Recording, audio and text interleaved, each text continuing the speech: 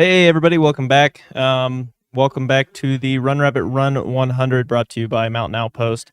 Before we get back into commentating, I'd like to take a second to thank our sponsors. We've got Tailwind, the Fuelia, you got Ultraspire to carry that fuel, BOA, La Sportiva, Honey Stinger, Smart Wool, just to name a few on the list there. So thank you to our great sponsors.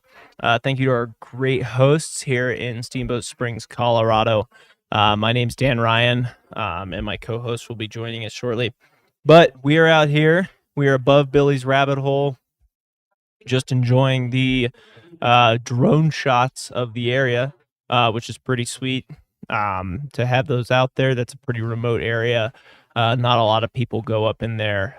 It's a pretty prime hunting spot. So, yeah, it's welcome back, everybody. If we're looking at the leaderboards right now in the 100-mile hare race, we have Tyler Green in first, followed shortly within 6 seconds, Adam Lumis. And then we have Rich Lockwood, Aaron Slabak, Noah Dussault, Christopher Hams, and Brian Colmo in seventh, Jesse Rich, Carlos Roybal, and Eric Sandstrom in 10th. And then looking at your ladies' top 10, number one, you've got Michelle Yates, followed very closely by Leah Yingling, and then Emily Caldwell in third. And there's less than 6 minutes separating those three. Shortly after them, you have Emily Mann, who's followed by Shea Aquiliano very closely, and really just shaping up to be a great race. You've got Claire Gallagher thrown in there as well. And we got a race going on. So very short time between the top 10 men and top 10 women. So as they leave Long Lake, they're going to head up to Summit Lake before they start the very, very long descent down through Billy's Rabbit Hole and Dry Lake, eventually ending up here at Olympian Hall, the low point of the race. Hopefully it is only the low point physically and that it is not the low point mentally, because a lot of people are working hard, and getting them out of Olympian Hall is kind of a pretty key thing. Yeah, I do think that is when runners start to feel, it's different for everybody, but runners tend to start to feel the effects of the race. Halfway to 60 miles is like, that's where you know how hard you've been pushing, how much it's going to hurt from then on.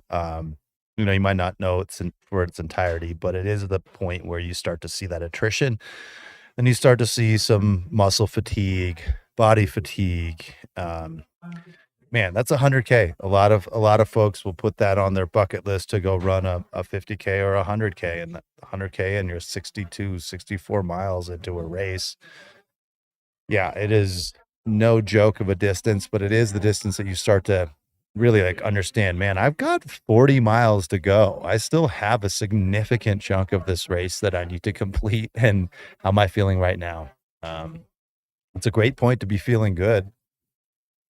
It is one of the most, I think, invigorating feelings is being in one of these races and moving well compared to the field around you. In the last third of a race, if you're moving well at that point, you're starting to gobble runners up, you're catching people. The deflating feeling that you get from being passed in that stage versus the feeling that you get from going past somebody, it is like the polar opposite end of the spectrum. And it is so invigorating to go past somebody late. Yeah, I really love that. It feels like you've paced yourself smartly well, and then it's like it builds on itself and makes you run even better. And that confidence, the mental component to this is so critical. Staying positive, staying in the moment and not thinking too far ahead even at that point, because you still got 38 miles to go. Really trying to put yourself in the moment versus 38 miles down the road where it's really, really going to hurt coming down Mount Werner for the last time going to the finish line. Yeah, aid station to aid station. It's kind of the mentality people should have. And this race has some distances between aid stations. I mean, I think the longest stretch is almost 14 miles that you go. Yeah, and I think that's different for everyone, because I think for some people, aid station to aid station is a really great mentality. I know that for me, it's almost more important just to stay like in that step, that current footstep. And I think that sounds super cliche, like stay in the moment, man. But there's some truth in that for me, where if I get too far ahead, or even like just a couple miles ahead, like, oh, I just want to get to that aid station, that it becomes this thing that I'm longing for, versus staying present in that single step, that next step, that next.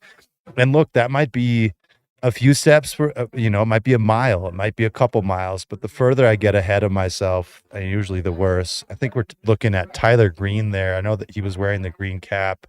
It looks like his stride. I am not a stride expert, but it does look like Tyler Green. We have a really, really cool drone shot of.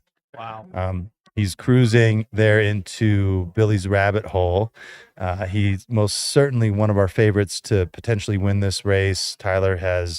He openly said it on the interview this morning, talking about how he's had a ton of success. I mean, that's not how he said it, because he's not nearly that braggadocious a person, but he had mentioned, look, I've been second, I've been third. I'd really like to win.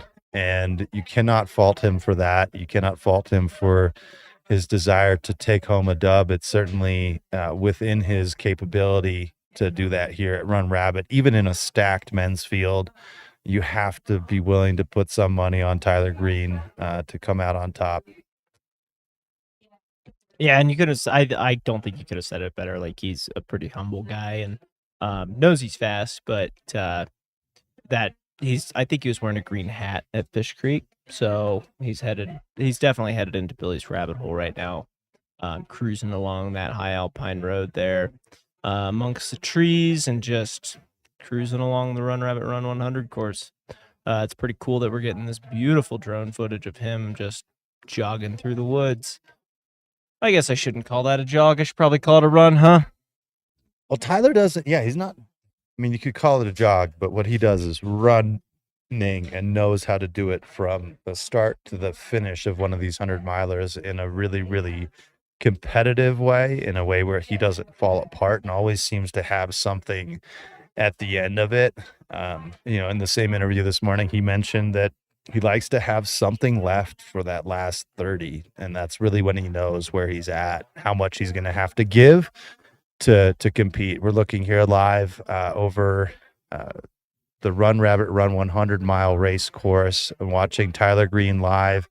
If you notice a few other runners there that he's passing at somewhat of a different pace, those would be those tortoises that we mentioned. There's two divisions in this race. There's a tortoise division and a hare division. And of course, if you've heard us say this, forgive us. We simply have folks that have just tuned in and might not know how this race works. It's a little bit unique. You have the tortoises start 4 hours before the hares, and that's just what you were seeing. One of the leaders pass those tortoises. Okay. Cool. I know. Looks like we're gonna have some drone footage for a while. Our field commentators are shifted between filming spots, so you'll just be here with me and Anna's and our voices here. So So we're sorry in advance is where that felt like it was headed. And yeah, it's that's definitely headed to somewhat sorry true. in advance. At some point, we have to stop apologizing, though, I know. and just realize we're annoying. But I remember seeing a David Letterman episode where he just kept talking about how they're dogging it. They're just dogging it. And it sort of feels like they did throw a questionably bad duo here in to cover such a prestigious race. But we assure you that we are giving 100% effort. So no matter the type of grade that we're putting out, the effort is A+. I mean, I know the presentation may be a D-, but yeah, I'm more of like a B+ kind of guy anyways. A-, never really hovered in that solid, strong A category. But luckily my school didn't count minuses and pluses in the GPA, so that's fine. Same. Yep. Is he gonna run right through the puddle, or is he gonna jump it? He went around it. That is Tyler Green leading the male race. No, I think It could be Adam Lumis potentially running with him. But it also could just be a Tortoise who picked up their pace just a little bit as he went by. There you see our leaderboard on the upper left. Jesse Rich falling off his early hot pace just a little bit. I see Paul Lumis in the chat. Is there a relation to Adam Lumis? Answer that question for us. And I'm loving watching this play out. You have Christopher Hemis that has really sort of moved slowly up the field. He was in 10th, 9th, and now in 6th coming through Long Lake. It just won High Lonesome 100. He's a 12th place finisher at UTMB, which I think people probably don't give him enough credit for. That's just an incredibly strong finish on a world-class field. You see the female race as it currently shakes out. Michelle Yates, a multiple-time winner here at Run Rabbit. I mean, goodness, she just comes and collects a check once a year here at Run Rabbit. And keep in mind, we're not playing for pennies when you're playing for $15,000. Both the male and female winner will win $15,000 each. Second place takes $8,500. So these are significant chunks of change that we're talking about, and it's why you end up seeing such a competitive field like you do. A lot of names you recognize, like Claire Gallagher running in 7th, who most certainly will be a contender in this field. You never know how things shake out, but if things go well, you got to expect Claire to be up there. Sandy, another strong runner there in 8th. And I actually expect there to be quite a bit of juxtaposition and spot movement on both sides of the field. It's just so early, and in these 100-mile races, you just can't count your chickens before they're hatched. And we're talking about the first third of the race. We haven't even gotten started yet as things go. So still think there's going to be a lot of movement. It's going to be exciting to see what happens here as we go into the night and into Dry Lake, and then through the night, of course. Yeah, and Paul Lumis is Adam's dad. So welcome, Paul. Your son is absolutely crushing it right now. Yeah, but Paul's used to that. Adam's got some incredible finishes. So proud dad must be saying right now. Sorry. Wow. Just welcome to the roast of Dan Ryan, everybody. Brought to you by Mountain Outpost.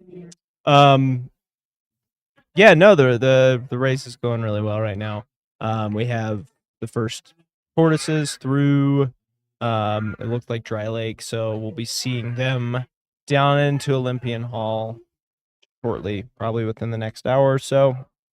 It's a very fast, very runnable descent. My mom just texted us that we're doing a great job. So no matter how you feel in the chat and at your couch at home, Claudia Gehring just said that we are doing great. Dan, okay? That makes me happy. I think that's all I need in my life. I will say she's generally been in my corner, most of life. Has she ever not been in your corner? I don't think she knows how to not be in my corner, is the truth. But we're still doing great, Dan, and that is what's important. We're not going to be able to cut to anybody at an aid station for just a little bit, so you are stuck with us for a tiny bit longer. Doing our best to give you coverage here at the 12th annual Run Rabbit Run 100-mile race in Steamboat Springs, Colorado. A quick temperature check. Where are we at, Dan? You looked at your phone and then you asked me. I know, what's the but temperature? I felt like maybe you'd be quicker. We got a solid 65 degrees still.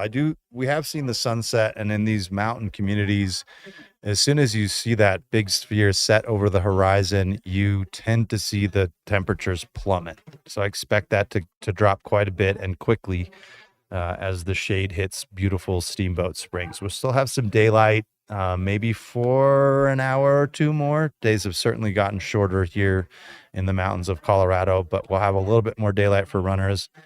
If they're smart coming out of Long Lake and Billy's Rabbit Hole, you're most likely going to have if you're a hare, you're going to have a headlamp that you're taking into Dry Lake in that descent going down Flash of Gold, which is named for the aspens. Do you get it? Yeah, you know how to tell they're aspens. Yeah, because of the way they are. Yeah. So Flash of Gold, honestly, is a great trail, though. There's a lot of mountain bikers that use that one. But coming down in flash of gold as the sun's setting with some aspens changing color. I don't think it gets much better than that, really, in a 100-miler. I'm sure there are, more beautiful views, but it's just one, fall's coming, and two, it's just a pleasant way to spend the evening out there on the trail. Looks like we're back out on the course, out in the tundra. Yeah, I believe I could be stand to be corrected, but I actually believe that is Buffalo Creek Pass Road. Oh, don't worry. Someone in the chat will correct you if it's not Buffalo. Feel free to give us information. Oh, magical chat room. You are helpful.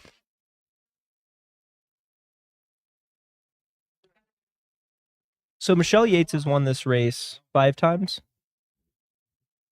Was that a question? Yeah. Oh, okay. I was hoping it was a statement, but I believe that is correct. I'll She look is it the up on queen ultrasound. of Run Rabbit Run. Well, I'd like to calculate the amount of money. I know she has a course record still, long-standing, which we're talking about going back to the old course before the big course changes about 8-9 years ago, where they took Buffalo Creek Pass Road out of the race. It used to be a really long half marathon down a road. Basically, you'd get to the bottom of Spring Creek Trail and you'd turn around and go do it all in the reverse uphill. A really brutal marathon section that was thrown in there in the last quarter of the race, last third of the race, that they changed around. Instead, runners go down a trail called Flash of Gold coming out of Billy's Rabbit Hole, a checkpoint here that you see. I think that's Brian Colmo that we see running there. That is Brian Colmo with his self-designed pack. Yeah, self-made, self-designed pack. Yeah, a little bit of background about Brian, since I know him pretty well. He's a great friend of mine. Brian made that pack himself. Thanks, Liam. DNF 4 times. Wow. That's not quite on the 5. Yeah, but that was close. Plus or minus. But Brian's moving great there. Right across. It looks like maybe he's moved up to 3rd. I haven't seen any other hares.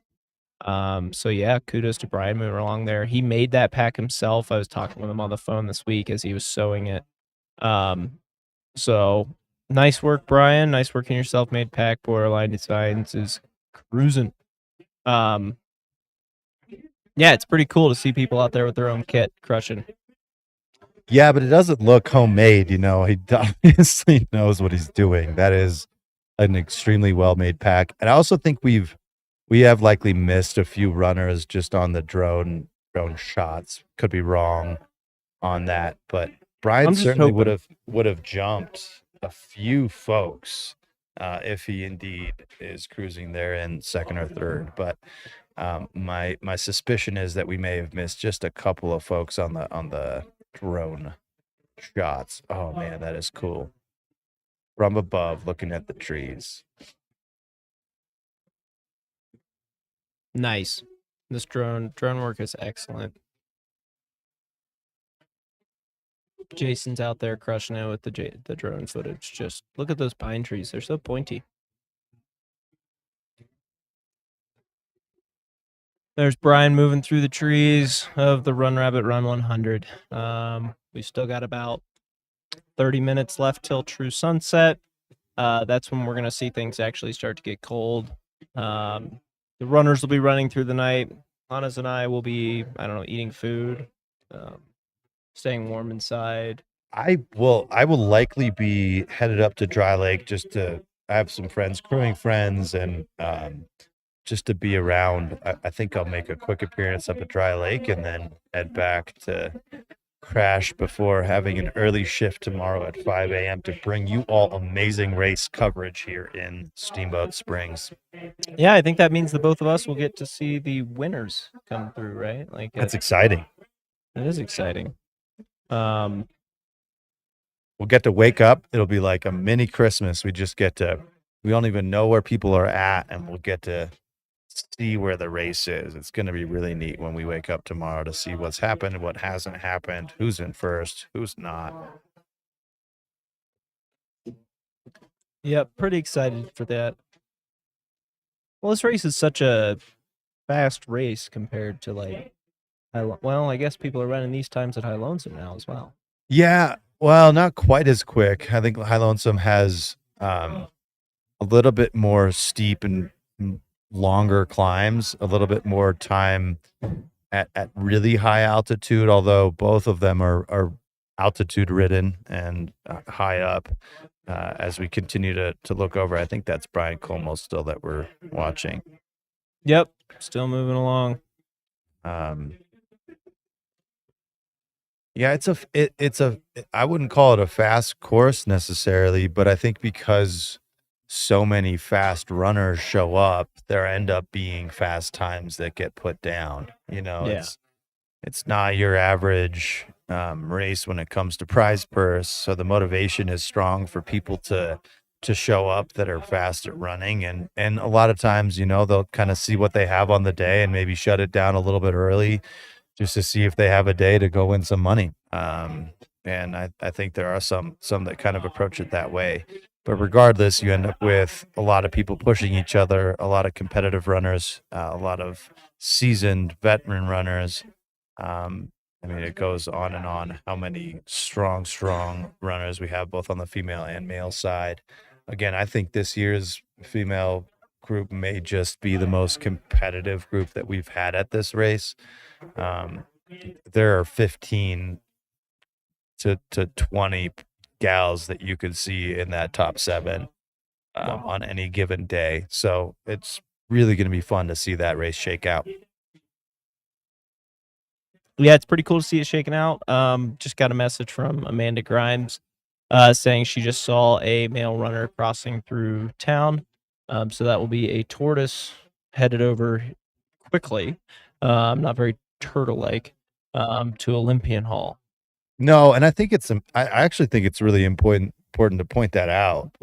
They're called tortoises and hares, but there are a lot of tortoises that are incredibly fast, good runners who just have chosen to take themselves out of the running for the money pot. I don't think that I see Gib Ken's on there. He's just a really seasoned, strong runner who could probably compete in the hare field. And there's Kat Robinson, who's currently leading the tortoises and second overall in the tortoises.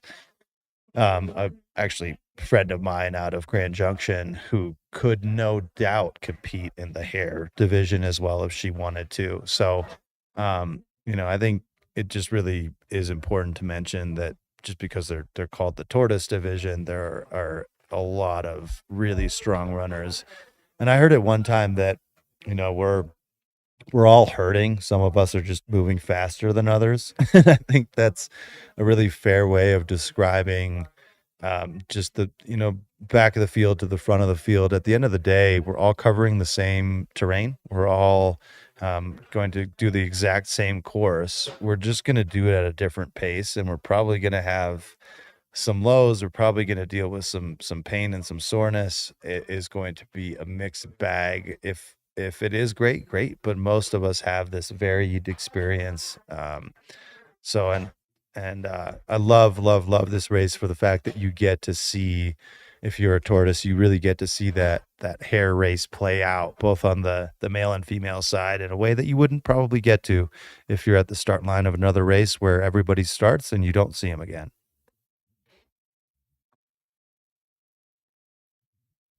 We are looking at live shots here from some sweet drone coverage going over Billy's rabbit hole. It actually is technically behind the drone here, but runners will be running down that road, take a quick left off of it to go onto a trail. And then they'll be at Billy's Rabbit Hole aid station, which they'll see again later on in the race once they've come into town of Steamboat Springs, ran around Emerald Mountain for a dozen or so miles, and then come back all the way to up Spring Creek to Dry Lake and one more time to Billy's Rabbit Hole. I know in the year that I ran that, Jeff Mogavero caught me right after Billy's Rabbit Hole.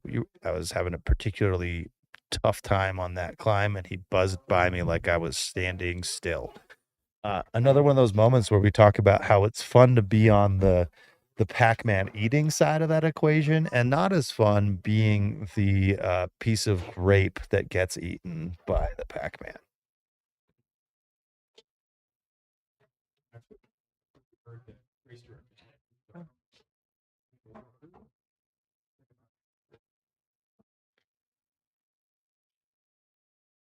Yeah. So we're getting a great view of the road here. If there was a car and there's a runner behind it, what would you call the runner behind the car? Tailwind? Exhausted. Oh, exhausted. That's a really good joke. Somebody just handed me a list of jokes. Oh, wow. We don't have, doesn't mean we have to read them. Well, I don't know. I'm all for a good pun. I'm just kidding. It was a good joke. I'm exhausted of you. I don't blame you. Oh, we've been live together for about what, 4 hours going at 5 hours going on a million years. Going on 5. So things seem to be progressing out there. I had forgotten how long the road between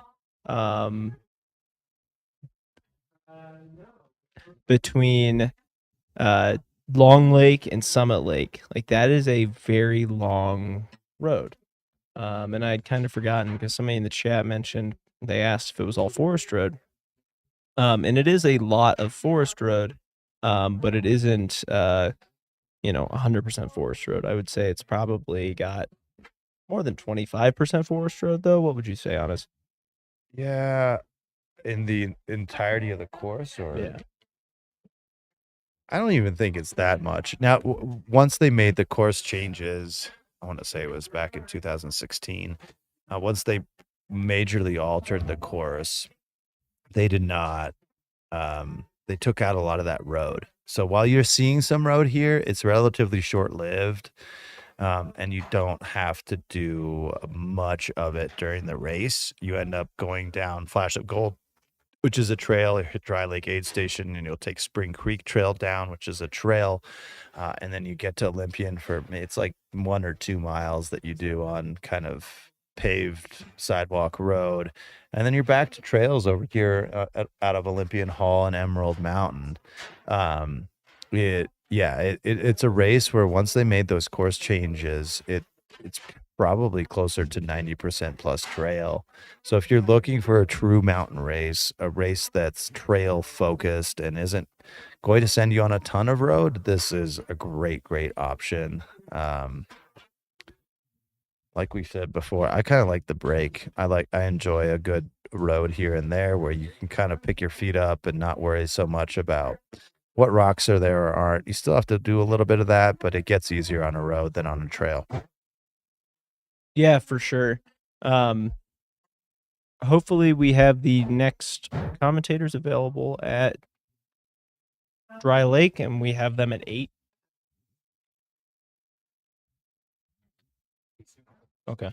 Hopefully soon. They'll be at Dry Lake, and hopefully they can give us some good feedback about who's gone through there. And we just got news that the first Tortoise has come through Olympian Hall. So he is Olympian Hauling.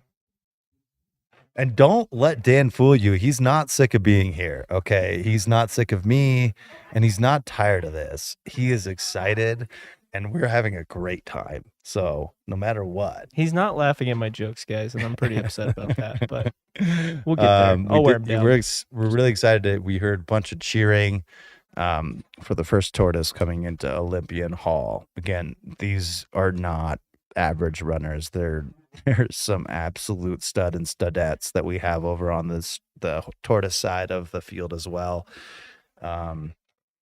So it's never really shocking when you see one of the Tortoises doing really well. I think the question I always have there is, what's their motivation to do it as a Tortoise versus a hare? You know, when you see some of these people, because they clearly could compete on the hare side, it always makes me curious, and maybe we'll get a chance to ask one of them at the finish line or something like that. But what's the motivation when you make the decision to compete at the hare level or the Tortoise level?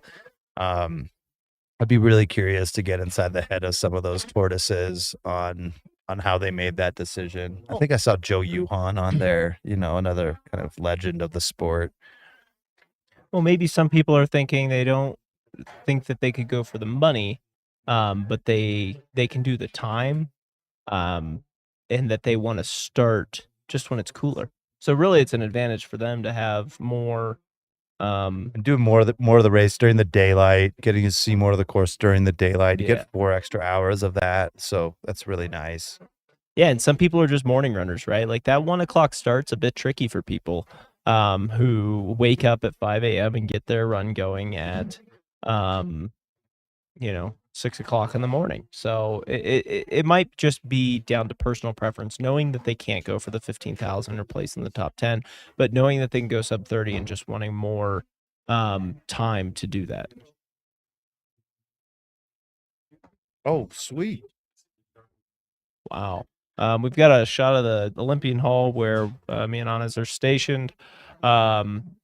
And people are, starting to head out into the lane of pain. You can see a guy absolutely cruising, or Olympian Holland, through the aid station and out towards lane of pain. So you can kind of see him on the horizon there, headed up. And they're going to hit a pretty steep climb as he makes, he's going to go another 20 steps and start going up a very steep hill. And it's pretty crazy that people are moving this well through Olympian Hall, mile 51, and then they have 49 on the way in. I want to say, but yeah, you got 49.2 on the way in, and then 63 on the way out. This is 51.2 though. Okay, I'm going off the website, which may be old. So I apologize. You're probably correct on that. We're very close to the same number anyways. This shot is cool because it'll get dark soon and we won't be able to see it nearly as well. But runners will go directly across that field that you see up there, almost split the two groups, the red jacket and that other group on the right. You go straight through the middle. That's right. Well, where they will run and start heading up Lane of Pain, which I think you could argue is a road, but it really feels more like a trail and plays more like a trail. I think they have a chance to do a trail called Little Moab at that point, which is appropriately named for what it looks like in its section. It's also hands on your knees sort of terrain where you're really getting into your power hike, and probably outside of a very few handful of athletes in the field, you're hiking that. There's probably some that would shuffle and run. That always begs the question, which is more efficient in a place like that? Is shuffling a 15-minute mile better than hiking a 17 or 18-minute mile? And I think that's some of the decision making that gets made on this section by runners. Even the elite ones, I think they're budgeting where they have the ability to really push and grind and crank, and where to maybe save a little bit and leave some in the tank for the big climb out of here. Yeah, and then they go into the switchback. I mean, not the switchbacks, but that side of the mountain stuff where you just kind of twiddle around for a little bit, go back up to the Lane of Pain aid station, and then you have a nice descent back down into Olympian Hall. 99% of people are probably going to hit, or 80% of people are probably going to hit that in the dark. We've got a few runners headed out now, and we've only got about 25 minutes left of daylight before people have to start shifting on headlamps. So not many people see that section in the daylight. So great work to the Tortoises who got here still in the light.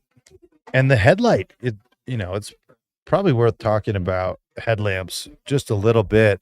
I know for me, it was something I learned probably by my 4th or 5th 100-miler, just how important a good headlamp is. It sounds like such a small thing, such a trivial thing, like, oh, just throw a headlamp up there. Who cares what the lumen are? It doesn't really matter. But as I remember I had a friend tell me that if I wanted to run at a competitive level in ultras, I needed a good headlamp. And it was like this moment of, yeah, duh. Like, why did I need somebody to tell me that? Because having a good headlamp is a game changer. And I don't know that it has to be the most high-end 1 million lumen headlamp, but there are. When I switched to Petzl now is what it happens to be for me. When I switched to that, it was like truly monumental on the trail, how much I could see the trail better. I would turn it on earlier. The battery lasts longer. Um, it's something as simple as is figuring out your headlamp and your lighting, because running at night is slower. Even with a great headlamp, it is slower. So you have to give yourself every possible opportunity you can, almost like to truly be able to see the trail well and not have the shadows impact you so much. I've had some horror stories with my headlamp going out, and I know that I'm not the only one out there. I bet just about everybody in the chat room has a really good, funny story of a headlamp going out, and not working at a really inopportune time, even though you checked the batteries the night before and put new ones in. Well, and we also have to talk about the advent of like waist lights in the sport, right? Like, so we have stadium lighting Kogala. attached to Yep. people, lighting up the trail. I've been blinded by more than a few Kagalas. I use That's the how you know someone's doing it right. You know, is like when somebody comes at you like a beaming sphere of light and you actually go dark and can't see for like 10 seconds afterwards. That's when I'm like, oh man, I wish I had that guy's light situation. It's still daylight. Yeah. It never stopped being daylight. It's like you're the sunset and the sunrise all at once. Crests a hill and you're like, the sun's coming up. Oh no, it's just Jeff. Yeah, no, but picking on Jeff, man. I didn't use Chad's name this time. Is Summit Lake to Dry Lake all fire road is a question we got. No. But Long Lake to Summit Lake is all fire road. So that's a great question. We talked about just a little bit how they made course changes in 2016, a few years ago. The section that we're covering, that you're seeing here on the drone shots, is relatively short-lived as far as road is concerned. It's just 1 or 2 miles that you do on the road, and then you cut off of it a left, and you're going to hit Billy's Rabbit Hole immediately following a sweet single track called Flash of Gold. From Summit Lake to Dry Lake, it is about 15 miles of very cruiser runnable downhill, mostly trail, mostly really good trail. And that leads then down into Spring Creek Trail, which takes you all the way down into Steamboat Springs, the town. So I would argue that it's actually more trail than it is road, despite us showing you a really cool shot of a road.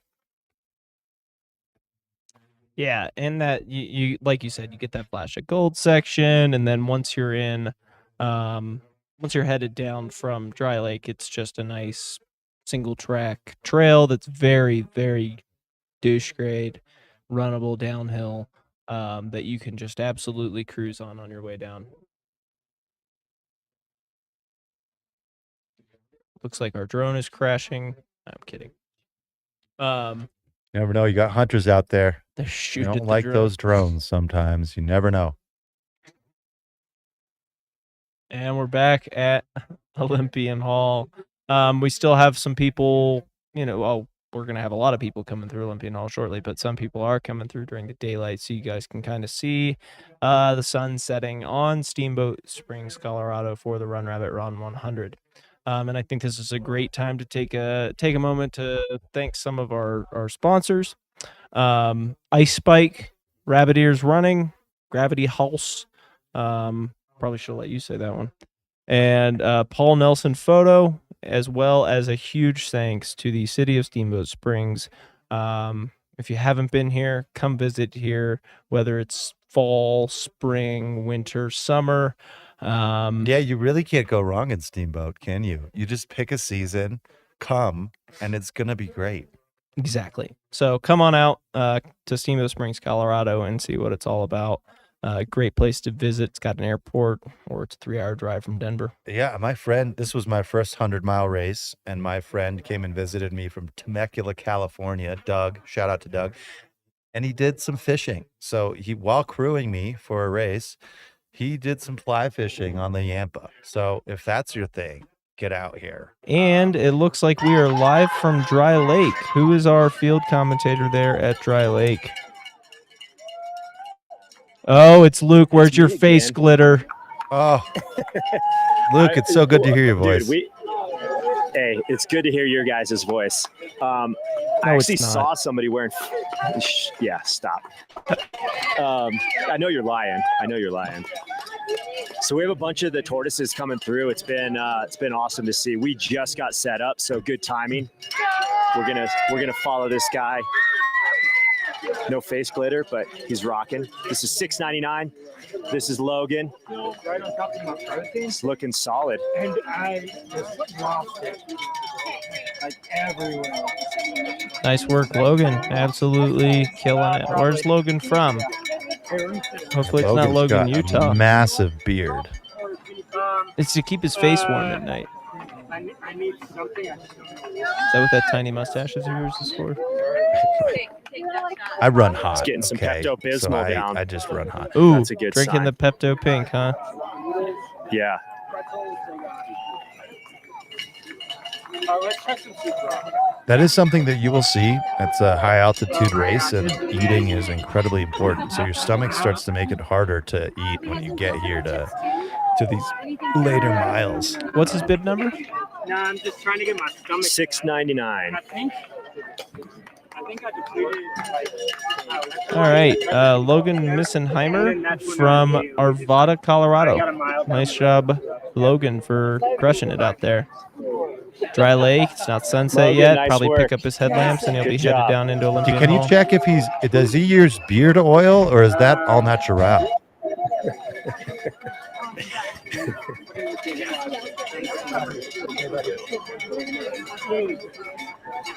Luke's scared ass. I always come with the hard-hitting questions, Yeah, Dan. no, we're Stuff gonna wait that for really the matters. right moment. Yeah, we're making sure we don't disrupt his race. You know what I'm saying? Oh, of course. And I can tell he's trying to catch his bearings there. I heard him talking a little bit about trying to get his stomach in order. I just need 3. And preferably no caffeine. Yeah, he looks solid. Got might have a few stomach issues. But looks in really, really good spirits. Yeah, it looks great.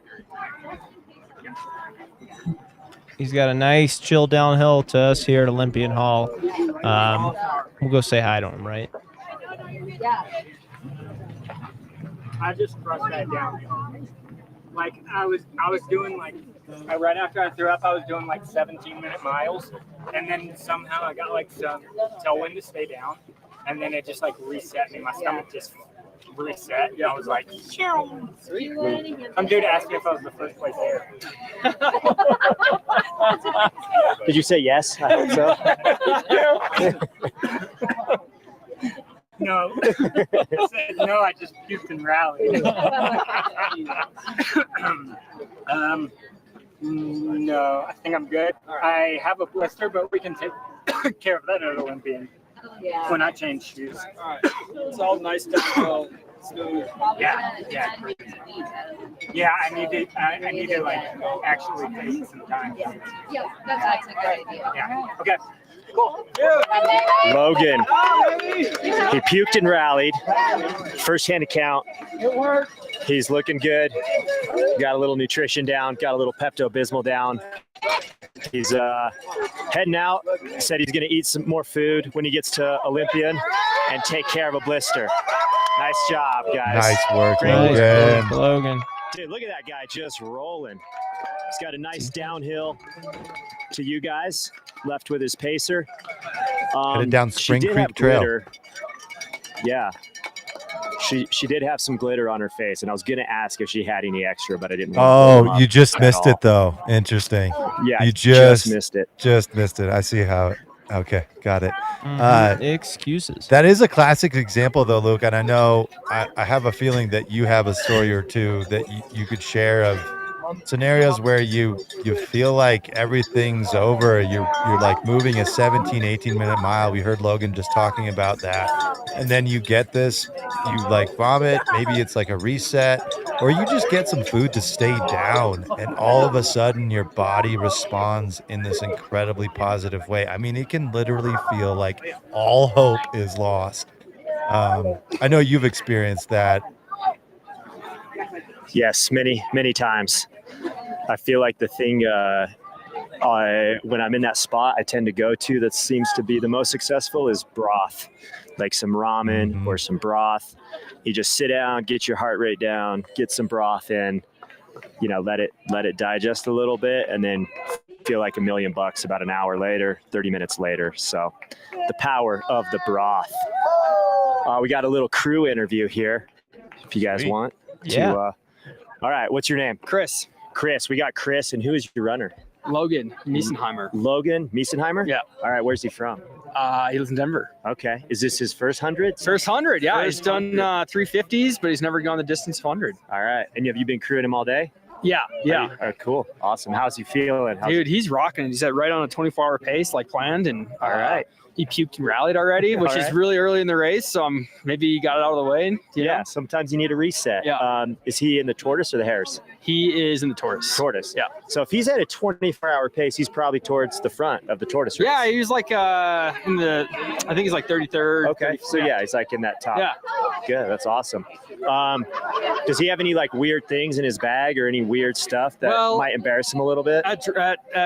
We were worried about him getting his headlamp at his drop bag at Dry Lake. Sure. So he's been running with headlamp Sharpied on his arm all day. Got it. Yeah.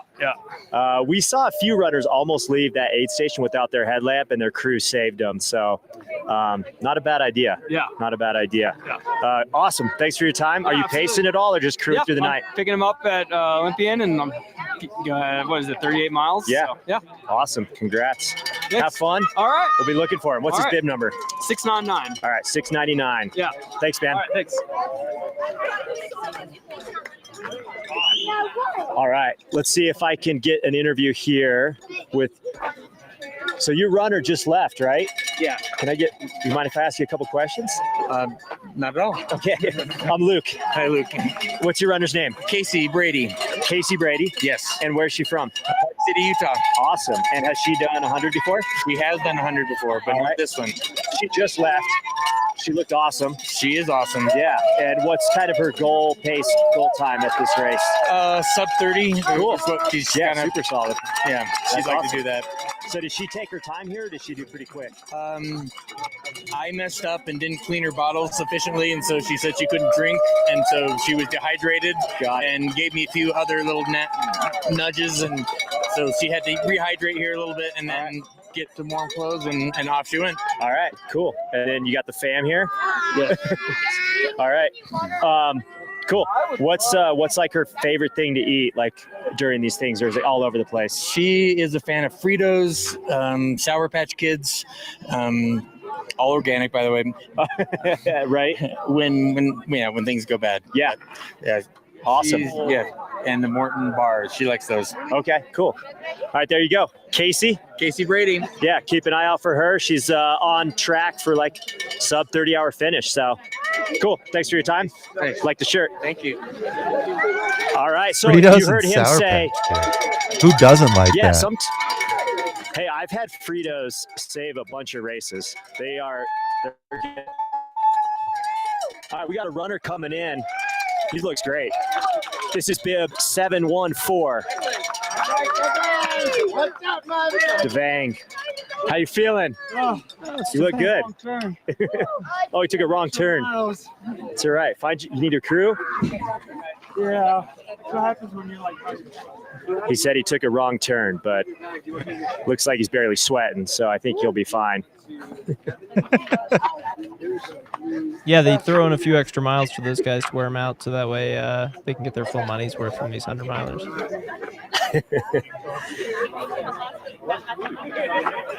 I met Devang a few times at Hard Rock. He's a really nice guy.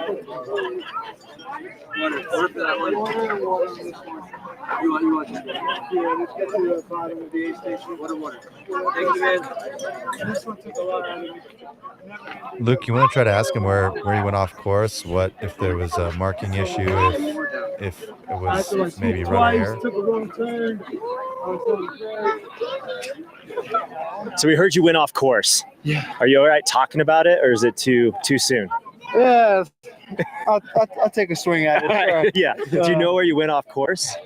Or The A station before this is what, Billy? Billy's? It's on the aid station, but it's the previous building. No, there's the aid station before this one. Yeah. And to get there, it goes both directions. And then at the top, the aid station before that, there was no marker. There was a lot of cars going. And I saw a runner, so I followed the runner, and it looked like the runner went the wrong way. And I just kept going until I ran into the other side. I had to come all the way back up. How much extra do you think you did? I'm at 45.22. So that's a mile and change. Yeah, but the whole climbing and stopping and Well, take a little reset here. I was get some staying food. with the Yeah. female, and we had a nice thing going.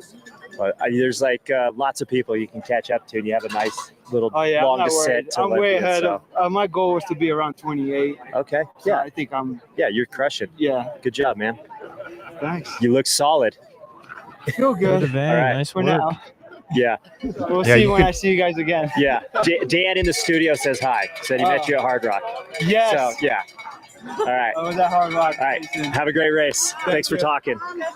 And Luke, as you very well know, Luke, every time that he tells that story about how many miles he just went off, he's allowed to add 5 miles. So by the fourth, fifth time that he's telling the story, he went 20 miles off course, minimum. Yeah, and I feel his pain, and I know you do too, honest, because man, I I've do. done that. I've done that a couple times, and it's a heartbreaker. It's All right, we quick. got bib It's 753 coming through. Anthony. nice. Good job, He's Anthony. got a good, looks like some sort of animal jester crewing him. So it's a good combo. Yeah, Luke, it's going off easy. course is never fun. And it's easy to just say, be happy, be positive. You know, when you're in that moment and you've actually officially gone off course. I remember at Einthoff, I went off course, had a pity party, found the course, went the wrong direction on said course for an hour and a half.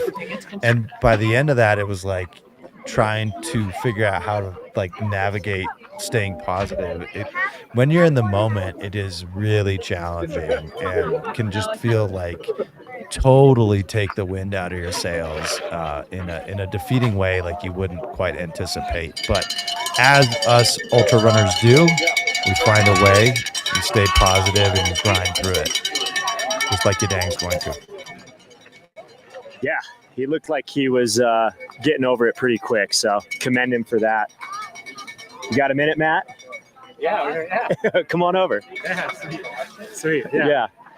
Some of you guys might know Matt Trappy. I said that right? That's right. Yeah, All right. you nailed it. So you're here crewing, pacing. Crewing and pacing. Who's your runner? I'm pacing 2 guys, Eric Holly and Tim Pearl. Okay. Shout out if their family's watching. They're hoping to break 30 hours, and so far they're doing great. They're an hour 15 up on their planned pace. Oh, that's awesome. So I'm going to try to pump the brakes on that a little bit and consolidate those gains. Good. But yeah, I'm really excited to run through the night. It's beautiful. So you spoken like a true veteran, right? Pump the brakes, calm them down a little bit. Yeah. It's easy to get ahead of yourself at these races. You're feeling good. You're cruising. You're like, hey, nothing's going to go wrong. Yeah. And then it goes wrong. So I think that's really wise. Make sure they're eating, drinking. Yeah, exactly. Yeah. At least for a couple aid stations, right? Just consolidate those gains and settle in. And if you feel good later, you can push again. Yeah. But you only messed it up at this point. They're doing great. That's awesome. Yeah. Well, have fun out there. Appreciate it. And if you guys, anybody watching, check out Matt's new project, Artour Sportif. That's right. That's the brand. They recently did a film called Junko Junko on YouTube. on YouTube. Yeah, check it out. Yeah, check it out. It's worth the watch. So have fun out there. Appreciate you. Have a good one. Bye, everybody.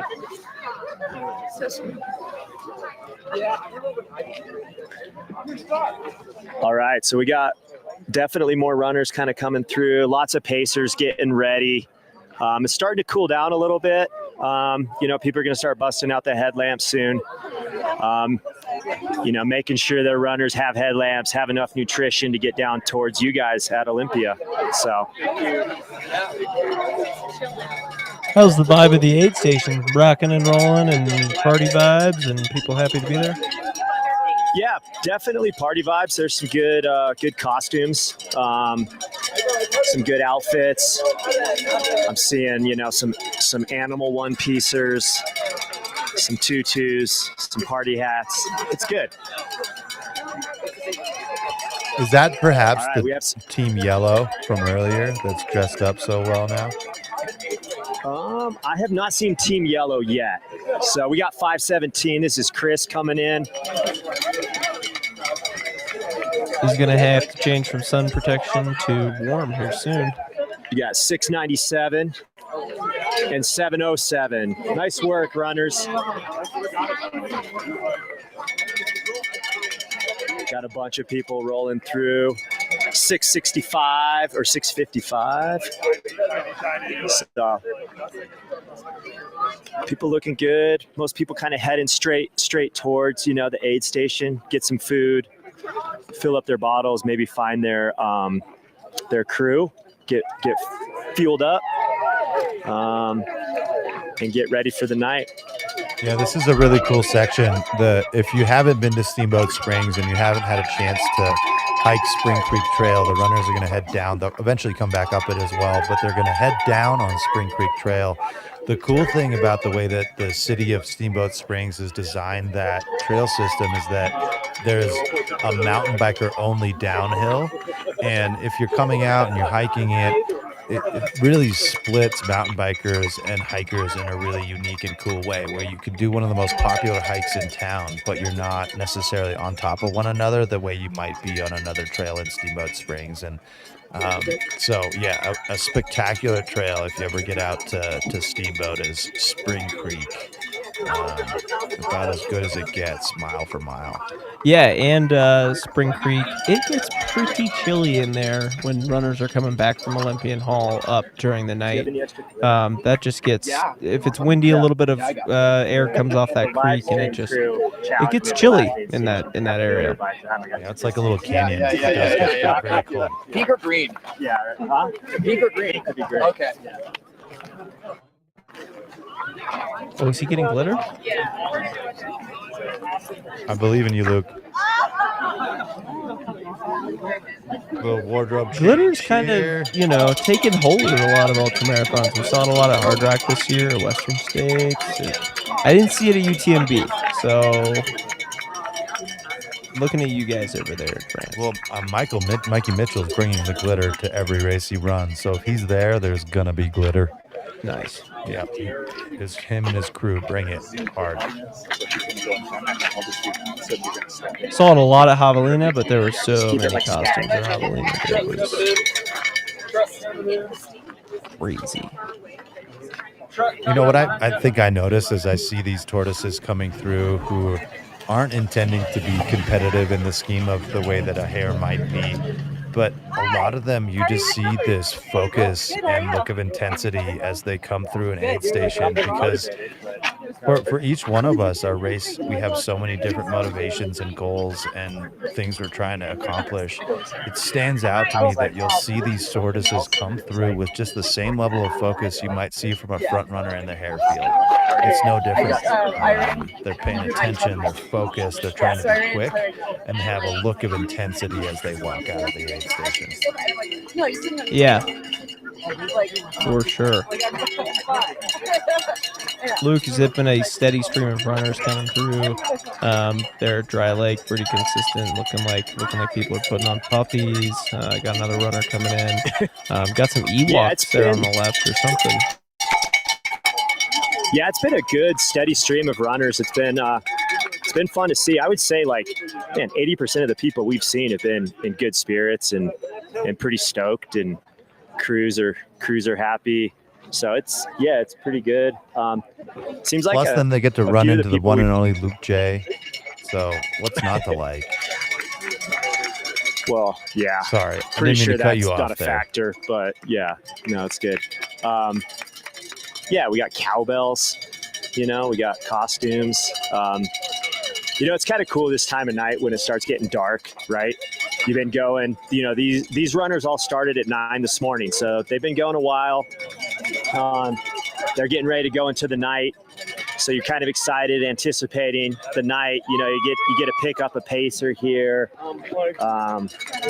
put your headlamp on. I'm sure a lot of them were hoping, if they're getting here before dark, maybe they're a little bit ahead of schedule. I think a lot of people had the goal of trying to get here before they needed to turn on their headlamp.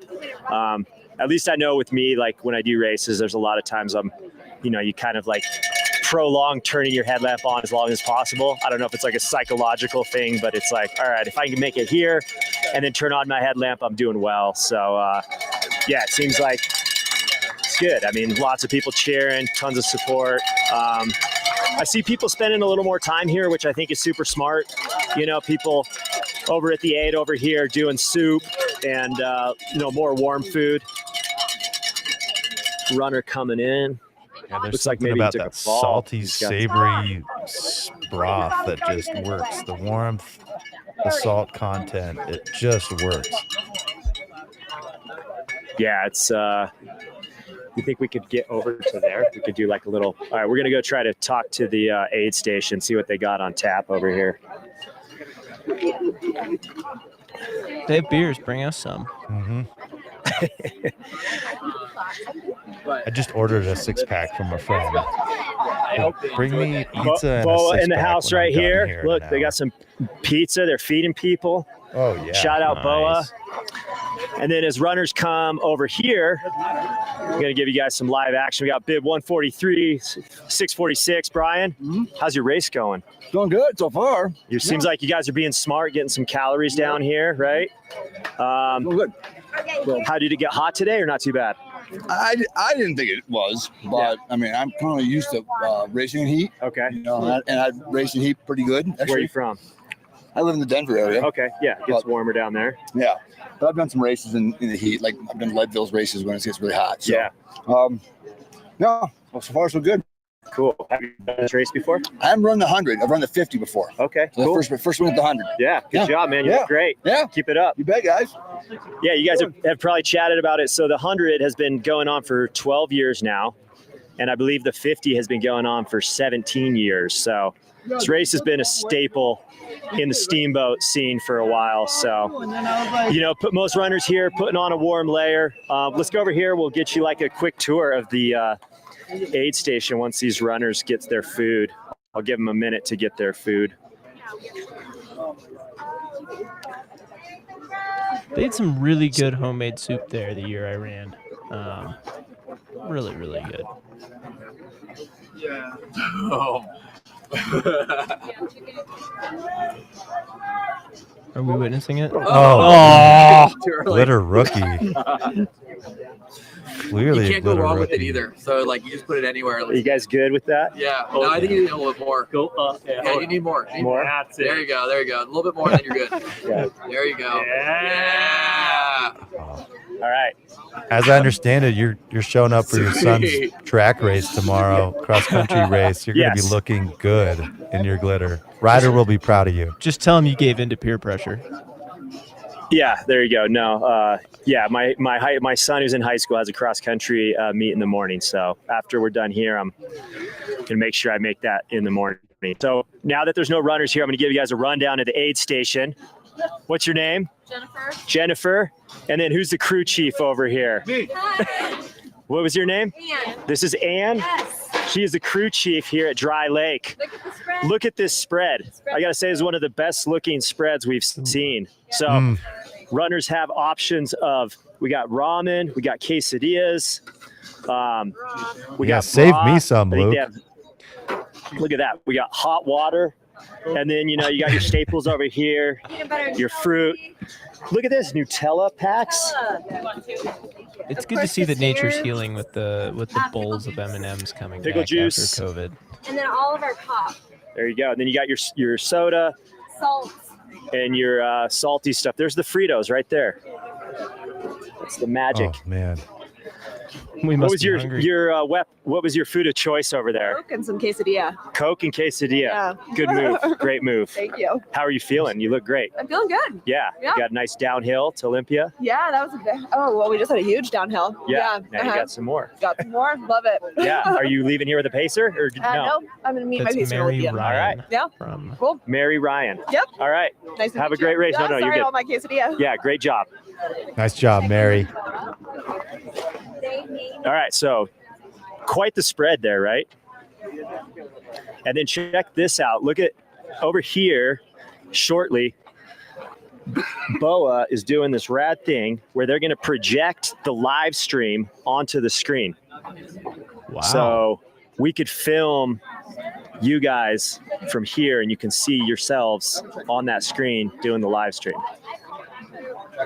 Well, You guys while wrapping the your head shot's around on that you, one? I think I approve of this concept. I don't know if people need to see more of us. Yeah, no, they don't need to see that. Yeah.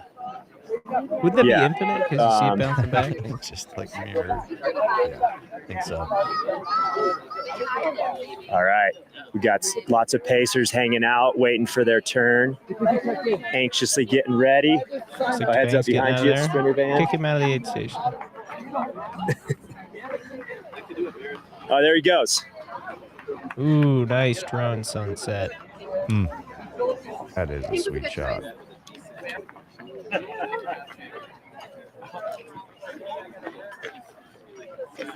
All right, so what was that bet, Hannes? If I was able to get glitter by this aid station? I don't know You were that gonna we give me, shook like, on 20 bucks or anything something? officially, Luke. I don't think there was any official bet. It was simply a dare that you succumbed to. Happily succumbed to it. I was just trying to fit in, up here. But I am coming just to It's- hang out with it's you in like a beautiful. little bit, and I'll bring you some pizza if you're hungry. All right. I would love that. Deal. I'll save some glitter for you. I have the too much weather's of a killer beard. up here right now. Yeah. The weather is great. There's no wind. It's starting to cool down as expected as the sun goes down. But yeah, it's nice. Pan over there. That's the legendary Billy Grimes, if anybody knows Billy. Just Tell Billy filming that a few without us people have knowing. gotten lost on his course markers.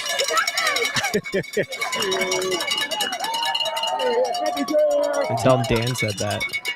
Yeah, I do Here think we go. Bib 570. Matt looks great. Oh, we're right here. Greets the dog. Oh yeah, Great dog work. is stoked. All right. Aw. Oh yeah, Runner buddy. 389. Good job. Hello. Have fun. You got it. Aw, he's so happy to be a person. We got to get that dog's name, Luke. Roger. Oh, my dad's name's Roger. The dog's name It's Roger? a great name. Yes. Aw, It's he's a a great cutie. name. It's a great name. Hi, buddy. Aw. Oh yeah, Roger. How you doing? One quick note: when we were doing the High Lonesome live cast, it seemed like anytime there was a dog on screen, the chat kind of lit up, and so I think the engagement definitely goes up when there's dogs on screen. Maybe more so than runners. It's just the fact. It's because dogs are, Yeah. in fact, the best thing on earth. So it's a reasonable reason for our chat room to get excited. Yeah. So would you guys look up Bib 570? His name is Matt. He's the one right here. 570.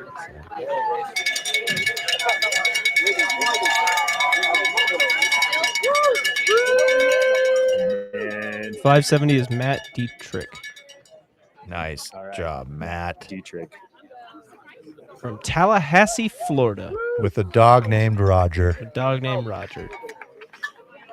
I'm done. Have we seen any of the hares come through your aid station yet? No, we are anxiously waiting. You guys want to take? Who was in the lead for males and females last look at the tracking? Last I on know the it's been track. off and on.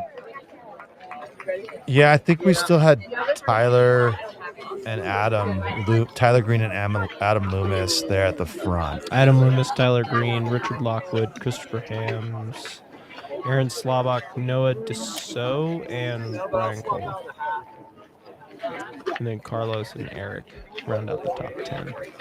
I think they put Becca's time in the wrong column because she is shown at Olympian now, but no. Yeah, Also, they're starting up the Olympian Hall aid station, that's for sure. We can smell the bacon wafting into Olympian Hall up here. We can smell bacon, and it smells delightful. Yeah, we also have a really close race brewing in the women's field. They're probably a little bit, just a little bit further out from having the F1 show up at Dry Lake. But we had Michelle Yates in the lead at last we checked, followed closely by Leah Yingling, as well as Emily Caldwell, Becca Bramley, Emily Mann, Shea Apolano, and Claire Gallagher. So it looks like Leah has moved into second because this time needs to be. I thought she was second coming out of Long She was Lake. third coming out of Long Lake. Okay. So you're right. And looking strong as heck. 30 seconds off of the next person. Yep. So it makes complete sense that she would have moved up a slot.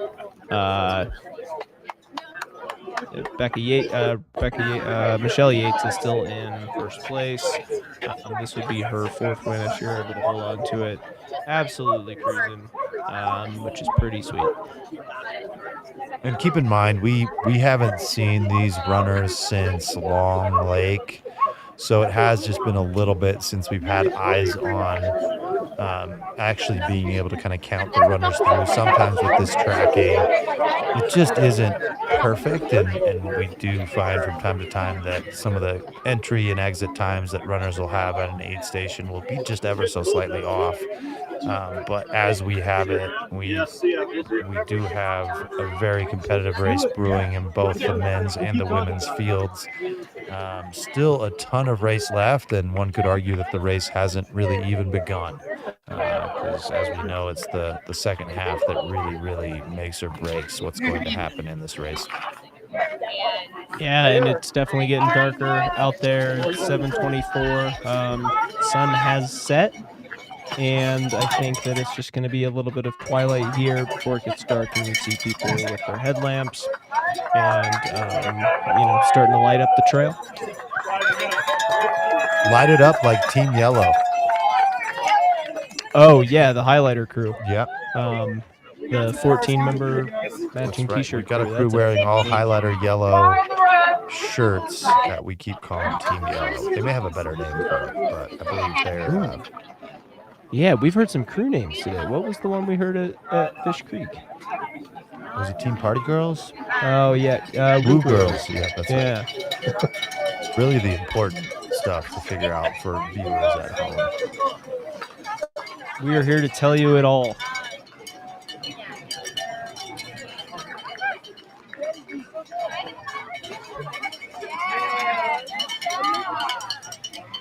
Somebody yelled in the chat, "Dog on screen." And this is actually a shot right below us. We're sitting just above these folks here at Olympian Hall. And that is the aid station you have to be careful with, because if you go in there, it's nice and warm. It's going to be turning to night. And it is a false comfort if you stay too long. I've seen many a Run Rabbit dream shattered in that room. It's also apparently where we employ child labor. It's volunteer. Okay. They're not being paid.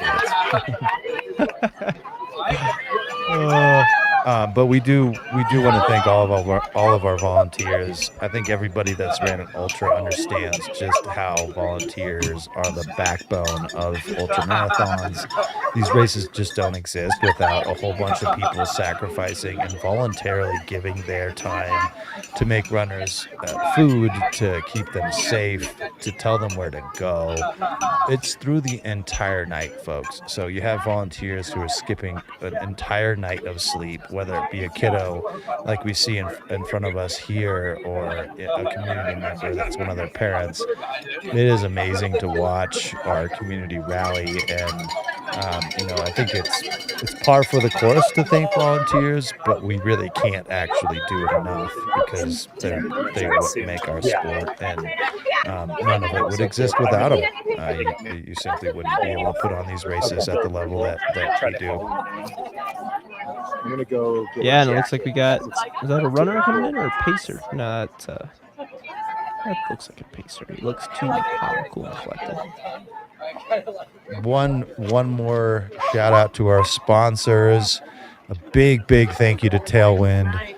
They create some really delicious products, primarily in the fueling space. We also want to thank Ultraspire, BOA, La Sportiva, Honey Stinger, our local sponsors, Smart Wool, Ice Spike, Rabbit Ears Running Company, Gravity House, Paul Mullen Photo, and the city of Steamboat Springs itself. Yeah, and looking at this view into Olympian Hall, I think that we're going to get to call this camera the Carnage Cam. I think that's a good name for it because, yeah, you're definitely going to see some carnage in there in terms of people just absolutely having a rough time. When I ran this, it was highly advised that I don't go to Olympian Hall because it's nice, it's warm, it's cozy, it's comfortable, and you won't want to leave. So I think we're going to see a fair amount of that tonight. So, yeah, be sure to keep tuning in and watching these awesome shots that we're having. It is buck friendly. The worst top.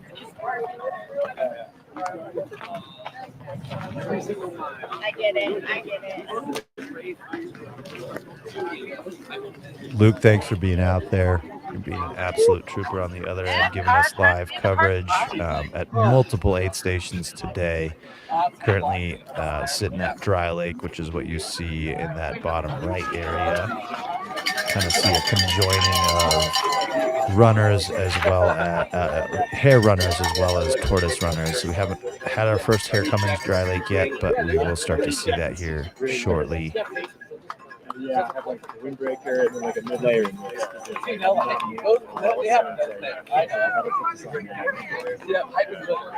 And we're still live from Dry Lake, where they ain't got no water. Did Roger break the internet in the chat room? No, Roger only got one shout out. Oh, 2 shout outs. But they do want a Roger check-in if we can get it. Oh, and I did have a friend, John Mahoney, text me that he loved the dog named Roger, so that can count as a third one.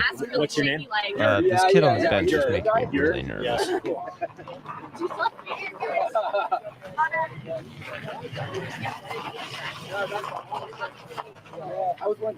Can you guys hear me okay?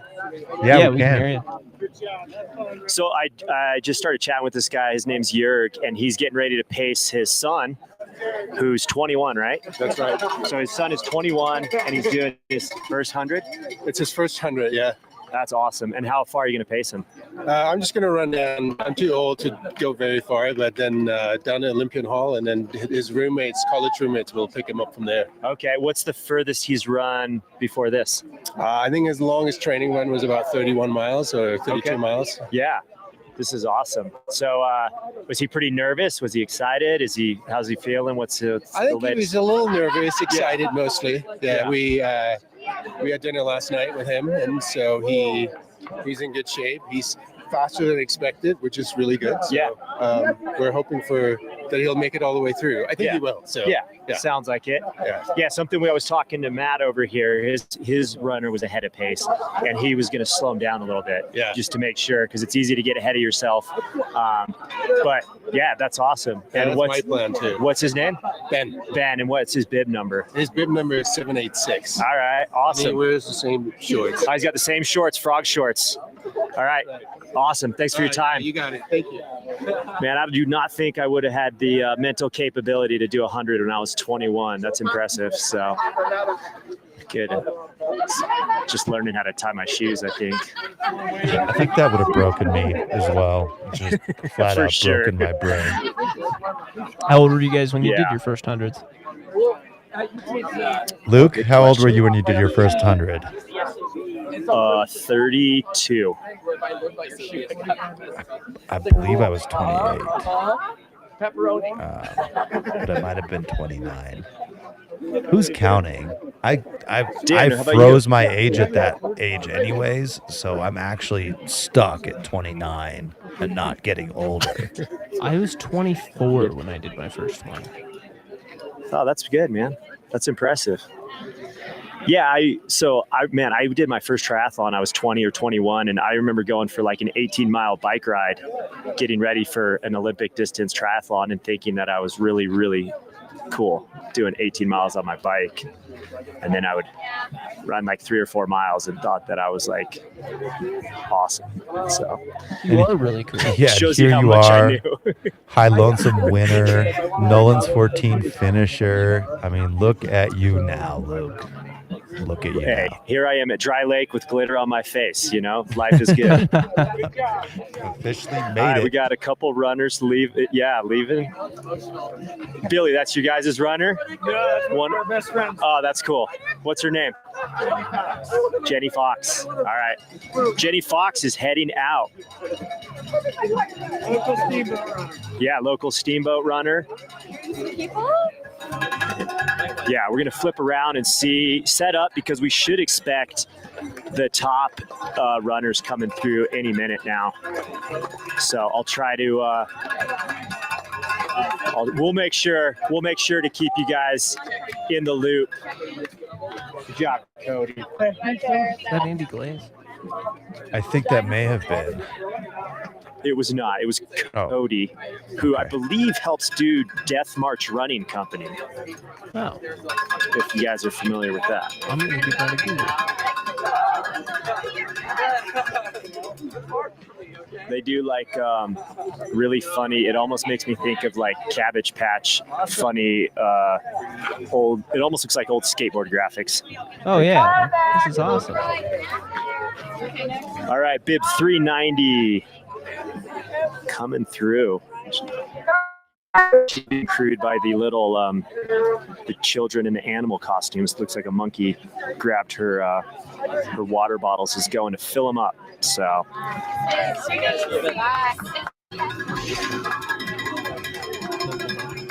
I like the T-shirt from the merchandise company you just mentioned, Luke. It has one that says lactic acid trip, which is pretty solid. Roger's doing well. He's still enjoying the aid station. It's good to see the doggo. Roger.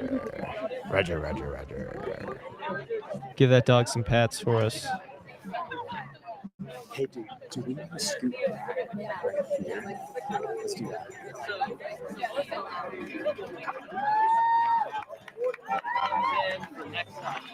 The top? No, we have not. Just to answer your question, Seatown fan, the top tortoises have actually come through Olympian. We know that because we've been hearing it, but we haven't quite been able to catch up with that. The feed here would be probably starting to get a little bit dark.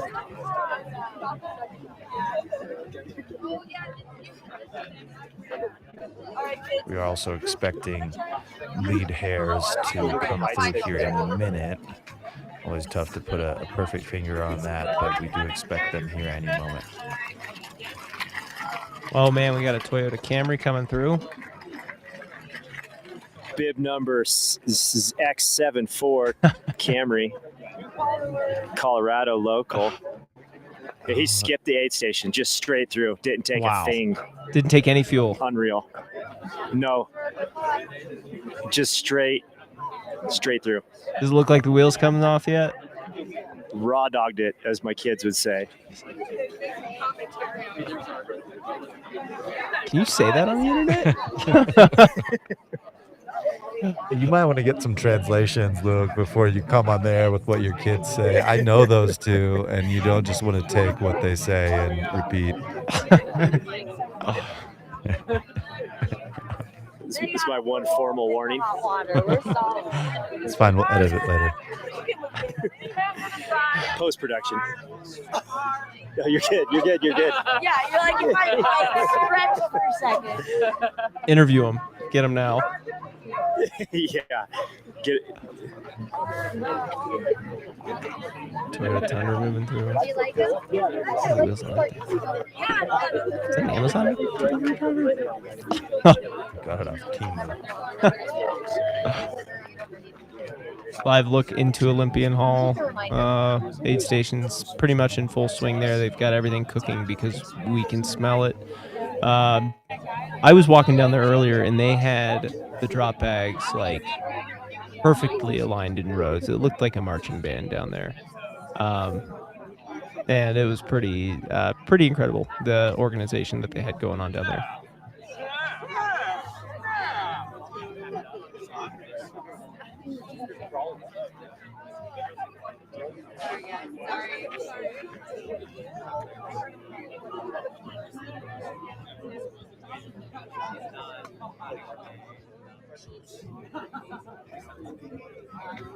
Does anybody know if this is a club running the aid station downstairs? Oh, cool.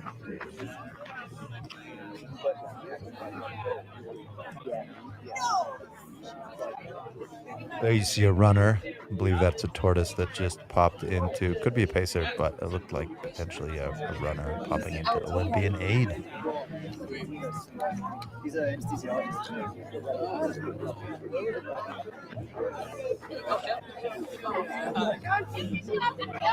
I've always heard it. I've never seen it. Seems like it's somewhat coordinated.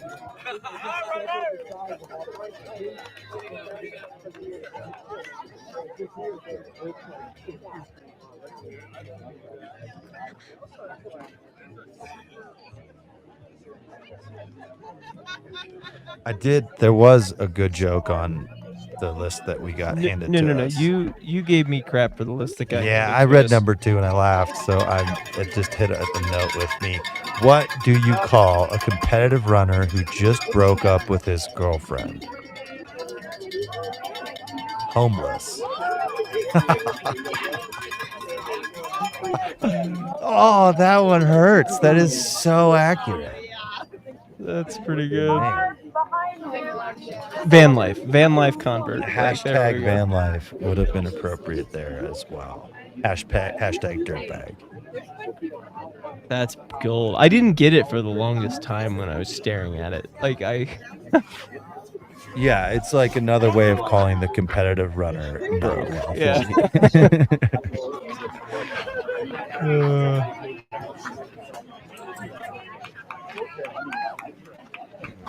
The other one's not good. Don't worry, guys. We screened the last joke and we ruled it out as unfunny. So we will not read it. We got some people dancing in the live stream here. It looked like they've caught up on they picked up on the fact that the camera is there. Yeah, give us a TikTok video. So close to like an official TikTok video here. Do you think they know they're live on the internet? I think the one in the gloves is very aware. She's figured it out. The other ones might not know yet, but that one has figured it out. Get me this gal's name. Starting to get her on cold TV. out. A lot of people wrapped up in blankets. Wait a minute, is that the highlighter crew there? No. No, I don't think they had a dog. I would have noticed that.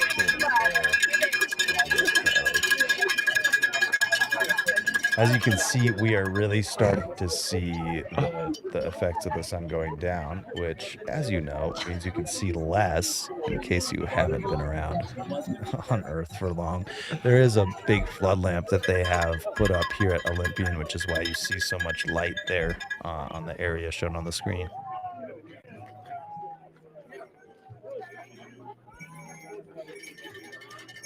Hey Luke, you got to go read the chat comments at some point.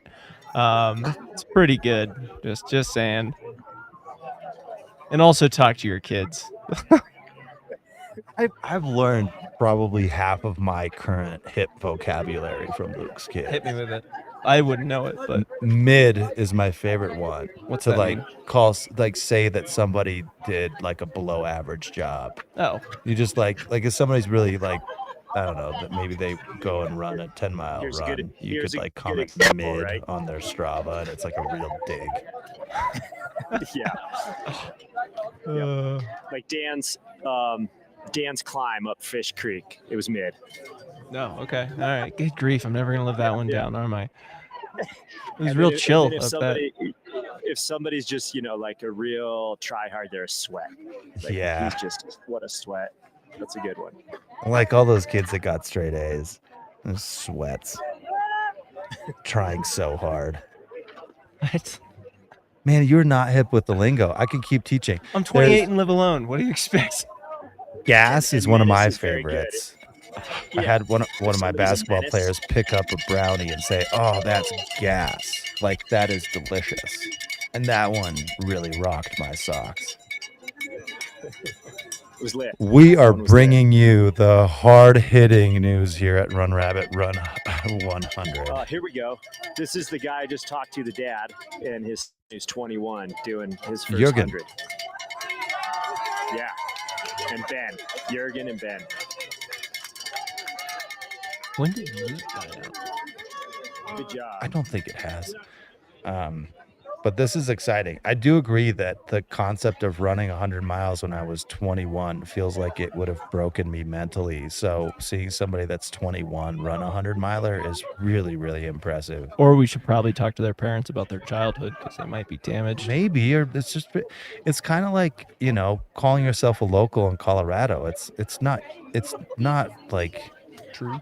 Well, your parents just figured out the secret first, So this kid, 21, let's call him that, he just figured out the beauty of ultra running and the beauty of our community at a much younger age. So there is part of me that envies that. But now we have kids in the sport who are going to be saying hype in mid and cap. We'll see. Oh, look at that Aussie on screen right there. It makes me miss my boy. He's back home. Hi, Pippin, if you're watching this. Yeah, I know you aren't because you don't have thumbs or concept of television. Oh, doggies. But we love our doggies here in look this at that community. Aussie there. He's such a happy pup. I met that dog today. I forget his name. His name is Rainier. There we go. I remember it. That Aussie's name is Rainier. And his dad is running the race. And that dog's probably upset he's not getting to run.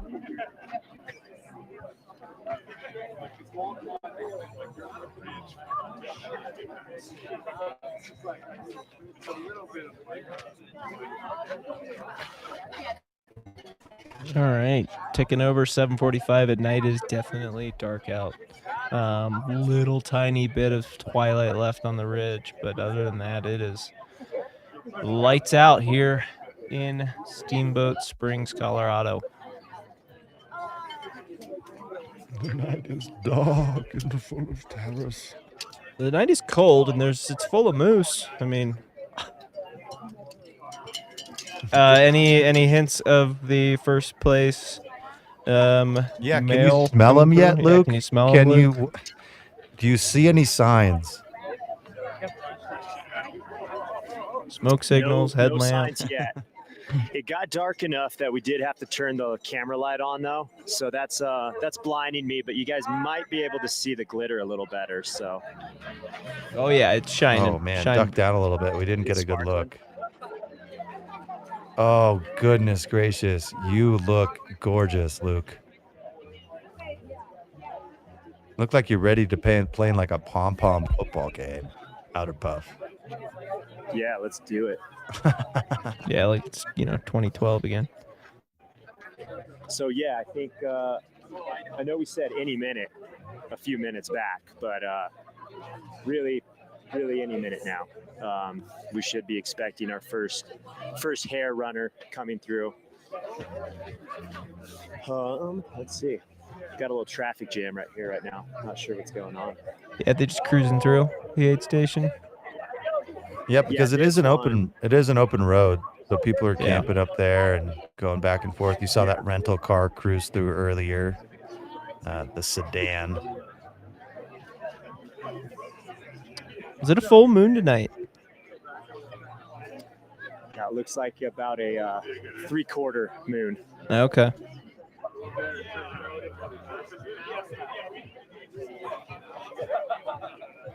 Yeah, so it's officially headlamp dark here. If you're leaving this aid station, you're got your headlamp on at this point. So yeah, this will make it a little bit easier to see. It'll be interesting to see if the lead runners have turned on their headlamp or not, because some of the listeners may not know this, but a little ultra secret little tip, little strategy is that when you're on a road that you don't necessarily need a headlamp on, and you have somebody behind you, turn off your headlamp so they don't see a light in front of them, to chase down. They don't have no idea somebody's in front of them. Yeah, there's another way of doing that. At High Lonesome, I was creeping up on the field, and we would turn our light off as we were nearing, we could see in the distance that we were catching somebody, and we would creep up on them with a light off going up a road. It's also, I remember my friend Devin Olson was pacing me and told me to turn your headlamp off and look up. We both turned our headlamps off, looked up, and it was one of the most beautiful sets of stars I've ever seen. So another cool thing you can do is just look up and enjoy the stars. With the immense lack of speed that I have, I've only turned it off to enjoy the stars. Listen, you boldly claimed earlier that you're going to set the record on the Fish Creek Falls climb, so you can't say that you're slow. All right, find me some partners. I'm going to have to train really, really hard to take that crowd. I'll agree with Hannes's, turn the headlamp off. I got to say, every 100 I've done in the middle of the night, I've taken a moment to turn off the headlamp and look at the stars, like at 1, 2, 3 a.m. It is well worth it. Oh, we got a runner here, Tortoise coming through, getting crewed right here in front of us. Do you think any of these people would Nikes, understand the Goggles. reference for the Master of Disguise? Not turdly enough for the Turtle Club? I don't know. Did you ever see that movie? No? Oh, man.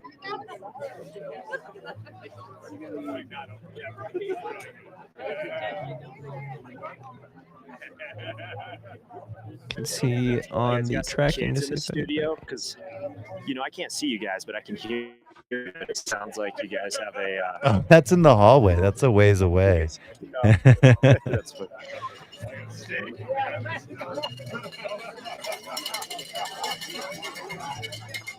Do you guys think it's going to be? So it was Tyler Green, right?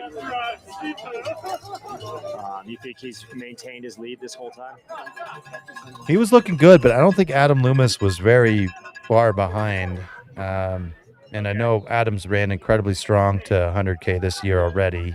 Has some really tough 100-mile times under his belt there, winning the Bear last year. So I'd be curious to see where those two come in by the time they're an Olympian, because a lot of this is like runnable down, where I don't see the lead runners gapping each other, so to speak, with like making big moves here. I think you'll start to see that on the other side as people are running Olympian, and who has the legs to keep running, who's fading at that point and doesn't really have the legs anymore. I think that will be a bigger test and an area where you might see someone like Tyler or Adam like really differentiate themselves and put a gap on the field. Oh yeah, totally. My dad has officially also chimed in telling us that we're doing a great job, Dan. So neither of my parents have, Roger and have reached Claudia out. have approved. I can die happy. You've officially made it. Thanks, Roger. There we go. Who thought it was neat that there was a dog named Roger as well. Tell Roger I think his son is mid.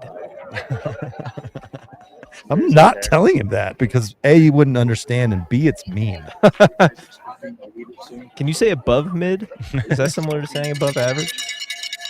Oh man, the legend just walked into the studio there. AJW himself. You guys will be done with us here shortly. Probably just took like an 8-hour nap and then came back. He went on like a 12-mile run, right? Whoa, wow. 12.7. Don't short us the decimal. We are ultra runners. You will not see any short wildlife? us the decimal. Yeah? Nice. Oh, yeah, right. That's your daughter? Oh.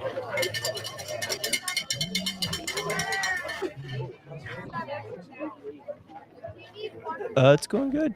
It's going well. We got a lot of things shaking up. We got 387 coming through, one of our Tortoise runners. no Hares through Dry Lake yet, but we have been following the Tortoise race closely as they all cruise through Dry Lake, and some of them have already cruised through Olympian Hall here. Oh man, it's like we're gonna have to make sure people come through Olympian Hall. That's AJW here joining us. He will be taking over shortly. Good times. Yeah, I tell you what, guys, temperature's dropping fast out there. Yep. You know, it goes from this race is known for its sort of delta of, I don't know, mid-high 70s for a little while, and then yeah.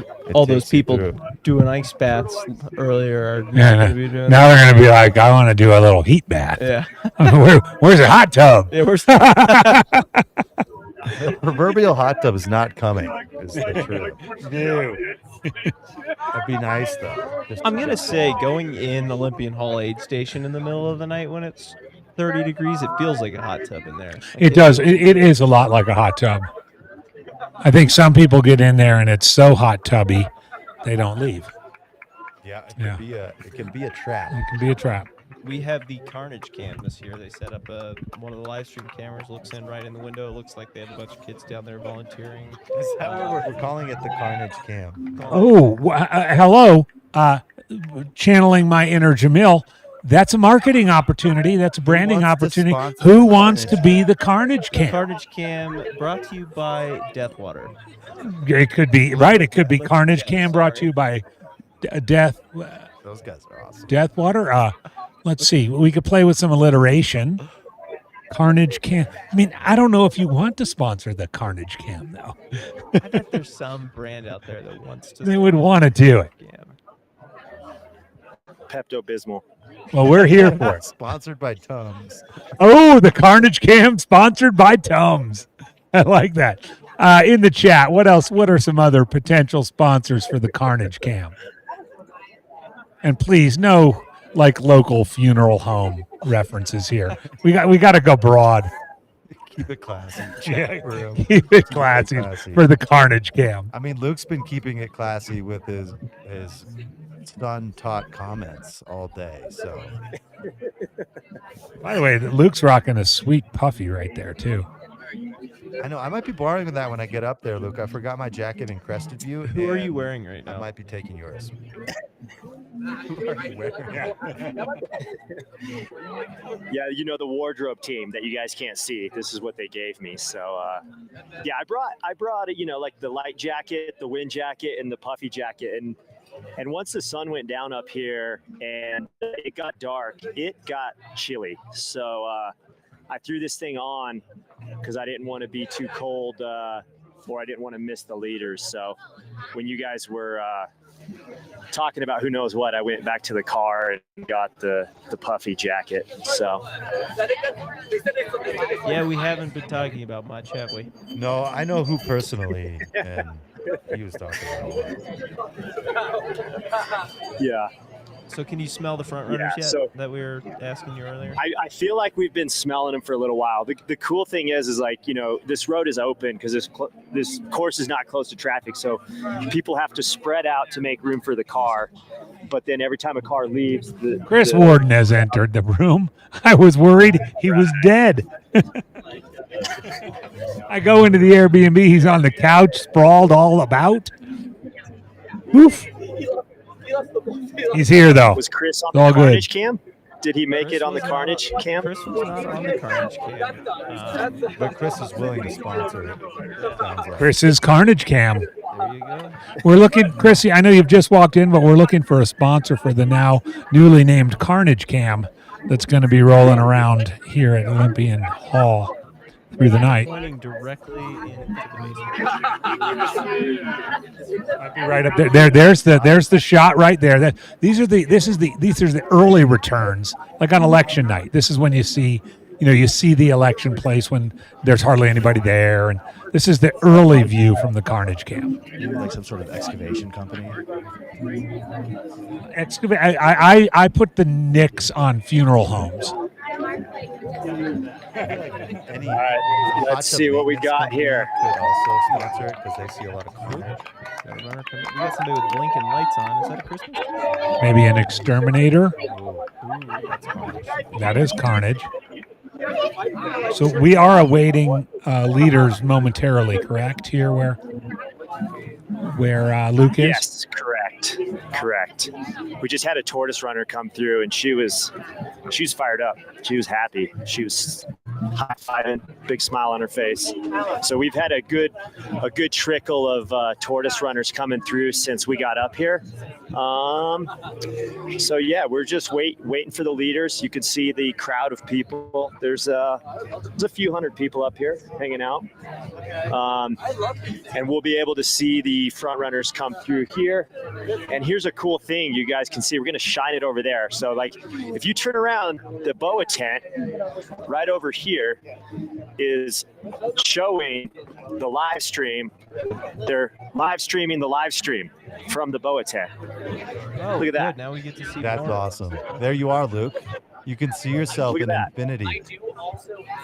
So maybe I'll just comment here, and then I can see you guys in the studio. That's cool. So we got Boa set up all these chairs. People can hang out and watch the live stream up here at Dry Lake, which is at mile 43, about 8,200 feet. Is that what we're at? We gotta ask somewhere Mountain between Outpost, 8,000 and 9,000 feet. Where the giant screen is. Looks like Boa has hand warmers out too, if people want to warm up. All right, we're going to cruise over this way once this truck passes by and see if... The chat has a good one. Try Chipotle's new Carnage Asada. Oh, Carnage Asada. Well done. A winner. Awesome. All right, Chipotle, if you're listening, we want you to sponsor the Carnage Cam, brought to you by Chipotle. Death March Running Company with suggestion. Carnage Cam brought to you by the U.S. Marine Corps. Oof. And what else? Imodium Carnage. Oh, my Lord. I really like the. All right, we got a runner leaving right here. Bib 640, Joel. Who we Nice have here? work. Joel, one of our tortoise runners, heading out with his pacer. Golden Hour Greg asked if he could crack it. Indeed, you can, Golden Hour Greg. Crack a brew and let us know what you're drinking. We're about to do a switch, and I will be doing the same thing, cracking a brew. The boys will be cracking a brew because they're back on the air early in the morning. Hey, AJW, was that your 12-pack at the house? Yes, it is. Okay, because that was my 6-pack below, and I was going to share it. Now we've got 18. What are we going to do? Well, I mean, we still have a long way to go, dude. You guys have access. You're more than welcome. We to still swing have a by. long way to go. Yeah, I guess do. we're gonna step in here. Gonna do some Rabbit After Dark. Yeah, it's Rabbit After Dark. Yeah. Let's go. Sweet. Well, Dan and I are here checking out. We'll be back at 5 a.m. in the morning. You got the here's a A-team is dog cam. back. So JV will retire themselves for the time being. We'll be here with Chris Morton and AJW and this adorably cute puppy. Awesome. Thanks, guys. My name is Jeff Bierling, co-founder of Tailwind Nutrition. We make drink mixes for athletes to help you fuel, hydrate, and recover for all sorts of outdoor activities. Running, cycling, hiking, climbing, any sport where you're working up a sweat. We manufacture our own products in Durango, Colorado, and we test and use them on the trails of the beautiful San Juan Mountains. Our mission and our passion is to help athletes achieve their goals and to feel great while doing it. We couple proven nutrition that's simple to use, easy on your gut, and tastes great with encouragement and education. You can think of us as your support crew. We're right there with you doing whatever it takes to help you get across the finish line with a smile on your face.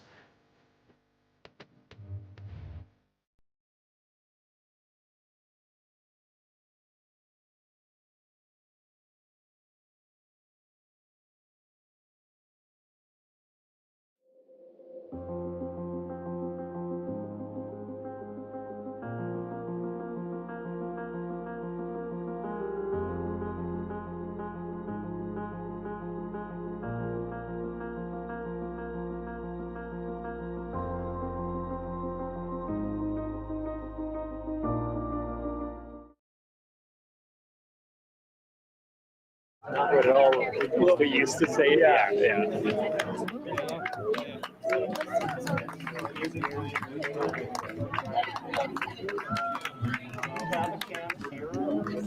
Nice job. If you see someone with a red bib. Yeah.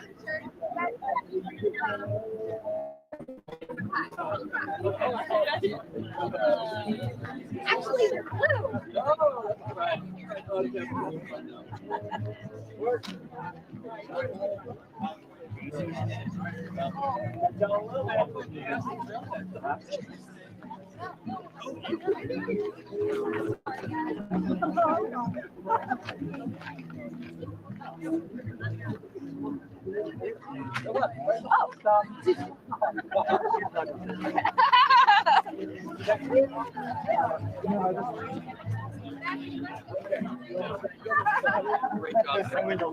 But other than that, Everything's great.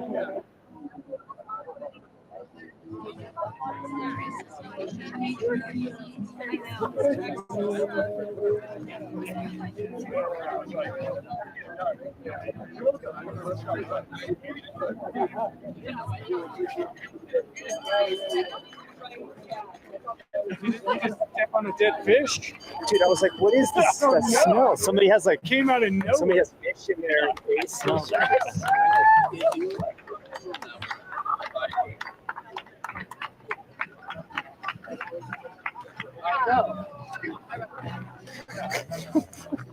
Right where they popped up out of the wood. Last year, I was marking the course, and I looked down, and I was like, what is that smell? Someone was fishing at the Summit Lake, I guess, and threw like 20 dead pike invasive species, like right there. And like maggots in it, like right in the middle of the trail, and it just smelled terrible. Moving all out of the way. Heads up,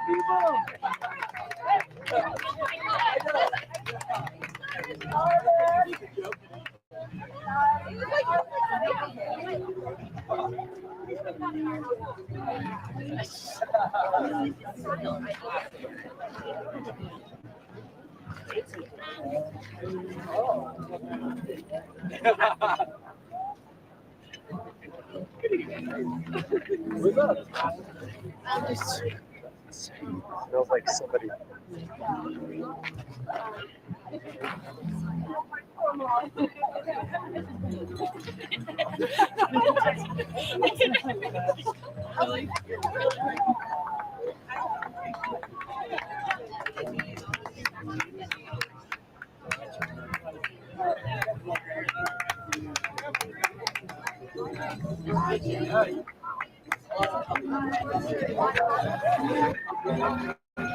Yeah, we're in the water.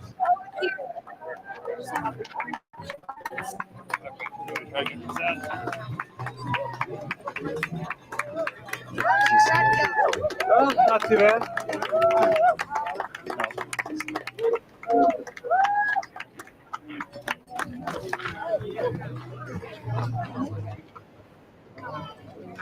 Oh, car coming.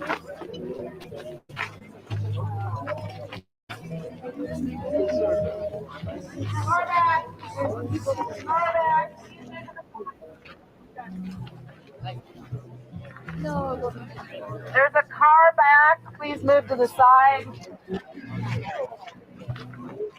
There's a car back. Please move to the side.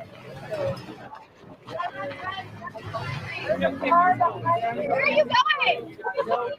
Camping, okay. My burning question. Yeah, that's there. Well, hey, everybody. Good Back. evening. Chris Gordon. Andy Jones Wilkins. How's the race going? We had a little bit of a break. What'd you do in your break, Chris? Oh, everybody can safely assume that all I did was nap. I did have an excellent burger at a local joint here for lunch after I got done with this morning's section of our live stream. Then I napped, and now I'm feeling rested, rejuvenated, and took a shower. I know you went out and did some scouting out here on the course. I did. I did the 12-mile or 12.5-mile loop here from here back to here, and it was lovely. And we'll talk a little bit about that a little bit more later. And then I grabbed a little pizza and ran into a bunch of people that are here doing the race and crewing for the race and everything else. And next thing you know, I was like, crap, I got to get back up there. Yeah. And here we are. Yeah, I actually, what's funny is that I was walking over here. I only gave myself about 15 minutes pre-air time. And so as I was walking through Olympian Aid, which is right outside where we are, if we could throw a camera up there to the Olympian Aid station, people can see what we're talking about. At Olympian Aid, the runners hit it twice here at Run Rabbit Run. There's a good shot of it. That's exactly outside of our studio area right now. That's looking down. There's a little bit of a deck outside of where we're positioned. But down there amongst those, I ran into some familiar faces and friends, parts of some of our other Mountain Outpost broadcasts, and I invited them to come on up. And so we'll have a couple surprise guests here at Rabbit After Dark. Indeed. And this is, we do know, I know we're just coming in and kind of new to the scene right now, but we have yet to have a hare come into this aid station. You can see that gentleman in the pink coming in. The tortoises are rolling in. Remember, they started at 9 a.m. So this is about 11 hours to do 50 miles. This is the mile 50 and mile 62.7 mark on the course that you're looking at right here. They come in, they go over a timing mat. They obviously check in with their crews, and then they have a 12.7 mile loop, which is, it's actually a lovely loop, Chris. It's I was going to ask you about that. Yeah, it's about you leave here, as you see on the screen going left, where you see those kids running. It's about a 3/4 of a mile where it's, I would call it moderately steep, and then you find yourself on what I always describe as town trails. They're kind of those classic trails that are in mountain towns like this, or other mountain towns dotted across the Rockies, that have, they're predominantly maintained and built by mountain bikers, and so they're flowy and switchbacky and lovely, and really for 5.5 miles. Yeah. From this point, it's a gentle, gradual climb. I mean, I think in that 5 miles, I maybe climbed 800, 900 feet.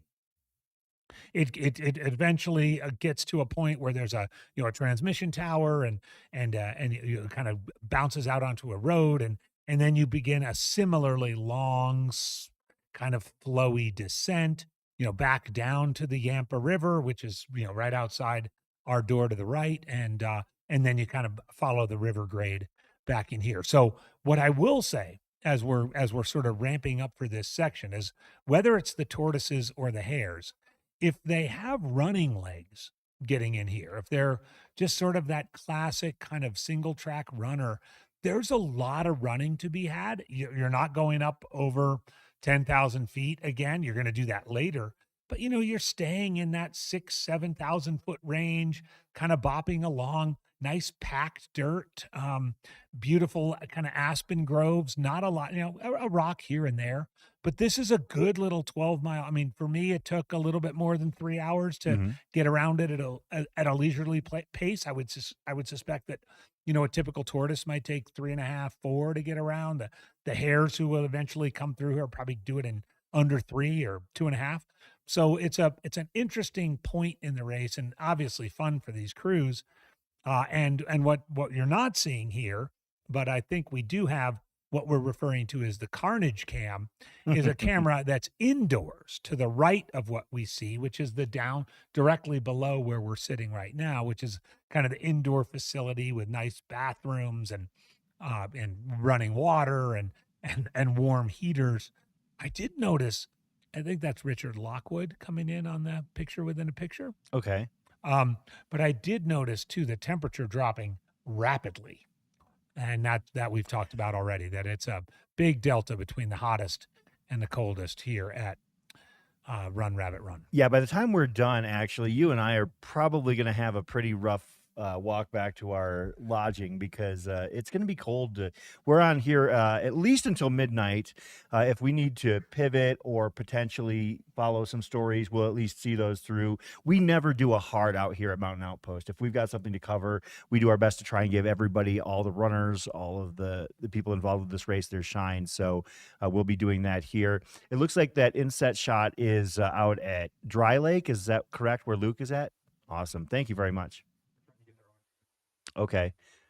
So once we've got our audio with Luke dialed in, we will check in with him and he can let us know what's going on out there. That is at mile 44 and a half.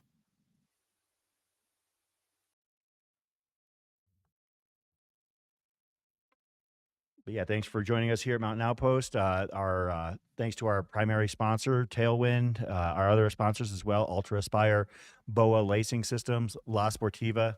That's not a touchscreen, AJW. Oh, too bad. Honey Stinger, Smart Wool, Ice Spike, Rabbit Ears Running, Gravity House, Paul Nelson Photo, and the City of Steamboat Springs. Give it. This thing needs to charge. Okay. So what do we do? All right, there we go. I think we got you, Luke. How are things out at Dry Lake? Had we had him.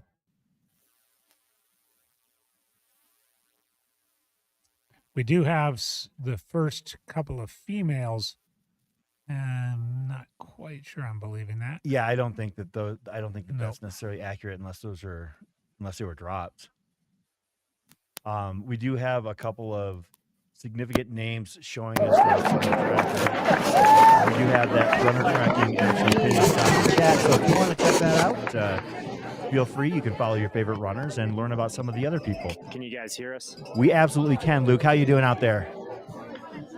I'm doing good. So we just had our two leaders come through. Richard Lockwood came in first. Was doing a super quick bottle fill, grabbing some gels. And then Adam Lumis came through and left the aid station just in front of Richard Lockwood. So really tight race. I mean, they were 5-10 seconds apart, leaving this aid station just a couple seconds ago. So we should see third. Go ahead. Oh, I was going to say we should probably see third place come through pretty soon because someone had said that they were pretty close together. Yeah, what has been, for those that are just tuning in or for those who might have taken a nap for a couple hours there, pointing at myself, what has been the story the last couple hours here at Run Rabbit Run? So, yeah, it's been good energy up here at Dry Lake. There's a ton of people hanging out, big party, good vibes. All the majority of the Tortoise runners have come through. So it's been a really fun last hour and a half, hour 45, just cheering on all the runners from the earlier start. So we got some good stories, some good conversations from some of those folks.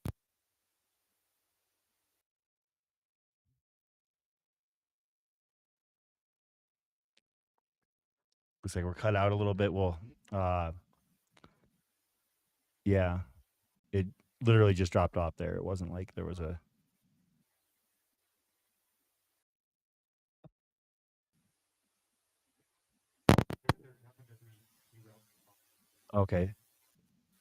Okay, so looks like they had actually batteries died, so they've got to reroute their audio. So, but that is at Dry Lake. Do we have a camera that we can flip to? Let's put our inset cam into the main feed here. You can hear people cheering potentially in the background. More tortoises coming in here to Olympian Hall, as you can see. This is inbound, so they're hitting mile 50.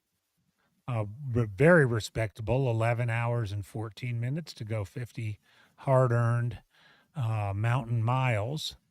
Just to circle back to the two front runners through in the Hares race through Dry Lake, Richard Lockwood and Adam Lumis within a minute of one another, 7:10:56 and 7:11:40 unofficially. And we would expect Tyler Green anytime if he's not there already. Yeah, of course, as you're talking about, that is going to be the Carnage Cam, the other camera that we have of the aid station, where runners actually, the first runners are on their way here. There has been a little bit of carnage already, according to the tracker, and I want to be very careful before I start to declare people, but I do know, actually this happened while we were still on, that Sean Van Horn, who had a very good race here last year, did drop fairly early. Do a test. Realized he wasn't quite recovered from COVID. So. Here we go. It sounds like we have Luke back. Luke, how are you? Test. I'm good. Yeah, we just had to do a little reset on the audio, but I think we're back. Can you guys hear? Yep, We got can. you. Has Tyler Green come in yet? We have not seen Tyler Green yet. So far here at Dry Lake, Adam Lumis left the aid station first, quickly followed by Richard Lockwood. So those guys are, they were just a few seconds apart. I mean, maybe 15, 20 seconds apart. So super close. Nice. So two runners through. We have not seen third place yet. We may have third place coming right now. Let's see who this is. Let's stick with Luke here. Yeah. Just want to compare the Dry Lake splits from this year to last year. There's Tyler We Green. got Tyler Green. What's that? Coming through aid. His crew is right Big here. picture. Looks like Caleb Olson's crewing him. He's got Yeah, some Caleb, warm, there we go. warm stuff. Taking a couple minutes. And then we have some of our Tortoise runners heading out. Good job, runners.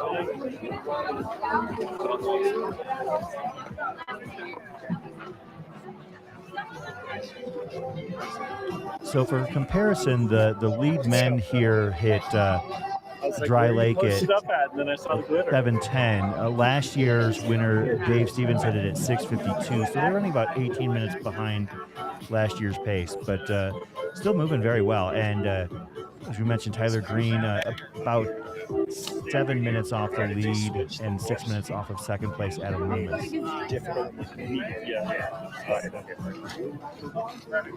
So if you guys can hear me, we got Tyler Green in aid station right now. He's chugging some classic Coke, which is always a good option. He drank some hot fluids, some water. He's talking to his crew. I mean, he looks solid, just kind of, maybe taking a little bit of time figuring out what he needs as he leaves here. I don't think he doesn't look like he's in trouble at all, but, just kind of figuring things out. Those guys left here probably less than 5 minutes ago, maybe 5, 6, 7 minutes. I'm not totally sure, but that would be my guess. And then we got some these cool lights that I believe Boa put up, these big ball lights that mark the trail here. Feels like a disco party here. Yeah, it doesn't look like there's any rush. That's I think a good sign at this point in the race. Not frantic at all. Yeah, he's definitely taking a little bit longer than 1 and 2, but at this point in the race, that doesn't mean anything. Could be a good thing for sure. Again, this is Tyler Green, 40 years old, Portland, Oregon. Probably one of the most seasoned runners in this Hares field. Yeah, I would say the prohibitive. Yeah, I mean, Tyler's got, I believe, an eighth place finish at UTMB. He's got a second place finish at Western States. So he knows the job, Tyler.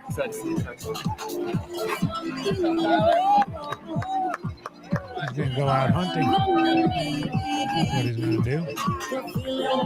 Yeah, at this point, the 6 or 7 minutes he is back is pretty inconsequential. Actually, it might be closer to 10, but still, at this point, again, that's not an insurmountable deficit by any and I mean, it's mile 44. We'll see these guys in about an hour here at Olympian Hall. So there we go. We've got 3 runners through Dry Lake, mile 44. So yeah, it took Dave and Jimmy, last year's 1 and 2 men, about 56 minutes to get Should we from try to charge Dry him? Lake to Olympian. So Yeah, I mean, but I think we need to we do would is expect we something might along have those to go lines. silent for a little bit. Camila's having Heidi run you out a wired mic. Oh, we have. Okay, if this. And what you're seeing, I mean, you're seeing more than just like M1 and M2 come through it. And with Run Rabbit Run, one of the cool things is that the tortoise race and the hare race start at separate times. The tortoise race actually starts first. So you're seeing a lot of energy, a lot of movement because the tortoises, which started 4 hours earlier than the hares, are coming through as well.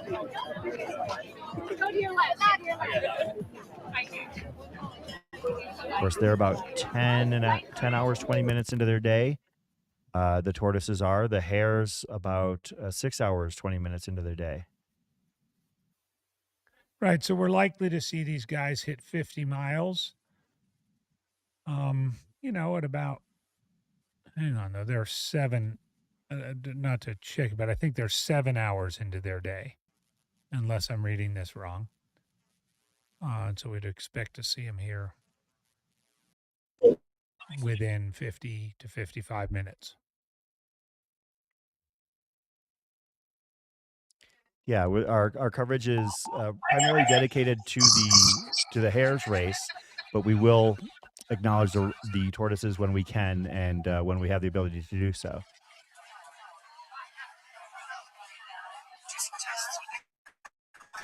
Oh yeah. Test. got you. AirPod test. Okay. Cool. All right. We're moving to the earpiece audio from the mic, and then if you guys can hear me okay, we'll just do that.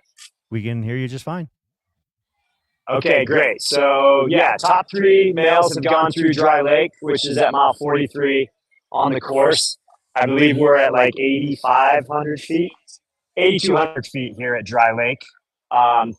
It's not too cold yet, but it's definitely cooling off a little bit. And as you know, earlier we talked about this course kind of being a little bit of everything. You know, it definitely was hot today. When we were at Fish Creek Falls, it was pretty warm.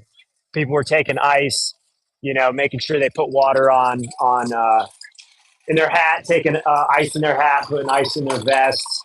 And then, this race can get down into the low 20s on the year and the weather. So you kind of got to be prepared for everything, right? So we saw those top runners. I don't know.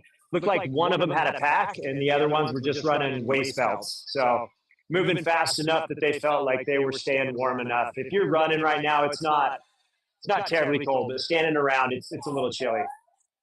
Yeah, of course, we have our top 3 men through. Looking at the splits from the previous aid station, it looks like Christopher Hamas, Aaron Slayback, Noah Dussault, and Brian Kulmo were all within about 7 or 8 to 12 minutes back of green. So I would venture a guess that they're probably going to be coming in here about in the next at least start to come in the next 2 to 5 minutes, because we're about 8 minutes after Tyler originally arrived into Dry Lake. So yeah, it looked like, you guys saw it on the live stream, but Tyler was here for maybe 3 to 5 minutes, just kind of taking his time, which might be a smart move, just kind of depending on how he was feeling.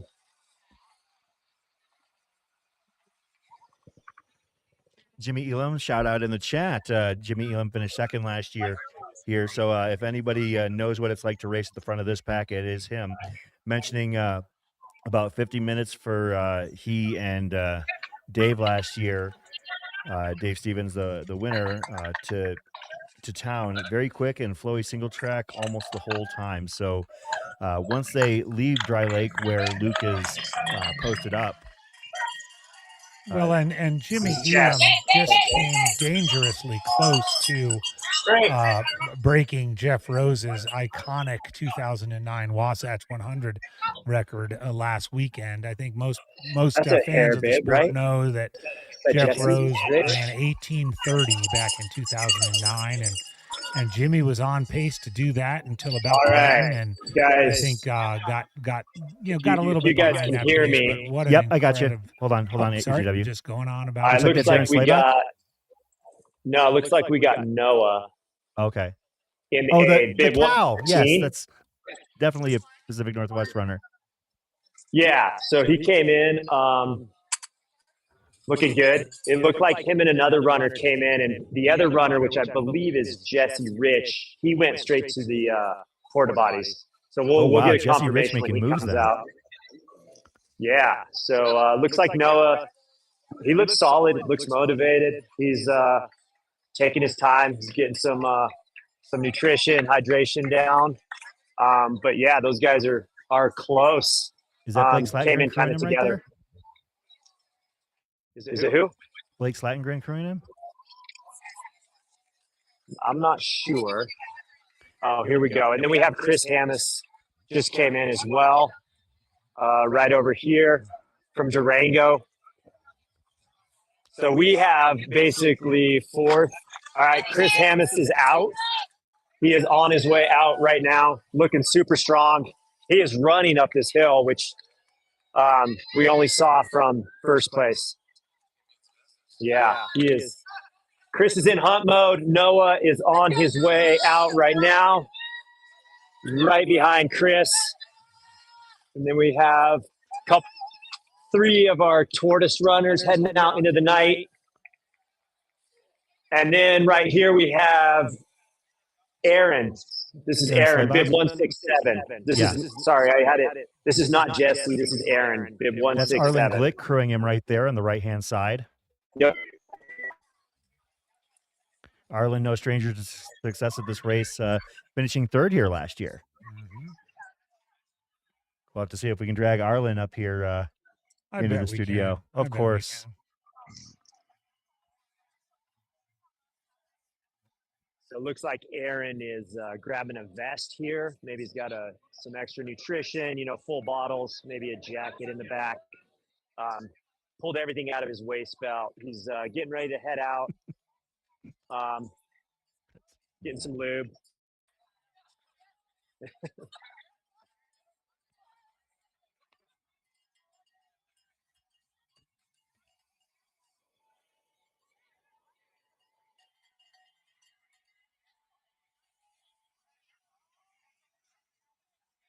And we have a few more Tortoise runners heading out. See you, Matt. Have fun, man. All right. Here we have Aaron heading on the course. Good job. Go, go. You got it. Yep. Butch. All right. 112 out. All right. So it looks like we have 112 out and 167 out. Aaron told me his name is Butch, though. So maybe we need to make sure we're calling him Butch. Oh, that's All Aaron's right, so name is Aaron Butch? Slabach is no longer, he is the artist formerly known as Aaron Slabach, now known as Butch. 8 minutes behind Tyler Green, and then pretty much a pack with Noah Dussault, Brian Coolmo, and Carlos Ruba. Of course, this right here, as you see, is their next destination. That is Olympian Aid at about the mile 50, mile 51 mark. That is actually right outside our door here. We've got the doors open on both ends here in Olympian Hall. Probably going to be closing them before too long. And on their inset, we've still got Luke J out in the field at Dry Lake, keeping us apprised of what's going on there. I was looking to see when we might expect the first women. To that point, Michelle Yates, Leah Yingling, Emily Mann, and 1, 2, 3 right now, tentatively having left Billy's. Looking at the splits from last year, Christy Connect finished second, but was the first woman into Dry Lake at about the 8:27 mark. So in about an hour. So it might be a little bit. I don't think it'll be that long though. I think that these women seem to be running at a clip faster than the men or than the women from last year.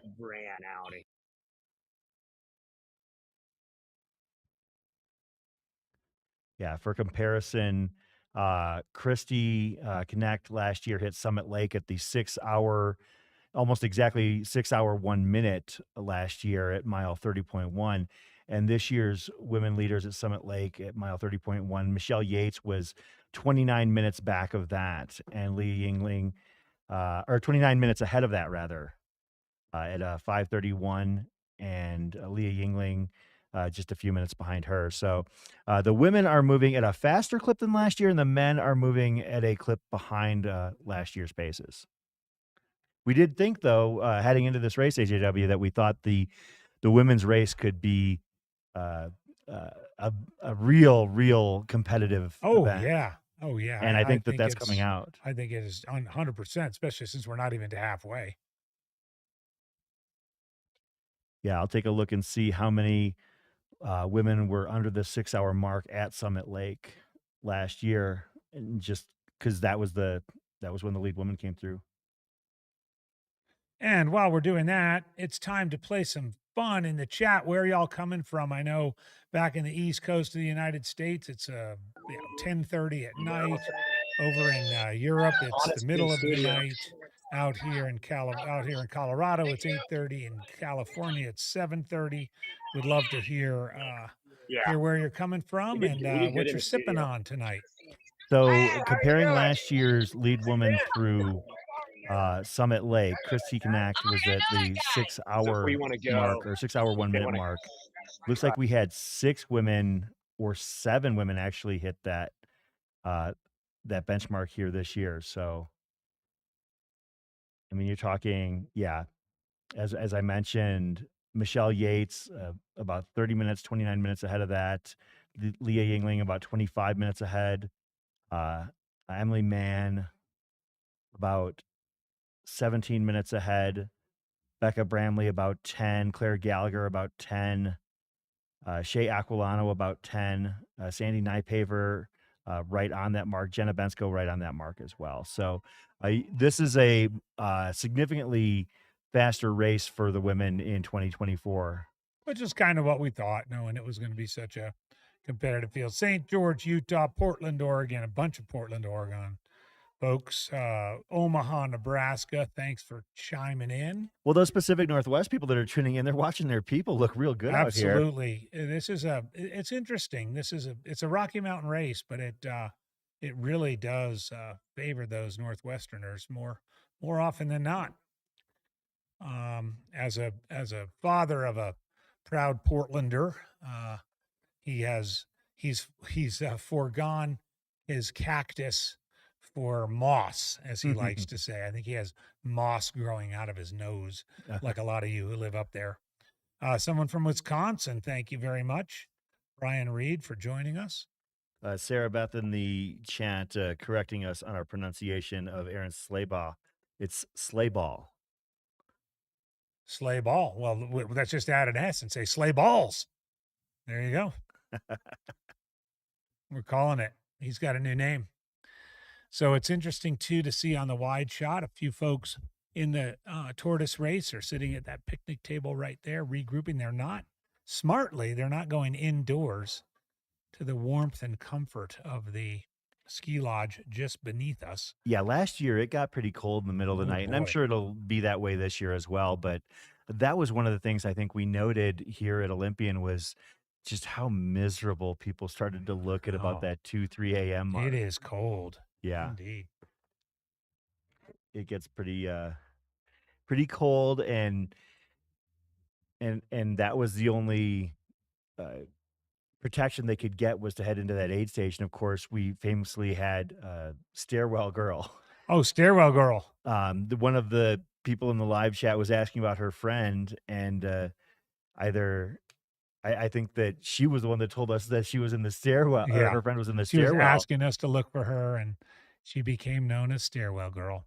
Stairwell Girl, if you're out there, we're thinking of you tonight and hoping that there's not another Stairwell Girl this year.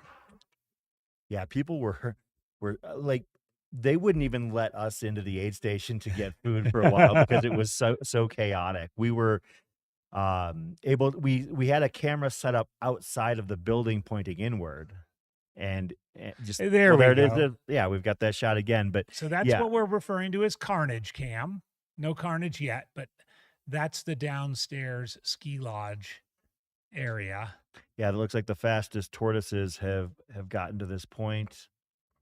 Maybe about looks like about 40 of them. So about 10% of the starting field has made it to Olympian, about halfway. Of course, as we mentioned, they started about 4 or actually exactly 4 hours ahead of the Hares. That's right.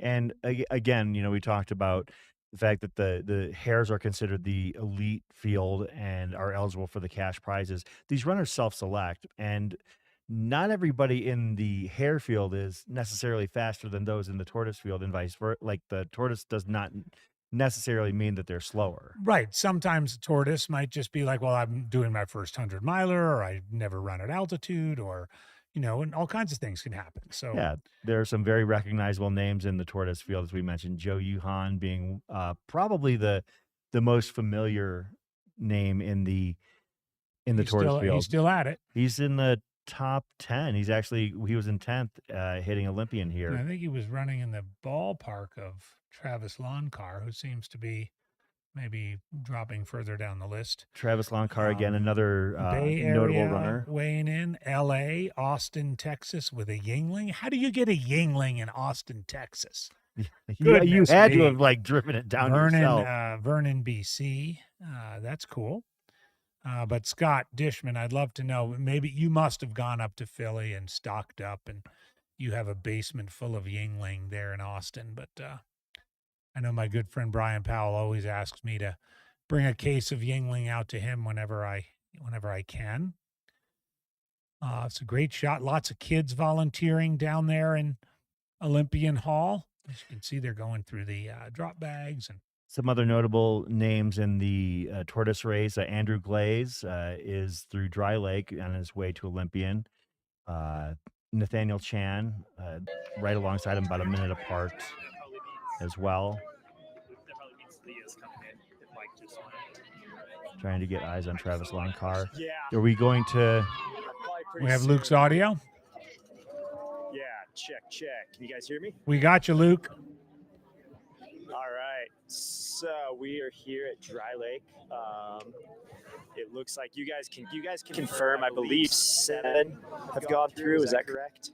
From what you guys can see? On the Hare side, it has been, 8. 8. Okay, got it. Yeah, there was 2 or 3 of them that came in together. I believe it was 6th, 7th, 8th. We thought it might have been 5th, 6th, 7th. They were all real close. So okay, weirdly, so the tracker actually shows you are correct. For some reason there is no first place. It's got Lockwood, Lumis, Green, Clayball, Hams, Duso, and Coolmo. Okay. Yeah, and if we were just doing an eye test, I know we're in the dark, but eye test, Adam Lumis looked really good running up this hill and left. And then Chris Hammis also looked really good. He was in and out of this aid station insanely quick, super efficient, and took off running. He was definitely in hunt mode. Yeah, that's one thing that I noticed too, Luke. With that second group of men, I felt like they looked like more spry than the first. Yeah, those guys were all in hunt mode for sure. So I think they knew that they weren't too far off, and they all came in close enough that they had to be feeding off each other. So we got 2 more hares coming in right now. So that was, I believe this is Miguel. Let me get a bib number real quick. Yes. Yep. Miguel Medina, bib 141. Yep. So he's got the sun hat on. I'm guessing he'll probably ditch the sun hat. He's looking solid. He doesn't look too concerned, just getting what he needs. Looks like he's ditching his poles here, which is probably a good move because you have a descent, down towards you guys. Leaving his trash. And then there was another runner that came in with him. I'll try to get eyes on that runner and get a bib number once he comes out of the chaos that is the aid station there. Exciting night here. The Tortoises have been coming through all night, which has been great. It's a good big party up here. Music's pumping, lights are on. Right. All right, we just had a hare leave. I'll grab a bib number. Might have been Jesse What's your Rich. bib number? 159. 159. Don't we also need to transfer? 159. Carlos Reball. Carlos Reball. Oh, Carlos. Yeah, so he was sneaky out of here. It was almost like he didn't want to be seen. So maybe he's in hunt mode too. He looked strong. He looked solid. Well, before AGW and I came on, I heard you talking, Luke, with the studio about how, like there is a little bit of gamesmanship when it comes to areas that are runnable and potentially, you can turn your headlamp off and kind of, chase in the dark or avoid being seen if you're ahead in the dark without the headlamp. Yeah, absolutely. I mean, I've done races where I've turned off my headlamp knowing I had a runnable road section and didn't want somebody to see me, whether they were behind me or didn't want them to see me and they were in front of me. So, and then you also run knowing that maybe the guy in front of you has his headlamp off. So, goes both ways, but kind of a fun way to keep yourself entertained in the middle of the night. I mentioned Miguel Medina and Carlos Rebal. The last time I saw Carlos in person was at Mogi on Monster in 2022, where he took that race down in under 23 hours, which is a pretty stout time for that course. And you and I know, AGW and I can attest to that simply based on how much it beat the crap out of us last weekend. Yeah, for sure. Miguel Medina having won URAY that same year, so those are two guys that have some great mountain running to their credit. So again, that's where we're at like runners 9, 10, 11 at this point, talking about runners that have wins at races like URAY and Hard Rock qualifiers and 44 miles in. I mean, yeah, we still have a ton. Remember, everybody, a lot of racing left. Yeah, I like to, when you think about the miles, all right, here we go. Looks like Miguel is out. And then right as he was leaving the aid station, it looked like Jesse Rich, if I'm correct, was coming in. So that seems right. That seems to track. Yep. So, yeah, to your point, they're at mile 43, so they're 43% done. Exactly. We can math. We can math. Yeah. When you're deep in the dark hole, I always think about the miles as percentages, because then for some reason it helps me wrap my mind around the effort a little bit better and how to manage it. And Miguel is out. You can see him there heading up the hill with the cool lights provided by BOA. Hey, Luke, a little bit about the course at this point. We do know that it's mostly a descent from where you are to where we are down here at Olympian Hall, but it does look like they have a little bit of a grinding climb when they first leave. Yeah, it's been a while since I've been on this section, but it looks like they have a little bit of a climb, but it doesn't seem like very much. Okay. Not much at all, and then a descent, because we've seen people leave poles here. And talking to a couple of the folks at the aid station, we're talking about the downhill to you guys at Olympian. So I think that climb's pretty short. It's a little punchy, but I don't think it's very long. Yeah. And then they've just got a sweet and flowy descent all the way down to here, and then they've hit halfway, and it's game on. Yeah, 50%, 51%.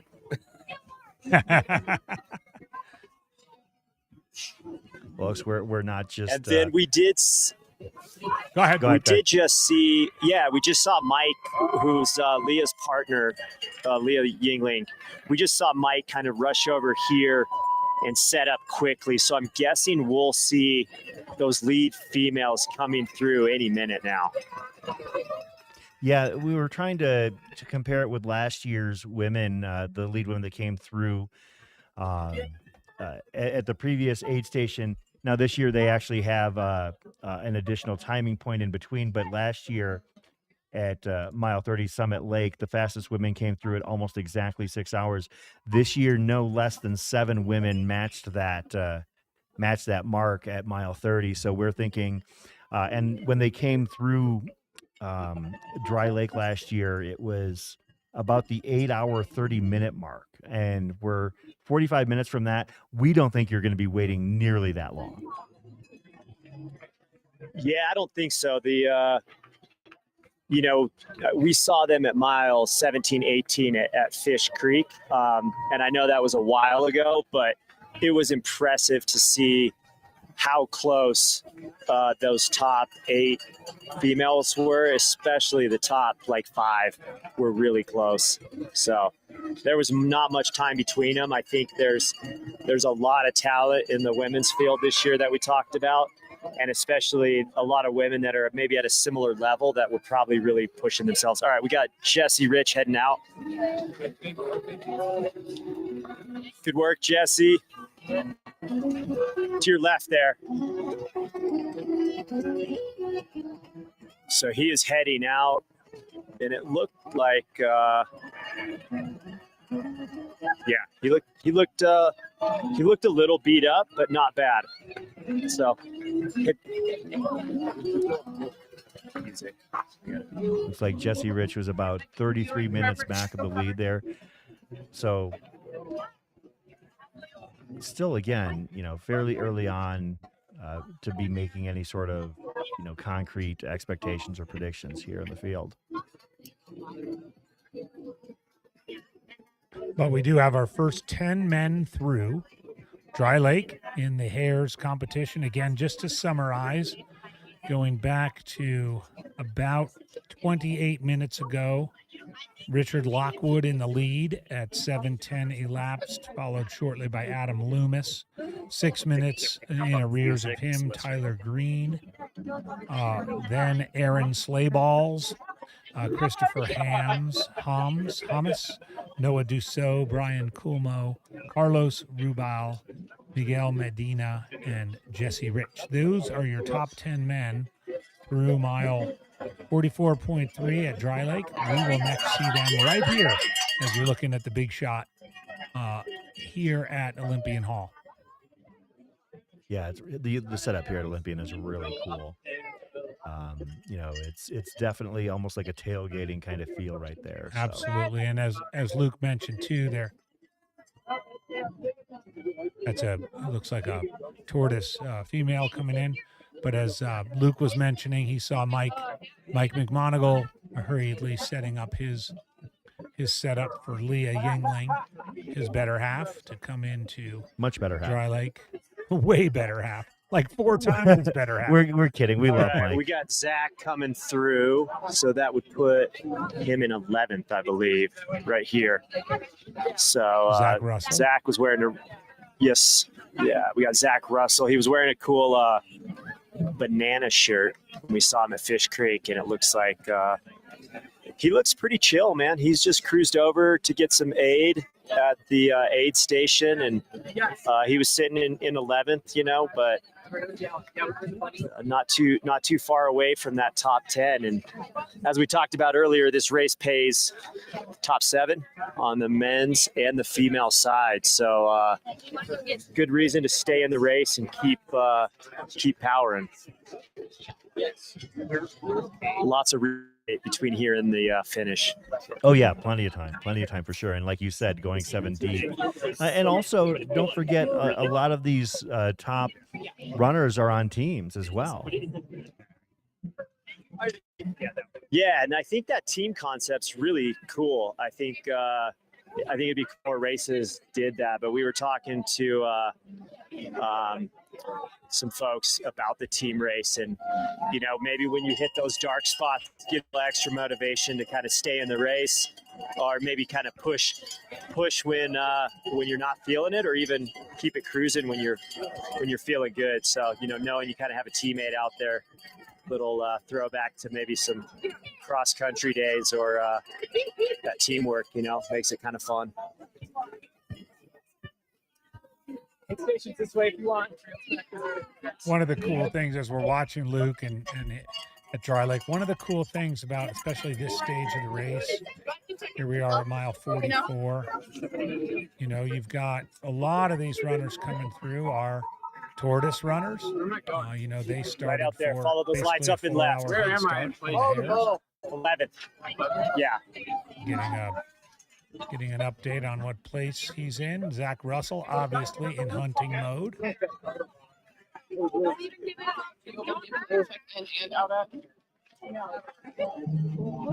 I'm gonna start photobombing you in the background. Yeah, just to alert that. Yeah. Do it.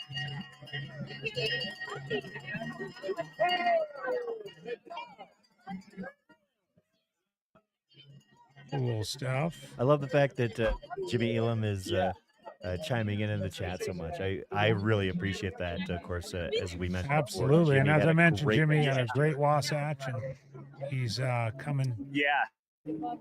What's up, Coming Jimmy? into the chat. Thank you so much. Yeah, good dude. Jimmy's a great guy. He's when I was doing the live stream on Lonesome, I know he was chiming in. That guy's got, you know, the course record at High Lonesome, and then has run a really stout time at this race as well. You know, I think he's got one of the top 5 times, maybe top 3 or 4 on this newer course.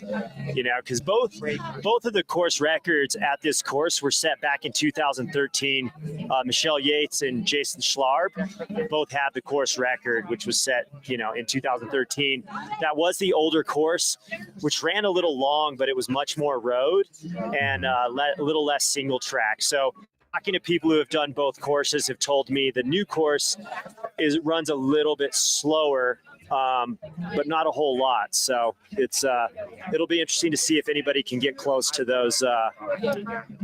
those times this year.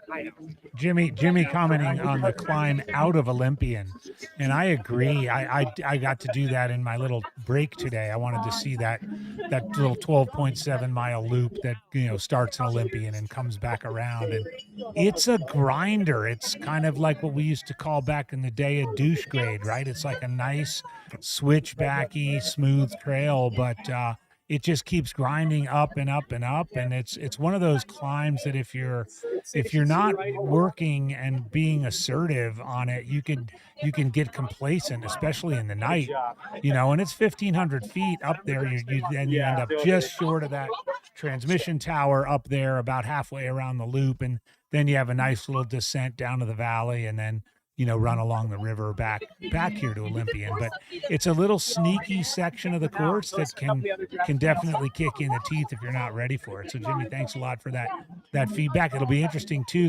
These lead guys will probably hit here in the inset photo, in the inset camera within 10-15 minutes, and then we'll get a really good idea where they are, how quickly they hang out in aid. We did see Tyler Green take a little bit more time than normal in Dry Lake, than normal for Tyler Green anyway. Could be part of his strategy. But I also think it'll be interesting to see what Adam and Richard do when they get down here to Olympian, and what kind of quick work they make of this aid station as well. You know, there are only 2 very, very minimal aid stations on that 12.7 mile loop. I mean, you could top off your water bottles, you can maybe grab a snack, but, you know, there's no crew access or anything like that on that 12.7 mile loop. So you kind of, you know, if you're in the hunt, you want to leave Olympian, you know, with just about everything you need to get back to Olympian, you know, in 12.5 miles, which would be, you know, for these front guys, probably, you know, 2 hours.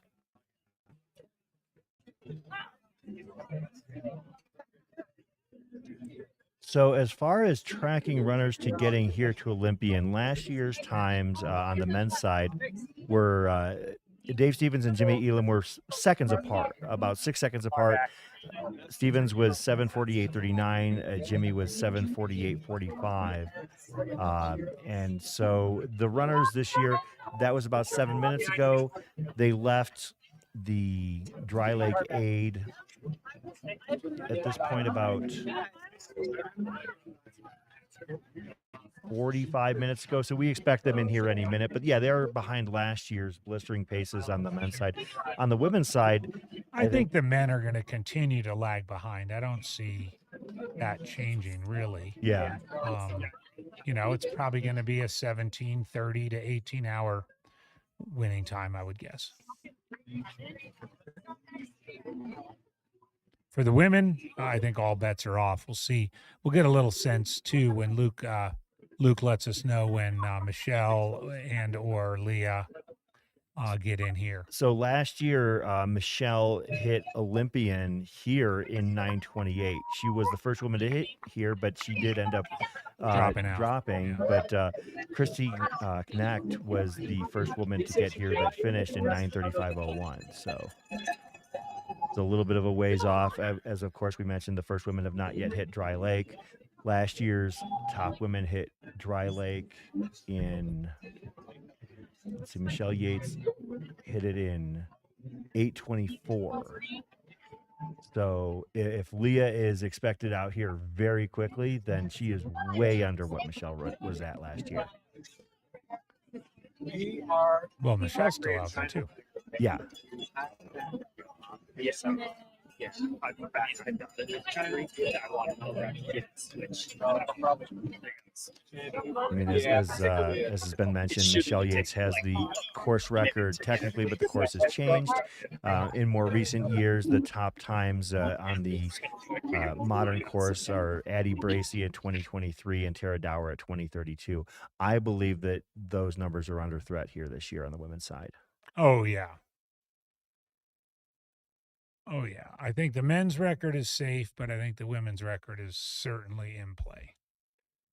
We're going to check back in with Luke in a little bit here as soon as we can get reconnected, because we do want to catch the first women coming through Dry Lake. But we're also expecting the first men through Olympian here very shortly. That's right. As they rolled through about 48 minutes ago, it's a real quick 7 miles from Dry Lake down here to Olympian. So again, we had Lockwood, Lumis, and Green in the top 3.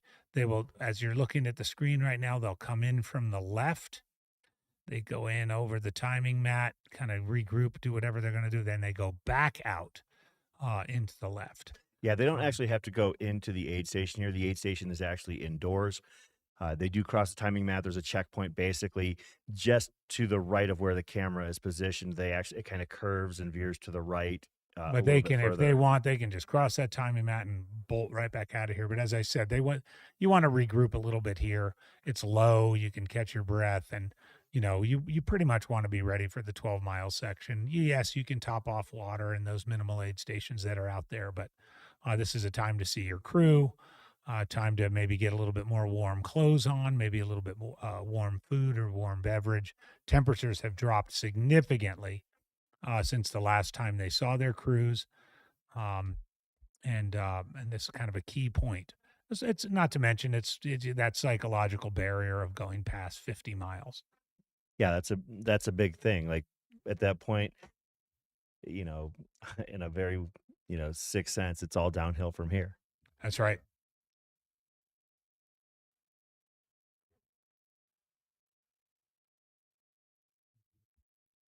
On our little back channel, we do know that Jamil is down in town, keeping his eyeballs out for the lead runner in the Hares race. Town is not far from here, so we'll keep you posted on that. Actually, I can see one of the anticipated special guests in the center of the screen. We'll see if he is able to make his way up here. I don't know if he's crewing a. Oh, yeah, and now Jamil has a camera on.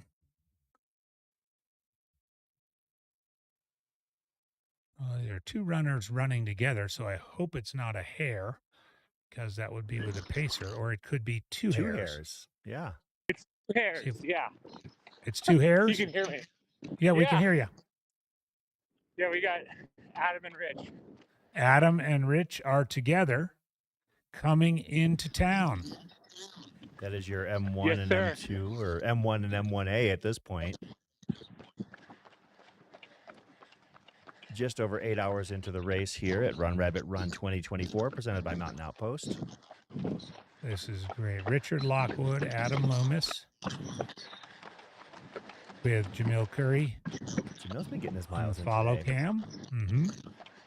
Who knows? He might pop another javelina this year. Maybe he can break his PW from last year. This is good stuff. Well, if Jamil hasn't run a qualifier yet, that's entirely possible. Running through town. I ran Hard Rock, Chris. Oh, that's right. Yeah, Hard Rock counts.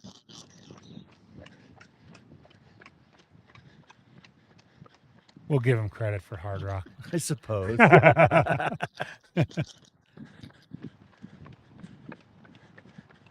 Sorry, I forgot my light, guys. Rookie mistake. Yes, this is the follow jam cam here in the streets of Steamboat Springs and the municipal trails. Great shot here of Adam Lumis and Richard Lockwood rolling into town. This is the tunnel. This is maybe 400, 500 yards from where we're sitting right now. It's a little further.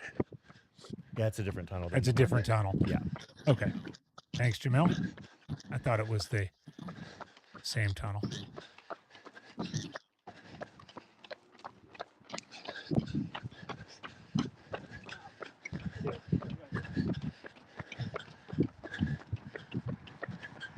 Exact. We just hit the 8-hour mark, 8 hours and 2 minutes to be exact. Kind of what we thought might be a 50-mile split.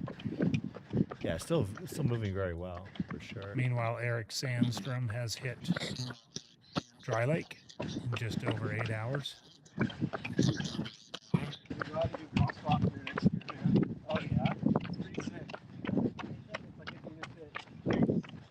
think we're going to hear the noise pick up really quickly here on the outside of our setup at Olympian Aid when these two men come through here at the exact same time. Oh, I see. Now it's making sense. They're coming from the other direction up the river from. Yeah. Okay.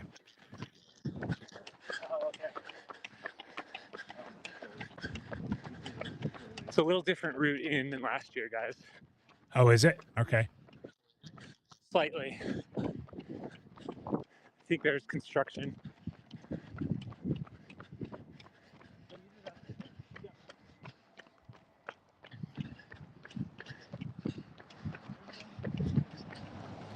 I saw a sign that just said a speed limit of 15. These guys are barely adhering to that at this point.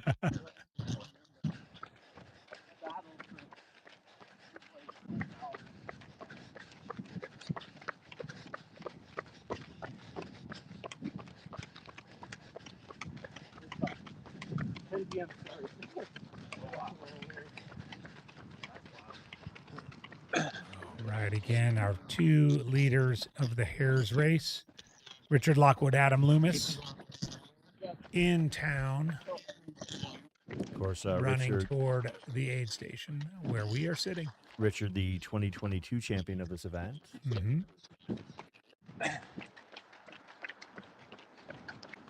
So left here. Left. Luckily, they have Jamil there to tell him where to go. Adam Lumis, of course, had a great run at the Bear a couple of years ago. I know He that did, talking about yeah. that. And also won Tushers here in Utah this year.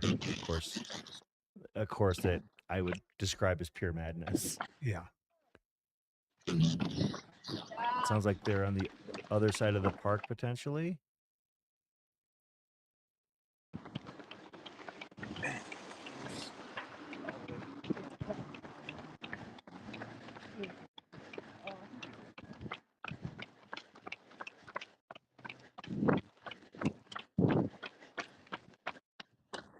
And their next destination is actually the inset shot in the lower right-hand corner of your screen. That is Olympian Aid right below where AJW and I are positioned. And they'll be coming in from the left of the screen there.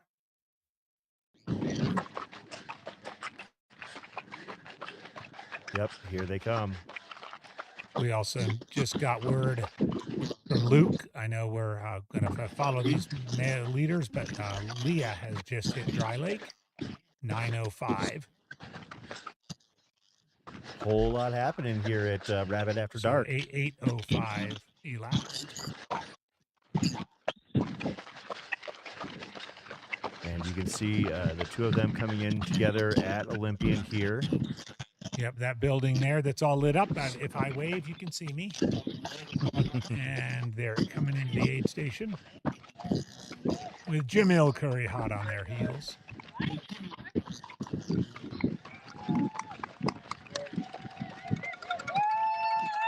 First and second place males. Run, Rabbit, Run, 100-miler.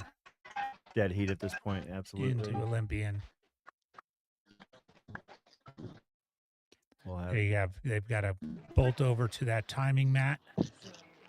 Seeing that right there.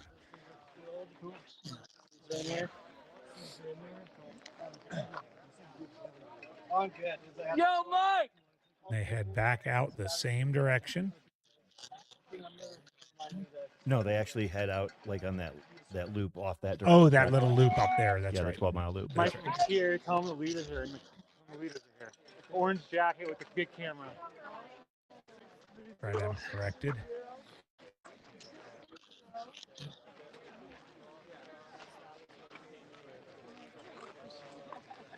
Do we have eyes on Dry Lake? Can we do like a split screen on both of those?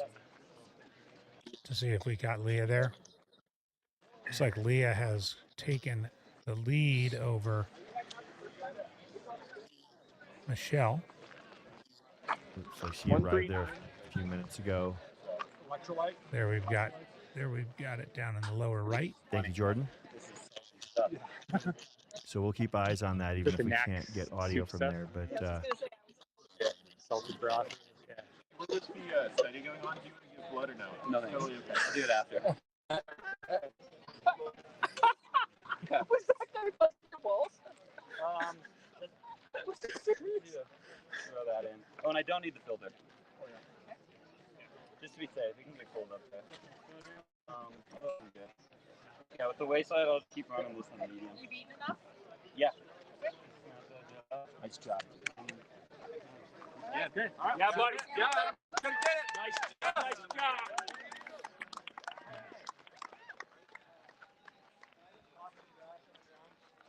Did y'all get 139?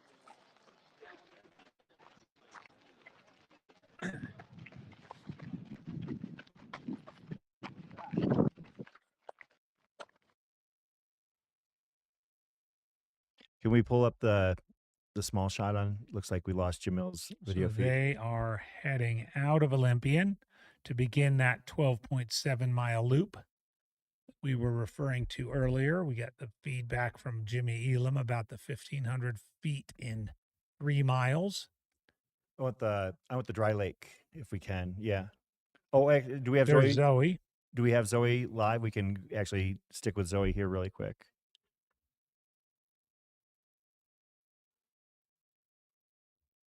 Saw her walk by with the mount. Oh, there we go. There's Zoe. Zoe Rome.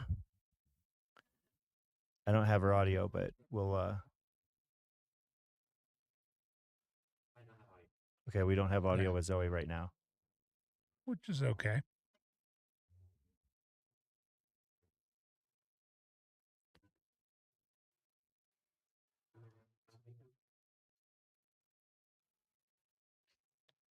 Looks like if you look down in that lower cam, is that Leah still there? Yeah, if we don't have audio Getting on the, Zoe, I want to zoom. I want to switch shots so we can catch Leah at Dry Lake. Is that Yeah, Leah? Do we that's have Leah. confirmation, Luke? Luke, can you hear us?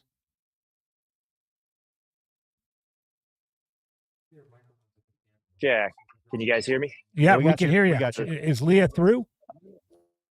She is through. Yeah, Leah came rolling in here. Didn't stay too long. She said she told her crew that she fell, so her knees were just a little banged up. It wasn't too bad. They cleaned her up, got her loaded, and she looked pretty locked in. And she took off running out of here up the hill. So she looked like she was locked in for sure. She looked super solid. We don't know where she passed Michelle, but sounds like she passed Michelle somewhere a little ways back. And then it sounds like just from hearing people that there might be the next group of women might be a few minutes back, but there might be 3 or 4 of them together. So we'll just kind of have to see how that goes. That'd be fantastic to see them all come in. They've been kind of bunched up there. That 3, 4, 5, 6, 7. I believe they were all just a few minutes apart at Summit Lake. So that wouldn't be surprising to see them all come in tandem here very quickly. Yeah, she looked great and super efficient by her crew. You know, quick aid station here and booked it out of here, moving well.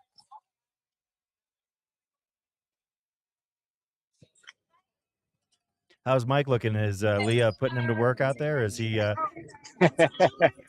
Yeah, he just gave me a nod as he walked by, like game on. So I think it was a good one.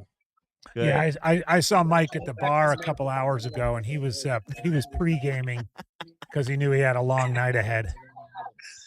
There you go. Of course, Mike got to do Leah got to do a lot of scouting All last right, year so covering the race. Here's crew, and I believe that's Joey, the one that was first place to the top of Mount Warner. Ah, that was So Joey, Flagstaff Joey. Flagstaff Joey. We did some research. He ran at NAU, so the guy's got speed, obviously. Yeah, wasn't that a 401 1600? Yeah. That's I'm probably the fastest guy here for that distance for sure. But back to our conversation earlier, it'll be interesting to see what he finishes in and gets that $1,000 preem. He's got some guys to pick off, but the night is young. Might be the ultimate flex to get the $1,000 bonus and finish top 7. Yeah, right? That would be impressive. That would be a sweet one. Yeah. And you got to wonder though, like I figure at this point, I am surprised that he is still holding this high. Not that he doesn't have the ability to do it, but he's got that in his back pocket. You got to make sure you finish this race under any circumstances. Yeah. He looked good. Of course, on the women's side, Michelle Yates has took the preem and has. We got second female coming through right now. This is Emily. Emily Mann. Because Michelle is showing as having hit Dry Lake. No, this is Cowan.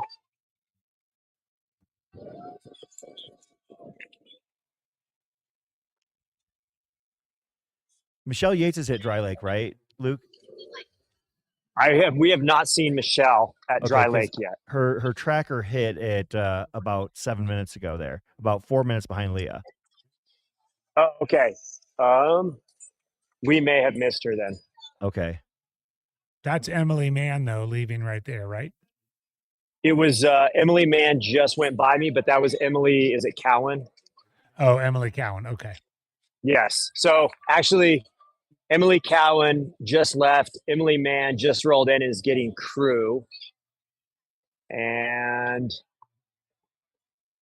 that looks like it. Yeah, I don't know how we missed Michelle if she came through. Well, and the tracker's been a bit wonky, so it could be Emily Caldwell, came in at 8:13, and Emily Mann about a minute 40 seconds back for third and fourth. So we have our first 4 women through Dry Lake. Yeah, and if that was third and fourth, they're definitely close, just less, 20, 30 seconds apart. And then if maybe a few minutes behind Michelle, if the tracking is right. That chase pack is still really tight because, as we mentioned, we're expecting probably, F5 through F9 or, thereabouts in the next, 5 to 7 minutes, I would think. You might be pretty busy there in just a few moments, Luke, but we'll stick with you. Yeah, here. we're excited. It's fun when a big group comes in. We'll do our best to catch them all, but it's dark. There's a ton of people here, and Taylor on cameras hustling around and swapping batteries to make sure we're doing what we can. Yeah, shout out to Taylor, doing a great job Yeah. out there. Both of our camera people, Taylor and Jamil, doing amazing work keeping up with what's going on out there right now. And just a reminder also, we do have our first two men through in and out of Olympian Hall, Richard Lockwood and Adam Lumis. We're awaiting Tyler Green, Adam, is it Adam? It's not Adam. Slayball? Slayballs? Adam Lumis was. Yeah, I know, the Slayballs guy. Oh, yeah. Aaron. We would rate Green, Slayballs, and Hannes would be next in, we're thinking. And that looks like Claire Gallagher. All right. Definitely Claire Gallagher. Yeah, we got eyes on Claire. She's crewing right here by our camera. Yeah. Oh, thanks. So we've got Claire Gallagher up top and Tyler Green down below. Tyler Green is in. We've got our F5 and our M3 at different shots. A couple legends right there on the screen. Yeah, some really stout runners sharing the Tyler's not wasting spotlight. much time. There he is, out of there.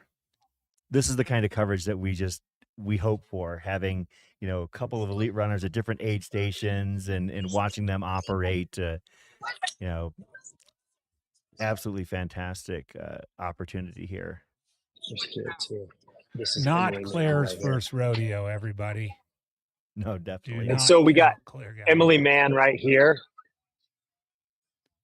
So it looks And like she's Claire having fun both. out there. Yeah, so we got Claire and Emily right here getting ready. Emily's getting ready to leave, it looks like. Crushing some noodles, some ramen. This is great then- stuff, Luke. Let's stay here. Yeah. Look She's at that. having way too much fun for being This is 44 awesome. She is miles just into a putting run. some food Way down. too much fun. Yeah. Crushing some food. Taking her time. No, not rushing. Claire There's is on Claire. her way out. So Claire's on her way out. And Emily continues to crush some noodles, drinking some Red Bull, making sure she's got everything she needs for the night. And she is on her way out, up and to the left. Yeah, good job. So Emily is literally 5 seconds behind Claire as they head up this little hill leaving Dry Lake. Claire being a pro, getting everything all Emily with the pass situated. there. Emily making her way out. There goes Claire. They're going to bomb down here. That's F4 and F5 right there. Bomb down here. Back to the lead men. Tyler Green maintained his 6-minute deficit, or held his 6-minute deficit on Lockwood and Lumis coming through here. So he is he's holding his own, and as they begin that 12.7 mile Great loop. footage, man.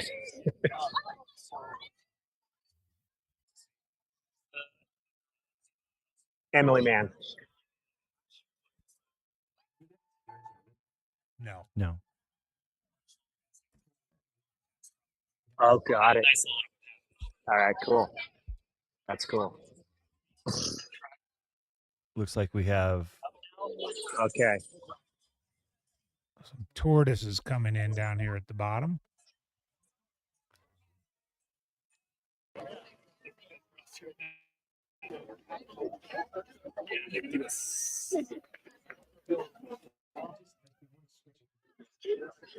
Sure.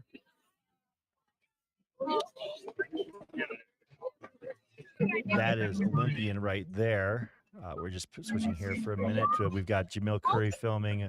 We've got Zoe Rome out there, and we're gonna once we've got confirmation of her audio, gonna go to her and get the scoop of what's happening down below us here at the essential halfway point of the race. Yeah, indeed. Yeah, he's thinking. We're getting some semblance of audio, but Sort of there. it could be Luke's.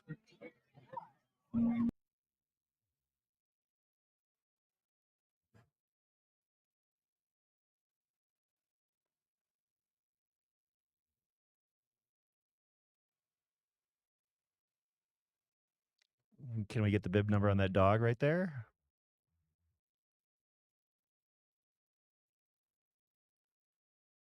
Dogs being clicks on this ultra running coverage. I'm serious. I'm not joking at all. Babies, dogs, and aid station food. Yeah, people cramming noodles into their mouth and hugging their dogs is what it's all about here. Looks like 4th place male. Aaron Slayballs.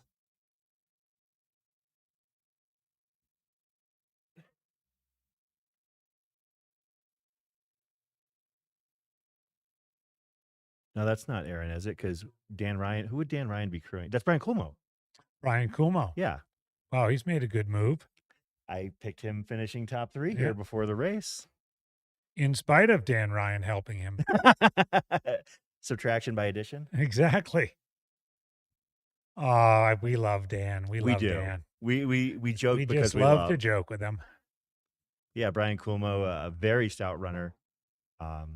Colorado guy, finished 7th at Hard Rock last year. So this is a big jump because I have him leaping over Noah Dussault, Christian Hamas, and Aaron Slaybo. If indeed we've missed all the other, if we haven't missed anybody, he's jumped from 7th to 4th. Yeah. And because we know people, will have to ask Dan if he can come in here and let us know what Culmo is feeling like, because he's just outside there. He looks like he's feeling great. It looks like he's eating his kid's goldfish. The kid needs those for school on Monday. Cheese crackers during an ultra are clutch. He's like, I guess I'm gonna have to get some more goldfish for Monday. I'm personally an extra toasty Cheez-Its guy myself. I like but any sort of cheese cracker is you're great. You're not gonna steer anybody wrong with some cheese crackers. Absolutely.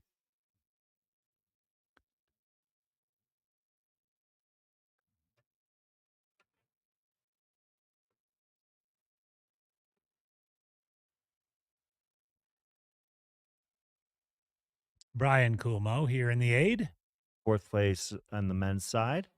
And it looks like over to the left is another runner. Just don't know if it's a tortoise or a hare, but they're moving around like they're a hare.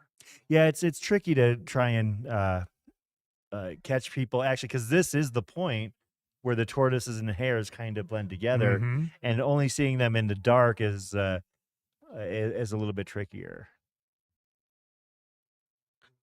And Brian's out.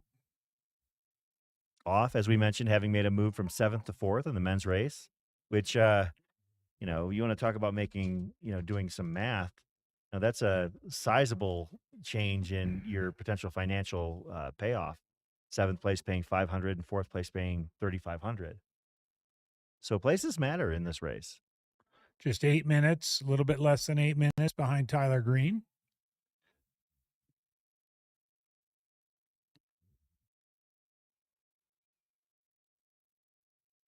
Trail to 100 asking what the difference between a tortoise and a hare is.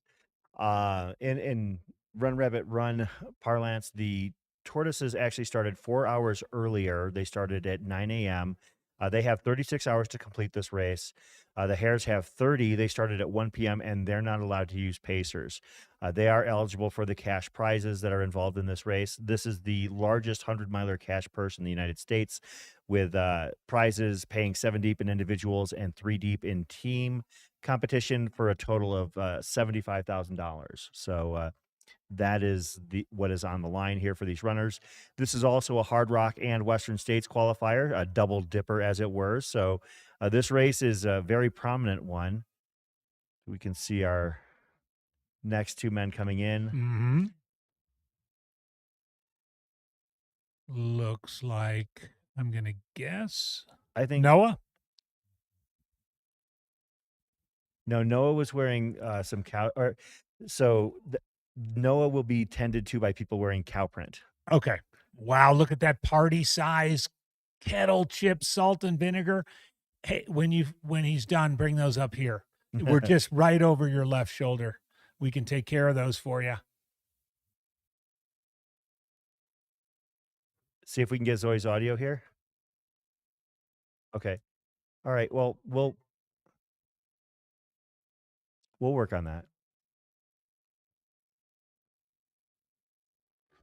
All It right. looks like we had another runner hit as So well. Salt and Vinegar. If we could just get Salt and Vinegar's bib number.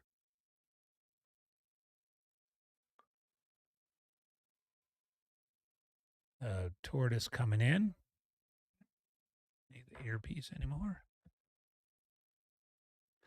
So lots of action here at Olympian Hall. Andy Jones Wilkins, Chris Warden. We are knee deep into the Run Rabbit Run 100 Miler 2024 edition. And he's off. Salt and Vinegar guy is gone.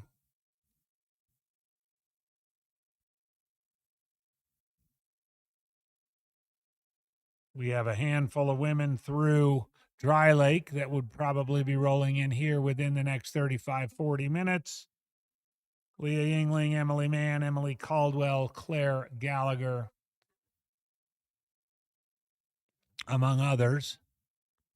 Again, they go just to the left of that blue tent. It looks like we might have had the first couple of people actually hit Olympian 2 in the Tortoise race. Looks like that would be incredible. Our M1 and F1, Nick Kuhnman and Catherine Robinson hitting Olympian here, if this is to be believed. Then they signed up for the wrong That race. right there, that's Noah Dussault. There's Noah Dussault. So those people, we need to tell. See, if you wear something we can recognize, and your crew is wearing something we can recognize, the cow prints. But we need to tell Fred that those two people, if they're already through twice, they need to be in the Hares next year. Yeah. So they're at the 100K mark at about 12:25, 12:26. Yeah, so they're on track for a 21 hour finish. Yeah, they're in the Hares next year. Write it down. So here's Noah Dussault from the Northwest. As we've been, we've These been giving the Northwest Northwest their Crushers. shine. Yeah. We haven't heard from his teammate, Barrett. I'm sure she's still out there. She was chiming in on the chat earlier. Let's see if we can find her. There's Shay. There's Barrett. Currently holding She's 10th. still doing well. 7 hours through Billy's. She was about 20 minutes back of Shay Aquilano. Don Reichelt, one of our early mentions. Sandy Nypaver. So still in the ballpark. Barrett Gray running her first 100 miler from the Pacific Northwest. And Hurricane Steve might be the next into Dry Lake.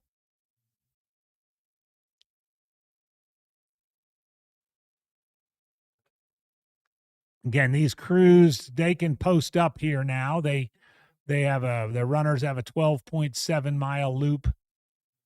Wonderful loop. Doesn't get too high. Probably only gets up to about 7,900 feet.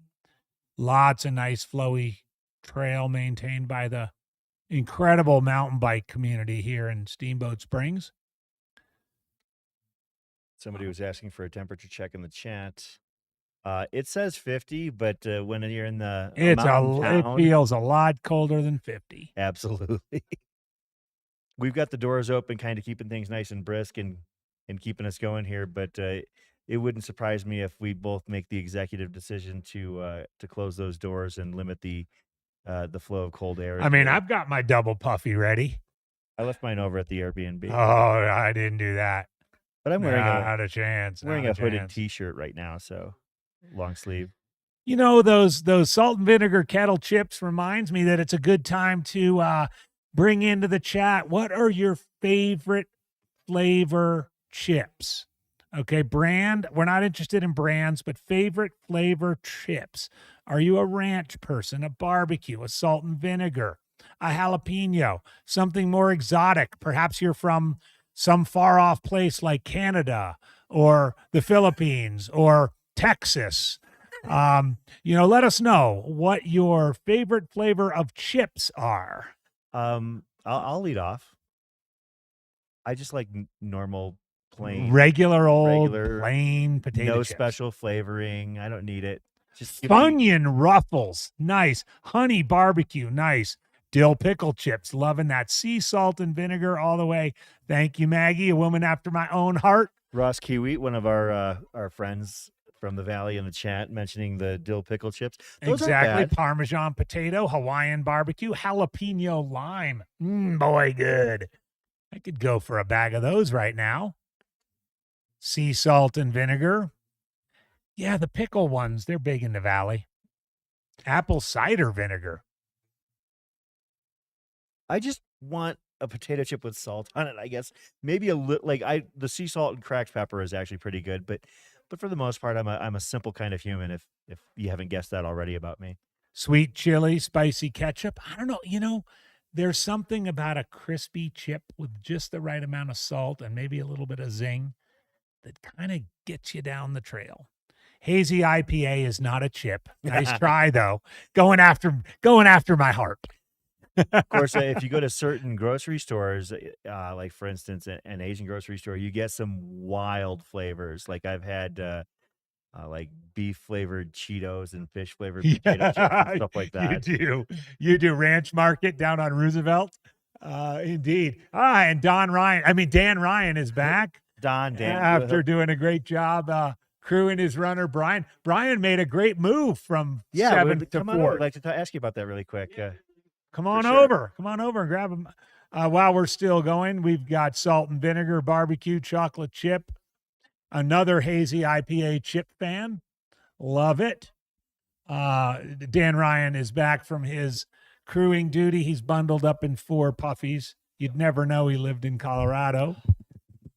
I do not like being cold. No, neither do I. So it seems that Brian has been making some moves here. Yeah, he just came through the aid station. He was looking super hot, moving really well, focused, a lot of energy, and is actually enjoying himself now. His parents are saying he looked in a lot of pain at the last 3 aid stations they saw him. But Brian runs with that on his face. Like, he just runs like he's in pain for some reason. Same look at Hellgate.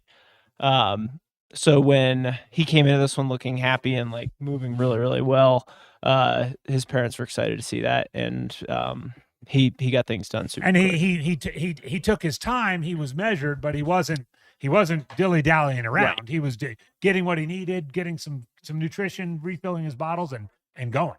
Yeah, it was swap out the bottles. He made sure that he had some extra nutrition powder in his pack. That seems to be going down pretty well for him. And then he was focused and went right up the hill. He didn't need any extra layers or anything and took off. One of the things that I always wonder about when somebody's having a race like this and they make these moves, first of all, I kind of wonder whether it was intentional, but more so, is he where he expected and wanted to be heading into this race? So he's within 3 minutes of his splits. Oh, wow. Yeah, so he did the math right. And he's got it dialed. Could be $1,000, could be $2,500. Right, exactly. Yeah. Is that what you mean by splits? We were talking about like the difference between where he was in 7th at $500 and in 4th at $3,500. That's a marked difference. Well, he's running at an 8,500 level right now. So once he gets done with Lane of Pain, I think that's a good time to reevaluate and see kind of how he's feeling after he gets back down. So you're going to hang out here, you and his crew. You're going to see him again when he gets back at 62.7, and then I'm going to go get some sleep. Oh, fair. So I told his parents I could help out for the afternoon. Start pretty early tomorrow. Yeah, I've got the early shift, and I figured I would just catch him there, make sure he's in good spirits, and then go from there and see what the night brings. Right on. So Quick update from our friend Nick Cornwell, who was in here earlier today. For those who are paying attention, the Steamboat Sailors got the win 24-22 over Aspen in their homecoming football game. And those football players are now heading out to the aid station. They're going to take a quick shower and go out to the aid station and work help all night, and then crew go to these the runners. homecoming dance tomorrow night. It's just amazing. I love it. I wonder what Steamboat versus Aspen football is like. Well, Dan and I joked about that. Somehow I don't think it's Alabama-Auburn. The side bets involving the losers having to wash the winners' Porsches or something like that. No, all kidding aside. No, I think it's awesome that these kids, I can't imagine being interested or corralled into working an aid station for a 100-mile race at the age of 16. I didn't know this stuff existed. Yeah. All right. Yeah, Old, Dan, Old Bay. go get some rest. Old Thanks Bay for chips in the house. that. Sounds good. Dan, good to see you, man. We'll see you tomorrow morning. One of my favorite T-shirts of all time, Maryland in the house. I like to put Old Bay on my Old Bay. Oh, love it. You're right, Sandy Nypaver, quietly picking people off. Jeff Mandrell with a nice Mount Rushmore of chips: Kettle Salt and Vinegar, Zapp's Voodoo, Jalapeno Crunchers, Cool Ranch Doritos. So I'm actually more particular about my brands than my flavors. I know you said we weren't going that I route. said no brands. But, so like some of that matters. Like, for instance, I'm a kettle chip guy, and there's a couple of kettle chip companies from my hometown that I just hold in such high regard that, like, when I go back, when I go back home to visit my hometown, I've been known to bring an empty Suitcase carry-on to fill with chips. Absolutely. And you poke an ever so tiny hole in the corner so you drain out the air inside, and so you can fit Wow, a few you really more have bags. this figured out. Oh yeah, I told you. But those are, it's not if we're not doing brands, Old Salties and Fishers, those are my favorites. But yeah, I mean, I'm fine with a Lay's Wavy is absolutely a fantastic chip in my mind. All right. Well, everybody, thanks for playing the chip game. We appreciate it. Keep it coming. Show Dry Lake is a big screen. We will try, but right now it's looking pretty dark over there. We'll see what we can do, Ori.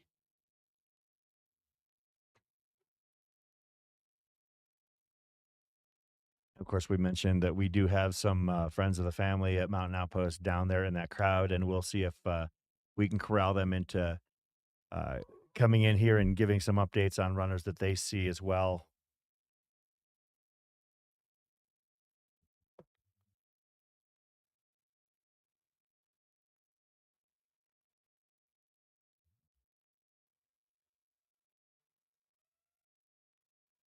Special shout out to our sponsors here.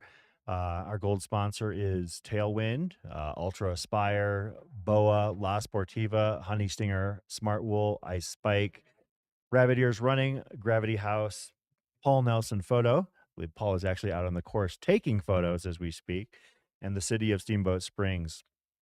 KP asked a question about Sandy, and I've known Sandy for a long, long time, and she has a rich and colorful history in the sport. So a little bit of a breakdown on Sandy Nypaver. She's a Coloradan, currently 36 years old, but came into the sport, way back as a very young, in her early 20s.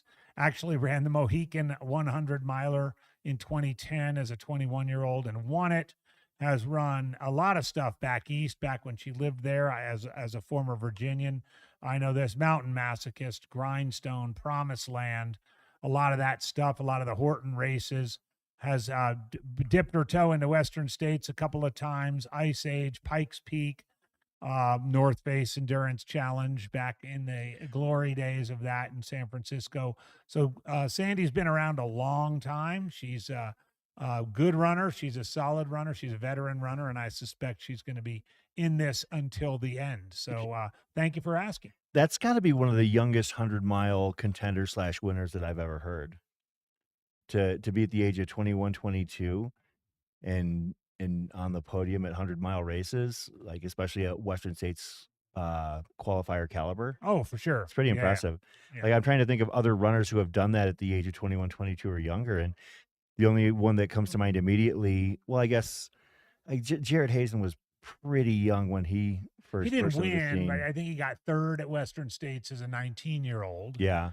But yeah, I mean, Sandy was, definitely, hit the scene hard. Jen Shelton did pretty quickly. I think she won a 100-miler as a 22-year-old. There's the big screen at Dry Lake.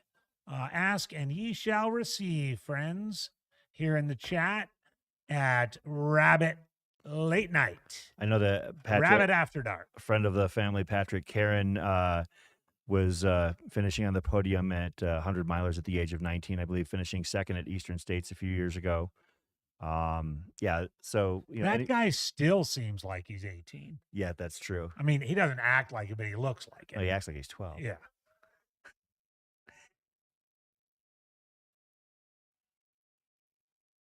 Little foot care coverage here. The blister cam. So this is Dry Lake on the big screen, mile 44-ish. And then the inset, that is the downstairs directly below us, where it's nice and warm and snuggly, and everyone has their drop bags, and there's all these helpful volunteers. There's a chipper runner. Chili mango. Chili mango. I need to try some chili mango chips. They're getting lots of votes. We're not going to do element flavor. Nice try, Ori, but we're not. Yeah. Element flavor. We'll take salty.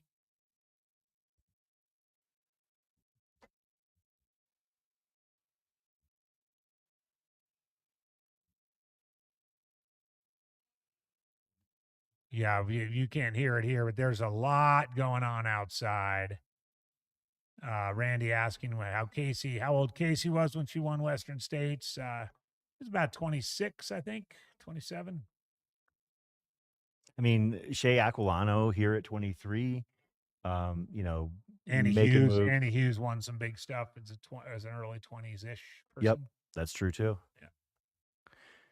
Yeah, it really boggles my mind to think, somebody adopting a sport such as this at such a young age. Yeah. Oh yeah. James Bonnet, famously was a huge ultra runner, ran Western States and finished like in the top 15 or so at the age of 18. And he's still kicking around on the fringes as a runner, but more importantly as a coach now. Absolutely. Yeah. Yeah, James has always been kind of fringy. Of course, I hung out with his father, Paul, last weekend for a Talk little about while. fringy. Yeah. Them Bonnet boys. Sorry for the inside Arizona jokes. So this is Jenna Bensko. Is that what I'm catching here?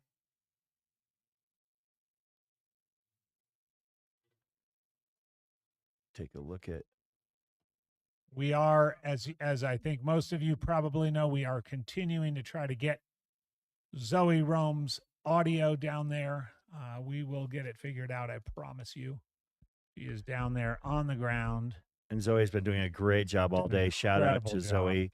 Has already been to the top of the gondola and one other spot, Fish Creek. And for those who didn't catch them yesterday, of course, after we sign off for the evening, I highly recommend you check out some of the interviews that she, Jamil, and Corinne Chalvoy did as well yesterday here in the lead up to the Run Rabbit Run 100 2024. Yeah, it's funny, Robert mentioning the quesadillas he had at Olympian were the best he's ever had. It's funny how like certain things are affected by when you had them and where you were at. Yeah. Like that ramen at Gloriana Mine, that year for me at Black Canyon was the greatest thing I'd ever had, beat the best Peter Luger steak I'd ever had. So Chicken teriyaki at Newcomb Saddle and Angeles Crest 2001.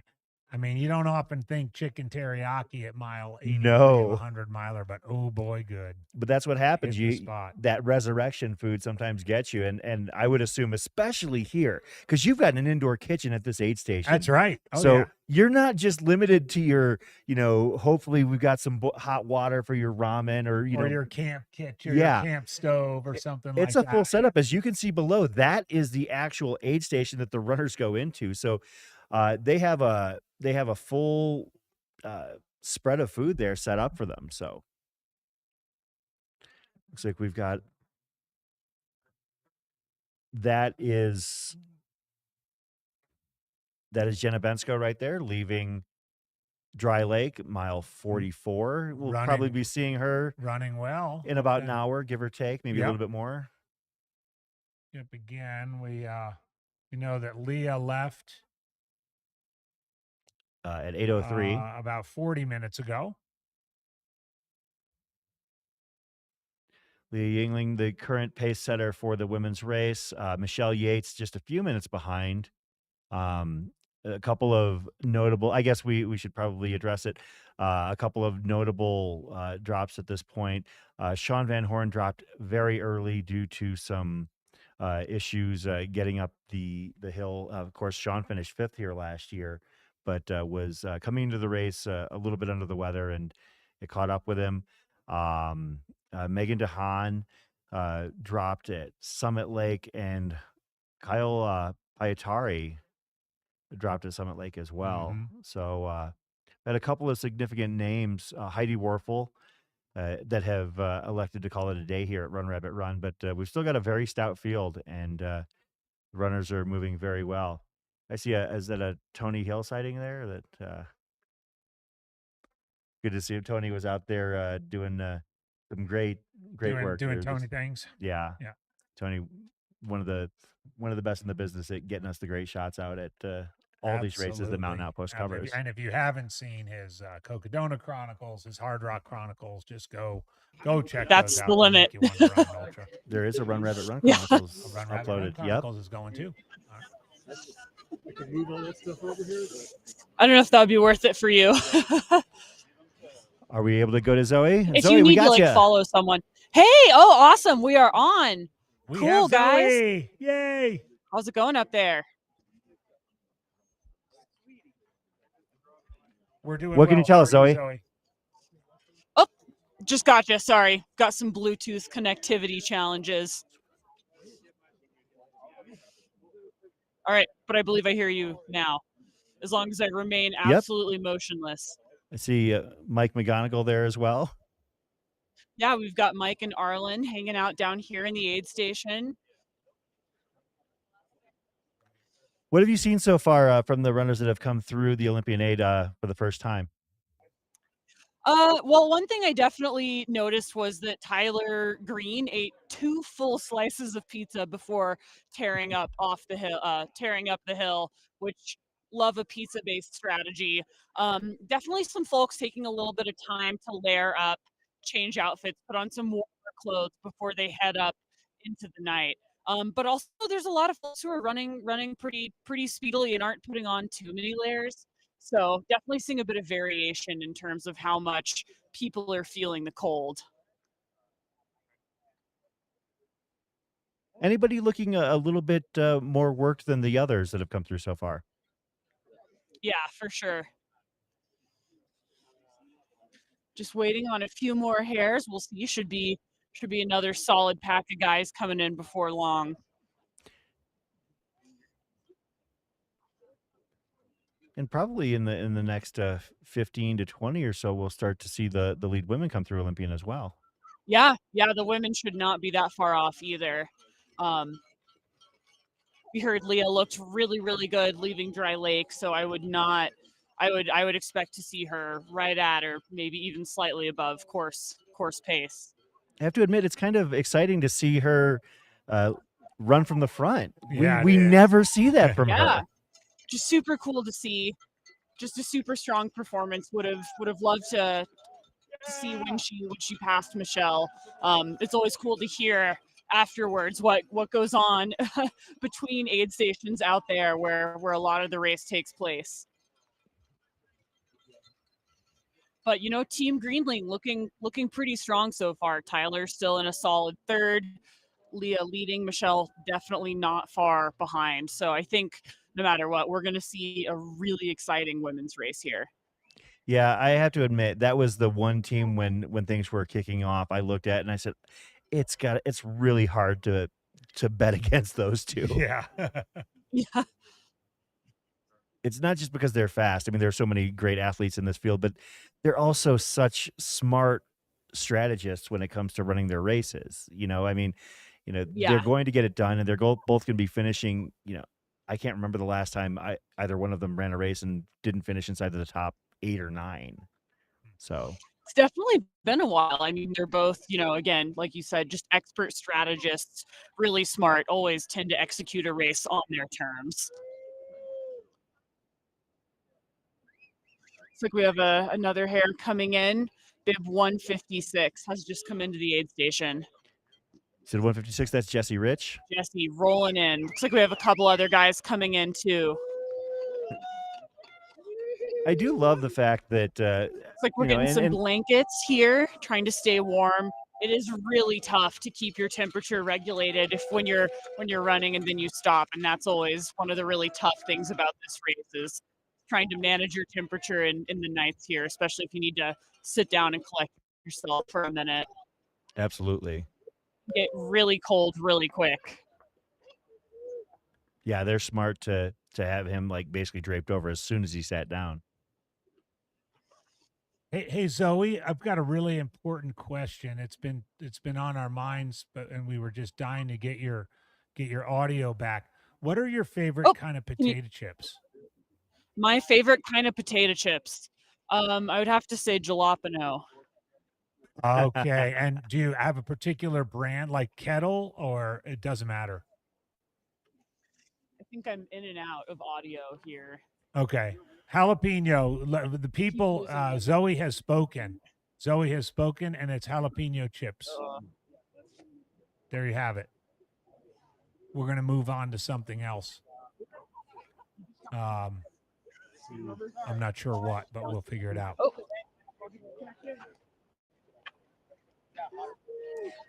One of the things I do love about watching the progression of coverage of this sport, because I've been part of these live streams ever since Mountain Outpost basically brought them. It's like really sketchy into fruition, is the fact that the runners have become more accustomed to the coverage, whereas a while ago they were a little bit kind of wary of it. Yeah, they were extremely leery of of some of the because coverage. it's like I have to keep my head turned this direction now.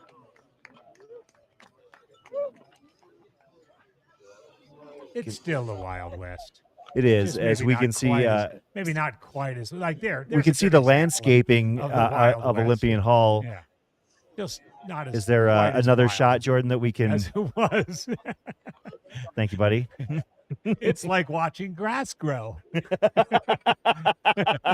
watching these live streams is like watching grass grow. My goodness.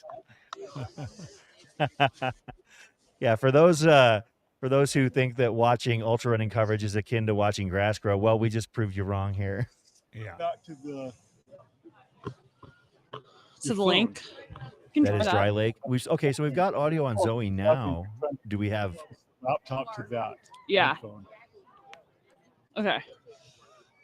Because I can hear Zoe in the monitors just fine.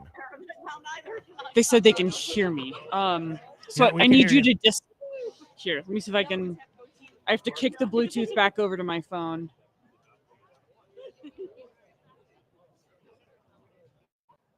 Okay. I'm on my phone now.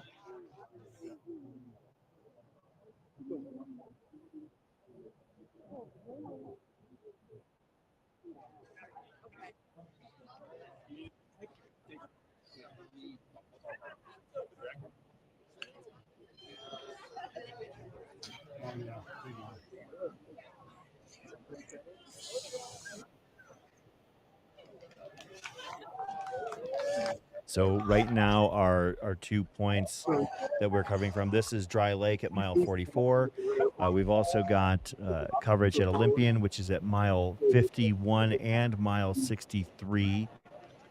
We got Luke J at Dry Lake and Zoe Rome here at Olympian. Yeah. The problem is I got this.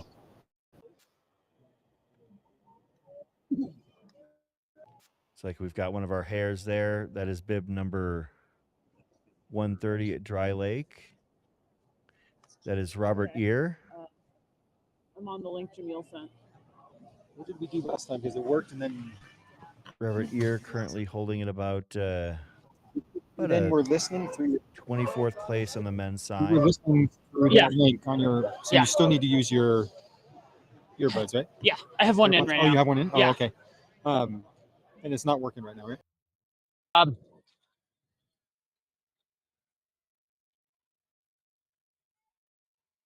course, these runners, after they leave Dry Lake, have a We'll try to would keep not an so eye go out far for so some of far the as to females. say easy, I'll as be- nothing is easy 44 miles into your day, but a gently sloping, forgivable downhill stretch from mile 44.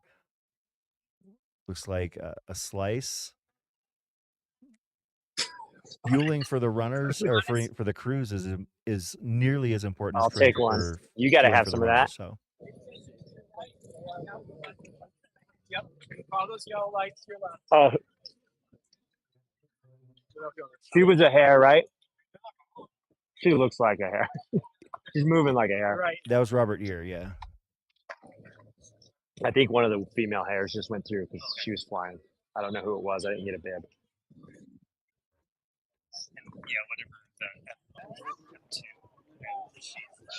Looks like our most recent, to give a heads up on where we're at, our most recent men to hit Olympian, Miguel Medina and Carlos Rebal, as we mentioned, a couple of guys who have won some very big mountain races, very strong mountain Thanks, races. man. How are you doing? Miguel Having fun out winning there? Mogi Heck and yeah. Monster in You still in 2022, this and Carlos section? Rebal winning U-Ray 100 that same That's year. the attitude. It's In actually terms really of the fun up previous there. aid Get ready station, to get Dry weird. Lake, the most recent people to come through there would include Lewis Price, All right. Air Viper Racing Team's Graham Shalvoy, Braden Ragau, and Do we want to wait Barrett for an Gray, interview, or should we just try to knock it out? Woohoo! Great job.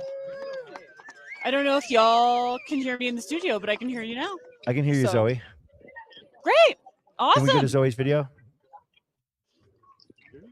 Yeah. I think we're on. I think we're rocking got and you. rolling We got down you. here in Olympian Hall. All right. Tell us a We're story, back in Zoe. business.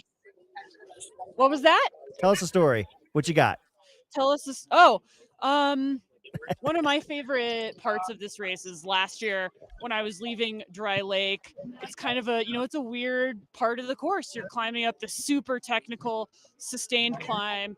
You're by yourself. It just feels like it goes on forever. So I remember looking up and I saw a very bright light. And in my head, I was like, that's got to be Billy's rabbit hole. So I just absolutely started tractor beaming on it and just power hiking as hard as I absolutely could. Lo and behold, that bright light was actually the planet Jupiter. But I had tricked myself into thinking I could power hike straight to Check Jupiter. audio So test. Check. Dry Lake. that is the Check. power of the human mind on no sleep Check, and a lot of caffeinated gels. I think there's a lot of folks down here getting into the caffeinated gels, judging by the stoke that we are seeing rolling in and out here. Which not a bad strategy. Okay. I think that a lot of times if you're able to save the caffeine for later in the day, you can have a little bit more impact. It's only 7 hours. All right, Zoe, we're gonna pivot to Dry Lake really quick. It sounds like Luke has got. Who's Luke got there at Dry Lake? Whose crew does Luke? Whose crew do you have? Rob Ur, who just came through. I got Devin. Sorry. Got this 1980s headlamp. You gotta turn off his headlamp. Can you guys hear me? Check. Yep, we got you. All right, so Devin Olson, he's a Steamboat local, so grabbed him. Devin just hooked me up with a piece of pizza too, which is pretty killer. So Devin, give us the rundown on Rob and his race, how it's going.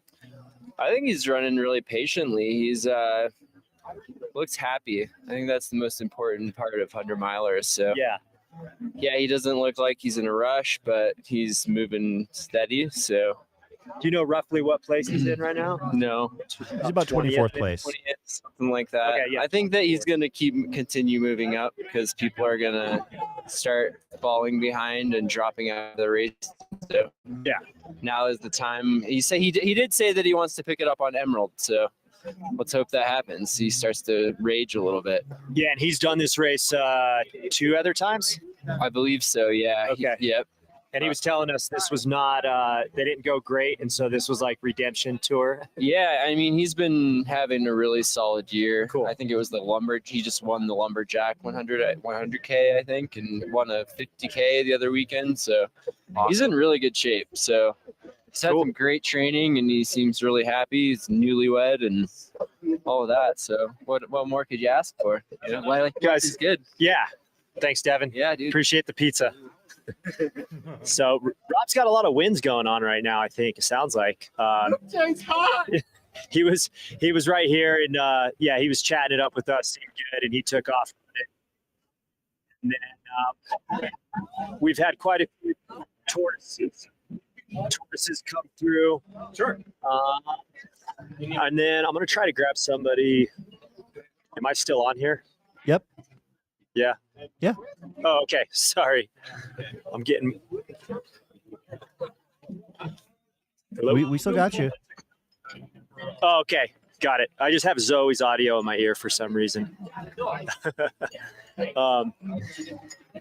can I grab one of you guys from BOA real quick? On the spot interview. Yeah. On the spot. Just come in. You're good. Yeah. I got one of the folks from BOA here. What's your name? My name is Brenna. This is Brenna from BOA. Just give us a quick rundown on why you guys are here and then what you're doing. You guys are doing some cool stuff, for up here at 8,200 feet. Yeah, well, BOA was actually founded in Steamboat in 2001, so it's always fun to kind of come back to our roots. And it's a local race that we have a lot of employees and friends of the company running in, so we just wanted to cheer for them and support the organization. And lots of cool BOA Power product on the trail from Speedland and La Sportiva. Yeah. So we're excited about that. Up here at the 8th station, we are timing for the most part, and we got some cool lights lighting up the way for runners. Spot where you can watch the live stream. Yeah, so as we're live streaming, they're live streaming Yes. the live stream of It's meta. like light up balls lighting the trail as you leave Dry Lake, which makes it feel like a little bit more of a party. Yeah. And I will say we have seen a lot of Speedlands out on the course, which all of Speedlands use BOA technology, right? They do. Yep. All right. Sweet. So there you go. Thanks for chatting. Thanks. Do I get glitter? I don't know where the glitter came from. Somebody handed it to me, so I put it on. I'm sure we can find you some glitter. Do you have any desire to do this?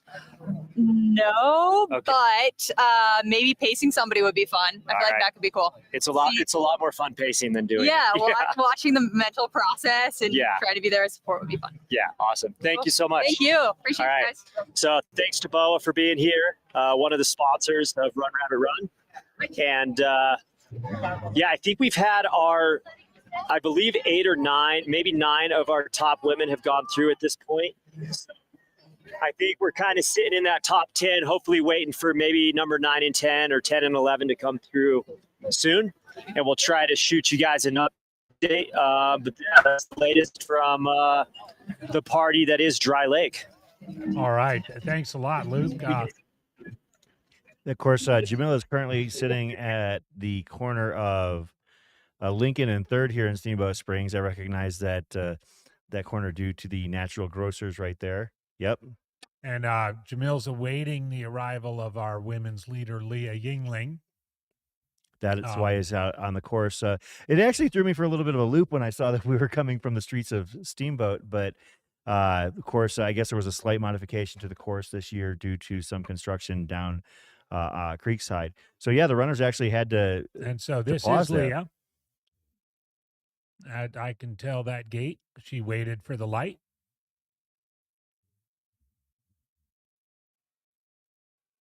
Exactly an hour from when she left Dry Lake at 8:03 elapsed. Current women's leader Leah Yingling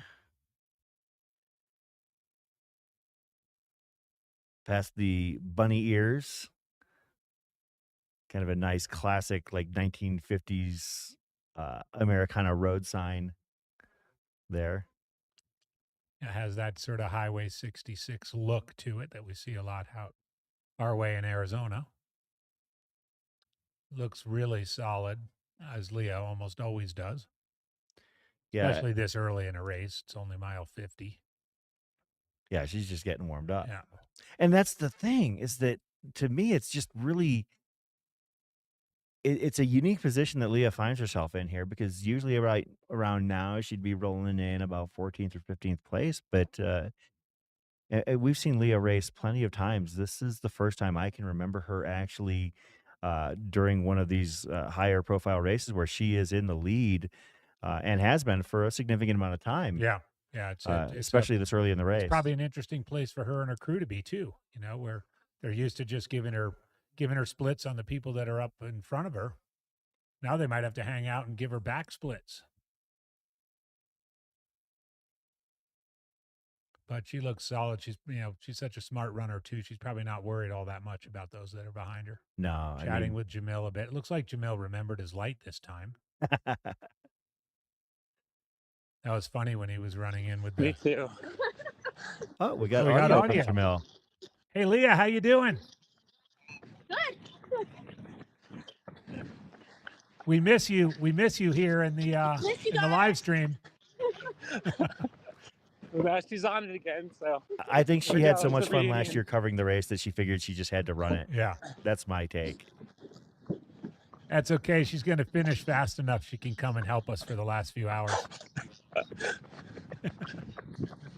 I have a sneaking suspicion that is not what her plan is to do after she runs this race. Is Tyler winning? no, he's in third. It was Rich and Adam together. He wasn't too far back. Leah And then checking Brian on Cornwell her was fourth. her teammate Tyler Green. Like real close to Tyler. Yeah, the Greenlings now at this point Right. It's more than probably just friends. significantly ahead. We It's a don't have the business transaction. calculations on the team competition, but when you've got That's right. F1 and M3 halfway through the race, oh, here we go. Yeah, it looks like Becca Bramley and Chris Helmus are projected at least a good half an hour behind. It's a little different way in than last year. Yeah. Kind of nice. Yeah, no, a little river pass cool. So And you'll on head the straight ahead team and, like, side, you'll yeah, have to like cut you were left, saying, the like they did Greenlings last do year, and then have, go around the according to the backside. calculations in the Yeah. system, I don't have the insight Last time they into were on the how opposite it's side, cumulative but there's like time. construction, and I I think they're building believe. condos. So they went right by those Christmas lights. based on But what then we're I seeing, cut yeah, in the here, you'll Greenlings are in the lead rejoin by it right about here. 30 minutes. You can see the tracking that we're looking at. We don't have any back channels in terms of runner location. If you check out the link at the top of the chat, that's exactly what we're looking at here. Jamil and Leah just having a chat like they always do. Good stuff.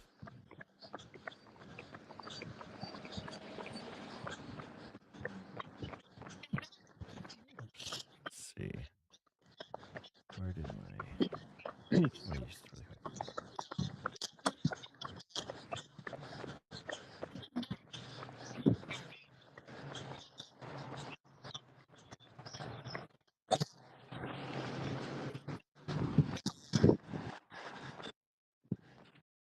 So yeah, Leah just a few minutes out from Olympian 8 at about mile 51 here. Last year's first woman to hit Olympian was Christy Connect, which she hit in about 9:35, and Tara Dower came in about 9:48. Leah is well beneath those numbers here. Yeah, she's at 9:08, 9:09, right? 9:09, and she's less than 10 minutes out. Moving very well. And as we saw when we last spoke to Zoe, that her crew is already in place.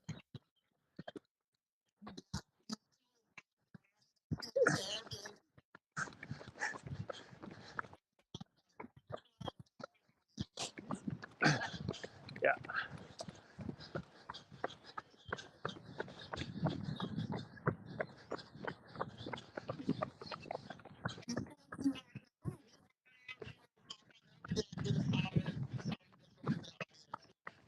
So yeah, they kind of have to do like a little bit of a loop around, because where she was coming in 3rd Street, she actually had to head the other direction on the main road, and then she took a right turn to go down to the river and over that, and then now she's kind of backtracking a little bit. That's the way that the course is modified this year. Good little strategy analysis here. You'll see that Leah does not have a pack on. You know, she met her crew up at mile 44 at Dry Lake. She's just got a couple of handheld bottles.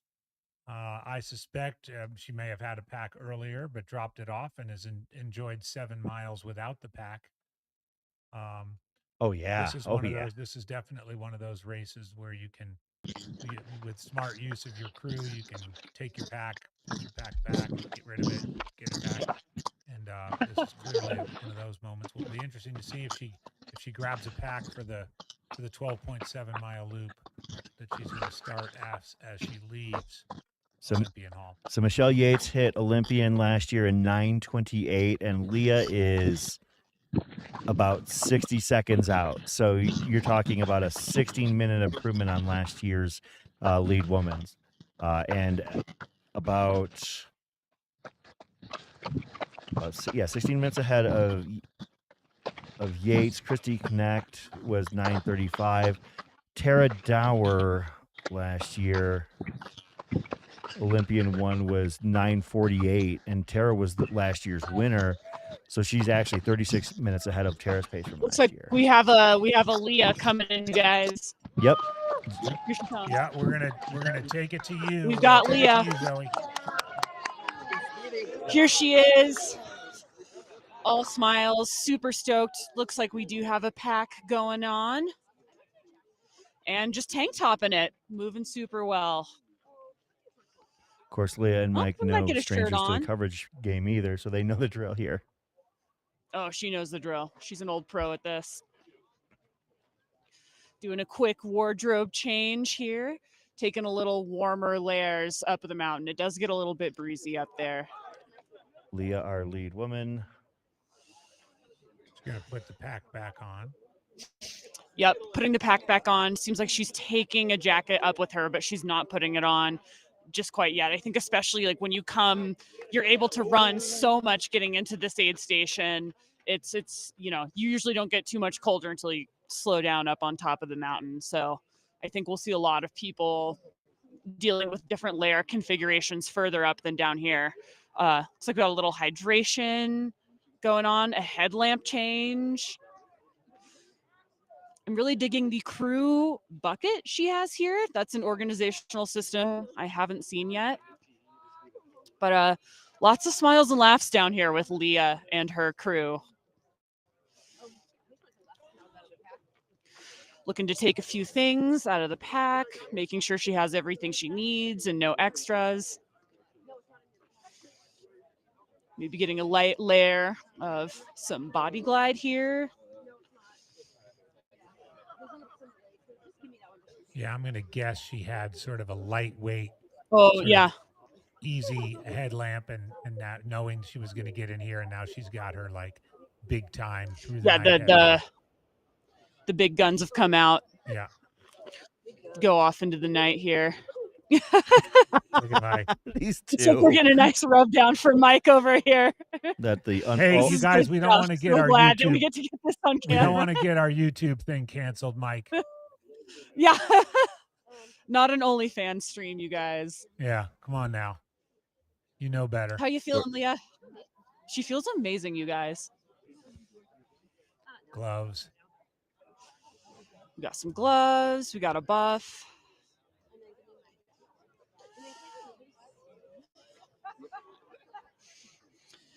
But yeah, definitely taking a little bit more time here, making sure she has everything she needs to go out on this 12-mile loop. This is not the ideal place to try to shave time. You can lose a lot of time if you don't have what you need. You end up stuck on top of the mountain.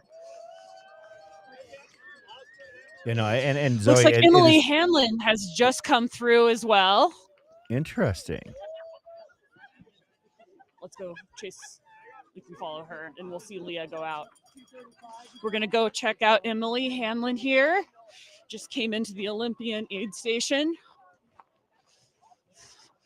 Leah's still looking pretty chill, taking care of herself, making sure her cuts are doctored up before she heads out. Looks like Emily's getting aid a little bit further down the aid station. Don't know if we can quite get a visual, but looks like she's doing a pack change as well down there in the pink shirt. Okay. I think I lost them. No, we got you. And Leah is off. She is out, absolutely cruising out of the aid station. she'll cross that timing mat, quite and we'll get an solidly. official. They're still about split. 15 minutes ahead of where the women were last year. Just really cool stuff to see.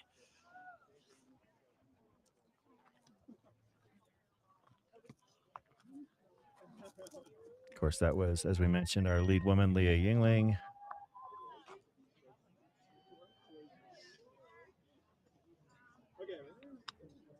This looks like Michelle Yates. 34. I lost my audio. We can hear you just fine, Zoe. Oh, here we if, go. Oh, perfect. Awesome. Well, Michelle Yates just rolled in, looking a little focused, probably not quite where she wants to be. And she's out of the aid station already. Just absolutely no time here. Sort of did like a walking crew situation, and she's already headed up the hill.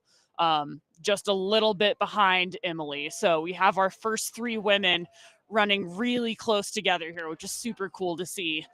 You just love to see a women's field that's so competitive and running so close together.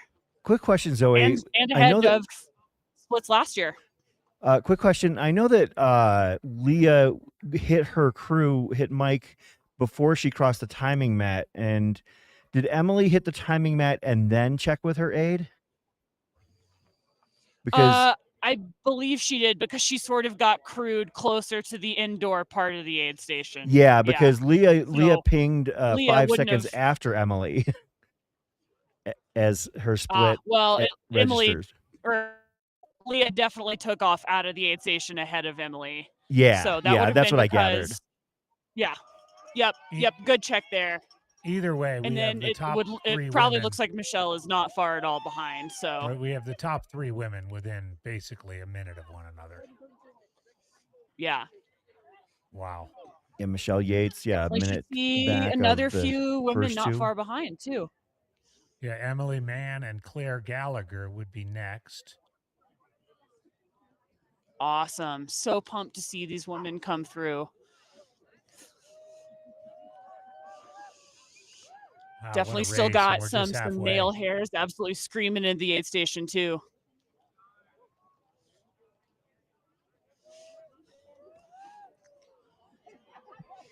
And Tortoise is rolling, and I think that's one of the things that makes this aid station so fun. It really does have a half, like maybe business in the front, party in the back sort of atmosphere.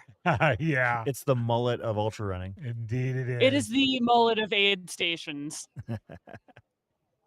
There's definitely a lot of thermoses out here. Who knows what's in them? I could take a guess. It's great. One of the things I love. Go ahead. Go ahead, Zoe. Oh no, I'm listening. Just Now, one of the things I love about covering all of these races, whether it be here in Steamboat Springs or Silverton or Auburn, or down in the Phoenix area, is that each race has, quote, that aid station. And right now you are at that aid station. And I love the vibe that you get, and, whether it be, Forest Hill or Uray or, Haviland headquarters, like you get those kind of feelings. And for Run Rabbit Run, Olympian is that aid station. You hit it twice, and it's a nice. Oh, we have Claire Gallagher is here in the aid station running an F4. Yeah, did very well. Looking really strong and composed here. Let's see Yeah, if we Claire can gained some got the time camera there. on her. Yeah, really not far behind F3 at all. Looks like we're doing a bottle change. Claire was 9 minutes back of F3 at the previous aid station. Yeah, looks like she's making up a bit of time here. We have a Claire Gallagher for President sign here at the aid station. I'd endorse that. I can get on board with the Claire Gallagher presidency. Well, she has experience running.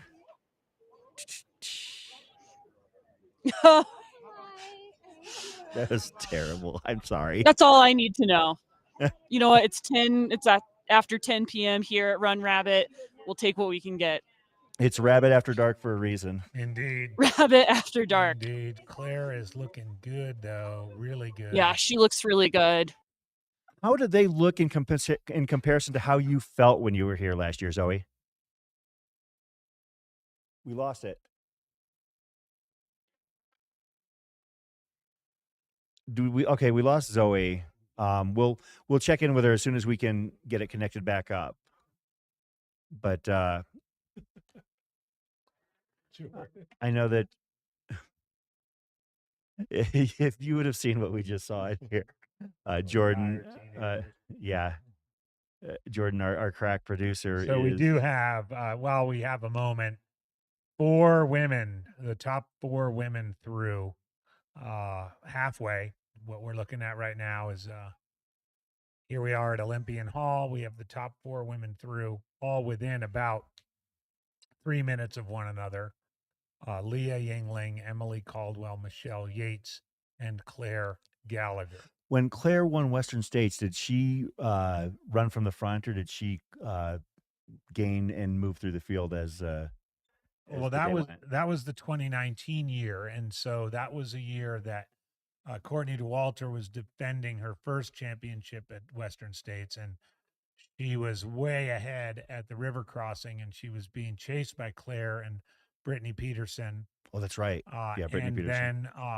Then Courtney got an injury and ended up having to drop at Green Gate, and Claire and Brittany basically ran stride for stride from the river crossing all the way pretty much to about 100 meters before No Hands Bridge, where Claire made a move and I can get back on. ultimately finished ahead of Brittany by about 3 minutes. But no, it was probably one of the most dramatic races in the front I've ever seen at Western States between Claire and Brittany. I think that they would both probably say that as well. When she won Leadville, she ran from the front most of the day. So she's accustomed to doing a little bit of both, but I would suspect, that she knows who's in front of her, and she knows all 3 of those women are not going to fade. All right. So she's going to have to just kind of keep doing what she did. Now she put, she was 8 minutes back, and she's now 4 minutes back. It was a predominantly downhill section. Claire's really good at the downhill. She's really good on runnable stuff. This 12.7 mile loop, especially the second half of it, has a lot of runnable kind of town trails, mountain bike, stuff with lots of switchbacks. I wouldn't be surprised if when they came back here for the second time, about the 100K mark, that she was even a little bit closer. Yeah, I don't know if you guys can hear me up in the studio, we can but hear I you. think you're spot on. We got you. Yeah. Anyway, to your point, I think we'll definitely see some really interesting movement up on the mountain. I think there tends to be Jordan's a getting good a workout here. good bit of shuffling in both fields. Oh, you don't have your headset in. Zoe's in our ears. Okay. So. No, Zoe, before we lost contact with you, one of the things I was asking was, how do these lead women look with, how do they compare with how you felt last year getting here? I mean, I would say these women look amazing. Michelle looked pretty focused, but I mean, Leah all smiles, Emily quite focused, Claire smiling and focused.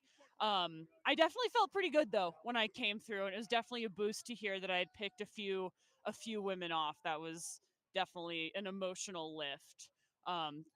Knowing that I had gone from outside of the top 10 to inside the top 5, I was like, all right, game on. I definitely remember screaming as I ran through the aid station, feeling so stoked just to run into the night, which is a super fun and exciting part of this course. Yeah, of course, there's not an aid station of consequence out there on this loop, is there? No. There's 2 very minimal aid stations. There's not much of consequence out there. Yeah. It's a lot of time to enjoy oneself up there. Yes, indeed. But you get to see your crew, you get to see the huge crowds out here. There's still some tortoises that you're running through. But then you get to Dry Lake, and things have sort of winnowed down to a few fewer crews. And then I sort of kissed my crew goodnight and sent them to bed. So you got 30 miles of alone time up there, which is pretty trippy and fun. As we mentioned, it looks like we've got the top 5 women through Olympian for the first time. They are doing a 12.5 or so. Did you see Emily Mann? Did I miss her? Yeah, I think we had her. I didn't see Emily Mann. Oh, but okay. she could have. her Oh no, I do tracker see went her. She's actually just now leaving the aid station. Okay, there she is. Tank top in it, looking really smooth and strong. Absolutely hammering up that hill with Jamil. Did Yeah, you all throw these on women another are layer? moving Because some of these spectacularly women well. are not throwing on a lot of clothing out there. No, and that is just, I think that really speaks to how well they are moving. You Yeah. know, like they're planning on running a lot of that uphill, power hiking it with a good bit of power. And I think that that's one of the really tricky things about this course is if you're moving well, you can thermoregulate pretty efficiently. But the second you sit down, the second you spend a little too long picking out your soup at the aid station, things can change really, really quickly. I'd even heard from a few other runners that they were trying to avoid going indoors to the aid station here to avoid those huge temperature swings from being outside, going inside, and being worried that that would sort of mess with their temperature.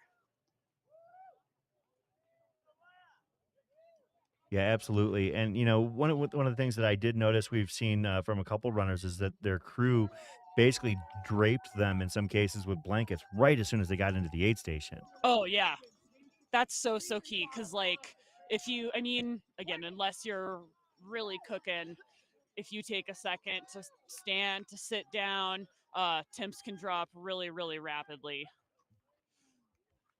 And that can mess up your nutrition, your hydration. It just can really mess up your whole effort. And I don't think we've seen any, I think we haven't seen any of the top women sit down, none of the top men. They're grabbing pizza to go, they're grabbing gloves, and they're just out of here really fast. Of course, I'm getting a temp reading right now. According to my phone, it's 45 in Steamboat Springs. Feels like 43. I'll take the under on how that feels I will out there right definitely now. take the under. I gotta say, my hand on the microphone feels a little chilly. Wait, can we get Zoe some gloves out there? And I neglected to bring gloves, so that one's on me. But there's I'm seeing a lot of puffy coats, a few puffy pants, some puffy blankets. But I mean, it's fun. It feels like a big old camp out here. yeah, It's I like left a my weird mixture of beach chairs and puffy coats. yeah, it is. It's just this impromptu big camp setup that I love outside there, and that'll be that way until into the mid morning. Yeah, Of course, yeah. we're going to see a lot of Yeah. crews out there for some of the back of the packers that are just grinding it out. We're going to have people out just outside. You can see we're actually up at the back end of that shot right there, but they're going to be out there for 12 hours in some cases, maybe more. Yeah, I mean, and I think that is such a boost for the crews as well. Like it sort of feels like Gore-Tex Coachella down here, and these people are putting in a ton of work. So it's really great that everyone gets to have a little fun. Gore-Tex Coachella, throwing that one in the back pocket. New merch idea for you, Fred. Yeah, it's such an interesting race here, as we've talked about. It's going to get in the high country, down into the Carl Meltzer this morning telling us that it's going to get down into the teens probably. Meanwhile, we talked earlier about how you were feeling pretty cooked out there on the climb up along the gondola in Mount Werner, and it was like 70 degrees. It feels so much hotter than the number says during the day, and it feels so much colder than the number at night. Yeah, mountain weather, man. It is pretty trippy. And again, I think with not a lot of cloud cover, it's definitely get really chilly tonight. And I hope these runners are ready to insulate as they head up towards the continental divide. You can see now we've got a shot as we're talking to our field correspondent Zoe Rome. She's actually just outside the door, but out at where the runners are going to hit that midpoint aid station at Olympian Hall. That was the inside of the station. This is the outside of it. The actual aid station is in that indoor shot that we just saw a little bit ago. The runners don't have to go in there. As you can see with a lot of the elites, a lot of the Hares, they have their setups already here. Last year, from what I remember, not many hares went indoors except if they were having a really bad time. Mhm. For the most Yeah, I part, feel like as soon as you walk through those doors, you're not exactly putting on an air of strength in this aid station. yeah. I mean, it is. Like if you're in pretzel mode here, things have gone wrong. Mm-hmm. Yeah, I was. Somebody was asking the absolute cutoff for the tortoises coming into this aid station is 2 a.m. So it's 10:30 right now. You've still got For the first time. for the first Yeah. time into the aid station, 2 a.m. And then the absolute second time through is 7 a.m. So as Chris was mentioning, well into the night and into the morning, there's a hubbub here at Yeah. this aid station. I mean, there's definitely some folks here that look ready to work the graveyard shift. Seeing, there was a guy fully in a tent in the parking lot with pool inflatables. Not totally sure what the intended use of those is, but I like it. Here for it. Here for it. It is 43 degrees and we have floaties. Welcome to ultra running. This is how we spend a Friday night. I feel like that's something that has come with the advent and the explosion of these races. I was not around back in the dark ages of ultra running, such as my partner was. However, the idea that some of these crews go to great lengths to keep themselves mentally engaged and entertained as they're going along the race. Yeah, I know when when my partner and I run races, we have an inflatable unicorn that we call the Croonicorn, that has a horn that spits bubbles into the air, which is pretty fun. Not just because it's a fun Croonicorn, but actually it serves a bit of there's like a utilitarian purpose in that when you're coming into an aid station, you're trying to find your folks, and your folks are the people with the giant inflatable bubbly unicorn. Smart. Makes finding your crew a little bit easier. Yeah, for a race with 400 plus runners, that's absolutely a great idea.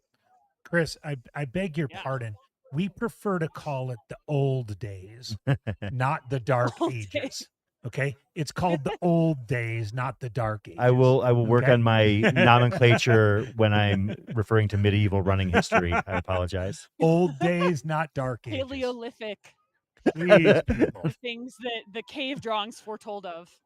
Yeah, waffle soles and flat Coke days. You should have seen the shoes we used to have to when I had to duct tape that Gatorade bottle to my hand.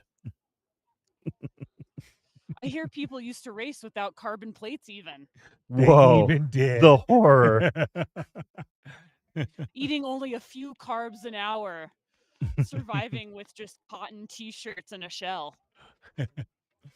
Indeed, and we got the carbs from things like apple pie from McDonald's that would burn the roof of your mouth. Oh my God. Actually, I'm not sure that that's that much worse than some of the gels we have to force down. Yeah, it's totally not. I could be open to it. Yeah. Yeah, I personally honestly can't. I mean, I squeeze it can into do a gels flask, like in between take aid it. stations, but I can't do them like as a soul fueling source. It's just my body needs like real food for 100-miler. Great camera Yeah, shot. you know, Both. previous to Leadville, I had been all gels all the time. I started working in a few different potato products and started really liking that via mashed potatoes and some tater tots. Oh yeah, there you go. I think that real That's food neat. kind of also has a psychological effect. Like when you're like strictly gels, your mind is in that spot. It's pure race mode. And obviously you want to be in pure race mode. But once you're eating real food, you almost feel like a human again as opposed to a machine. It becomes a lot harder to lie to yourself about having fun when you're just forcing down 10 different lemonade flavored mixtures. That's for sure. You can sort of sugarcoat some of the dishonesty with the right potato product. Well, then this is a perfect segue since we've done the potato chip conversation in the chat. Let's expand it, dear friends in the Mountain Outpost chat. Your favorite potato product. Your favorite potato product. Could be a- Period or could be a Tachos knish for life. for Period. Okay. Could be okay. I mean, it should be for Okay, both. there we go. Open it up, right? For everything, for life, it How could many be a different potato forms of chip, performance potato potato are there? knish, a potato pancake. Oh my We've got goodness! someone doing cartwheels through the Whoa. aid station. Absolutely hammering. Fantastic. Holy cow! Call the Looks like the best day of chiropractor. anyone's life. Goodness me! Might have dropped her pacer. Couldn't keep up. She was doing cartwheels down the hill. Literal cartwheels. Favorite potato product? I would We say got loaded baked potato, tater tot jumping right in. I would say a good fried like lyonnaise style breakfast potato with burnt onions, like kind of adorning it. Like that right there Now we're is talking. All right. that's a little slice of heaven for me. Someone from the upper Midwest obviously weighing in with a latke or latka, however you say that. Latkes. Yep. That's a solid move. That's a good move. Pierogi is always a good one. Yeah. Pierogi's legit, That yeah. counts as potato Oh, products. I forget the pierogi. Oh, yeah. You know, I was actually shocked to see a lot of athletes going for the pierogi as early as mile 25 out here today. There you People go. putting the pierogi to work early. Well, I tell you what, if either of you are ever fortunate enough to run Hard Rock, the pierogies up at Kroger's Canteen, I think are the finest pierogies the world has ever seen. Finest and highest. Absolutely. Pierogies at 13,000 feet. I mean, outside of like small villages, maybe in the in the Himalayas, you're probably not going to get that kind of. Oh no! Just imagine and it goes very well with the mezcal shot that they shove in your face too. It's a strong move. The pierogi and the mezcal kind of balances out in the end, right? Yeah, it makes the descent a little bit. Well, let's just say it goes a little bit faster. Well, you know, you want to be a little bit looser, right? When you stiffen up on those technical descents, that's no good. You want to kind of flow with it. Yeah, you want to keep yourself. Oh, here's another potato product, and this is cheating, but I actually ordered some the other day. Carne asada fries. Carne asada fries. That sounds amazing. It's cheating. It really is. Basically, you're taking nachos and replacing them with French fries, like the chips. It's Well, what is it? What's that stuff that the Canadians eat? Poutine? poutine. Poutine's legit. Are there potatoes in that? Yeah, it's French fries. There you go. French All right, fries we got and a gravy. big All right, there you pack go. of folks coming in here. That probably counts. Yeah, absolutely. We got some classic mashed potato folks weighing in the chat. Very good. Shout out Leslie. I mean, when we get later into the night, we can go for Thanksgiving sides and all of that. But we're sticking to potatoes right now. No, I had a huge pizza from that place right down the road from our place. A really good pizza. Which pizza place did you go to? I missed this. Well, you were sleeping. And it was Got awesome. some very hyped tortoises continuing to come through the aid station here. And there's beard of the day. Yeah, so far that's definitely in the team photo.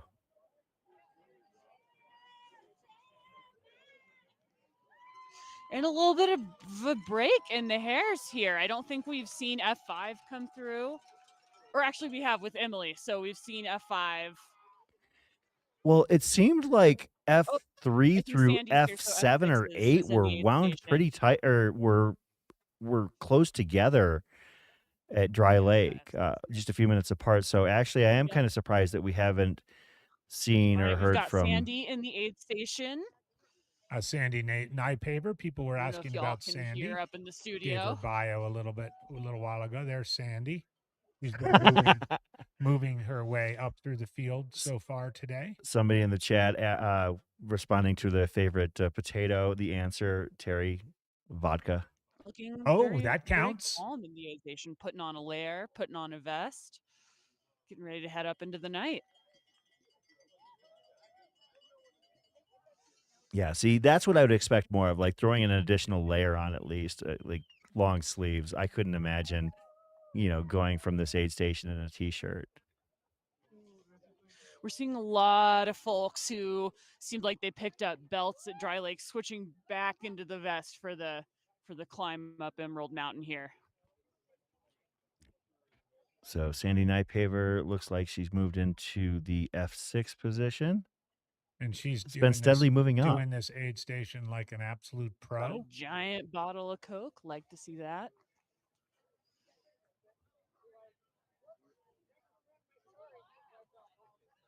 Like seltzer as well.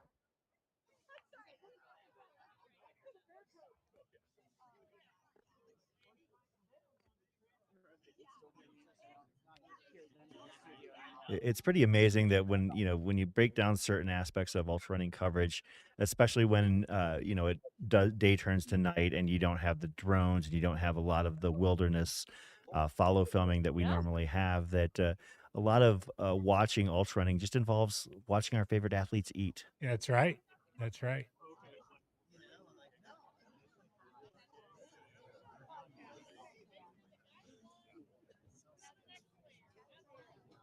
Burgerville hash browns, chili cheese fries. Oh, this is some great stuff. Papa con huevos rancheros. Let's go, Sandy. You look amazing. There goes Sandy Nightpaver. Yeah, Sandy. As you mentioned, what we would say grizzled young veteran. Yes, 36 years old, but has been through it. 15 years of 100-mile experience at that age.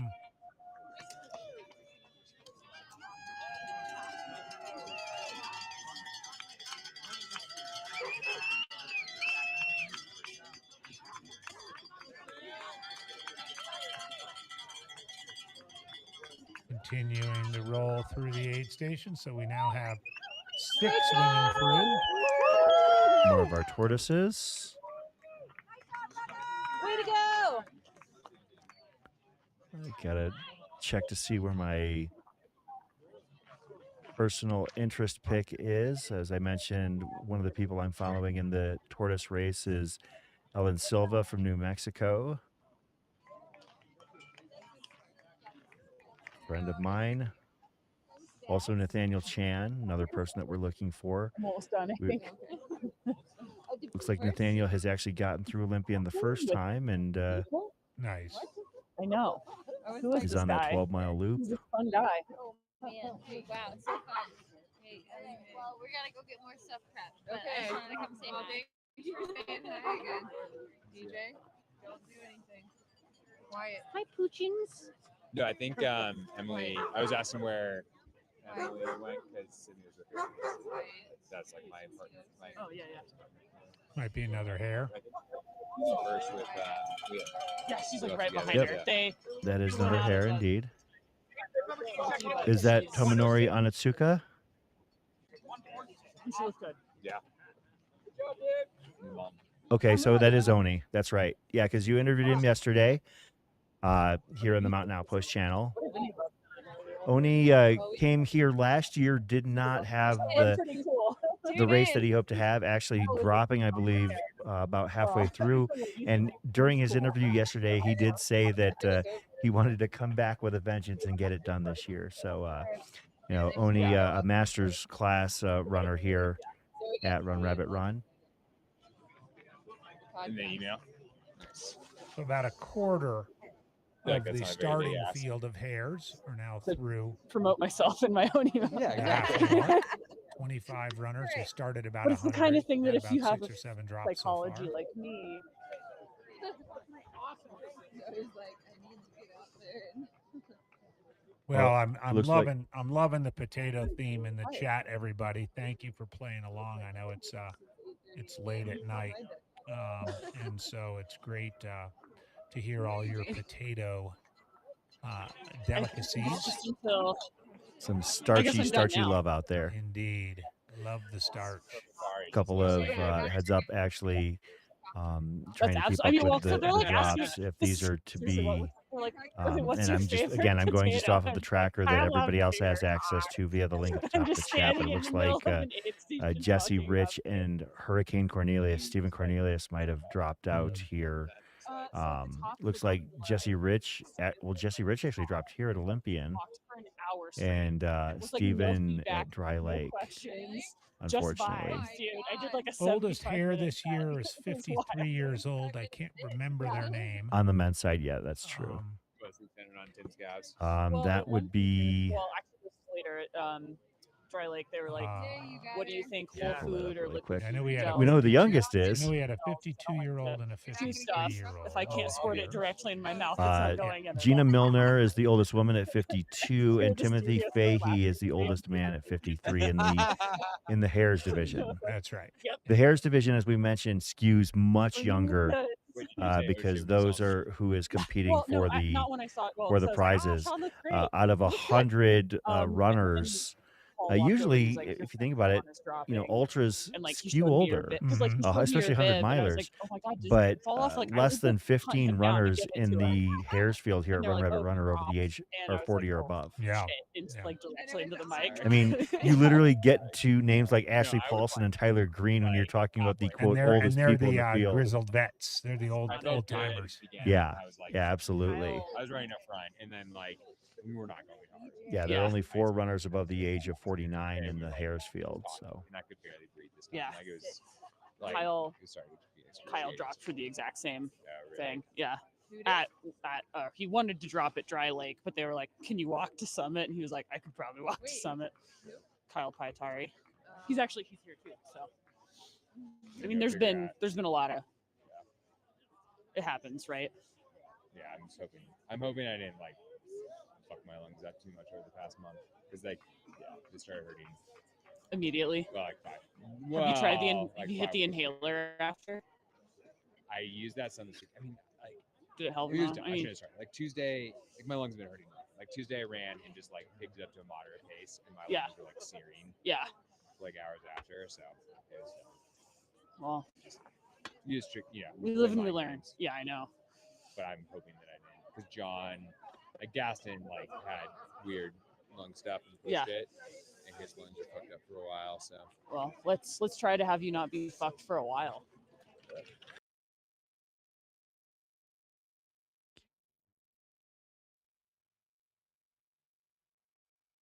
This shot, once again, for those just tuning in, is the Olympian 8 here at mile 51. Well, that's not entirely true. It's both mile 51 and mile 63 here at Run Rabbit Run 2024. Chris Warden with Andy Jones-Wilkins, who is, looks like he's grabbing some coffee or searching for some. We're actually going to be on, at the very least, until midnight local time. It is 48 after 10 here in Steamboat Springs, Colorado.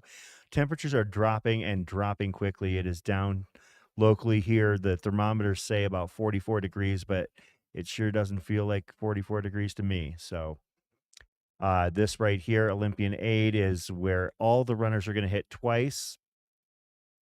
It's an excellent opportunity for the crews to be able to post up for a significant amount of time, because even the fastest runners are typically going to take 2 hours coming out of this and heading on that 12-mile loop, because from miles 50 to 62.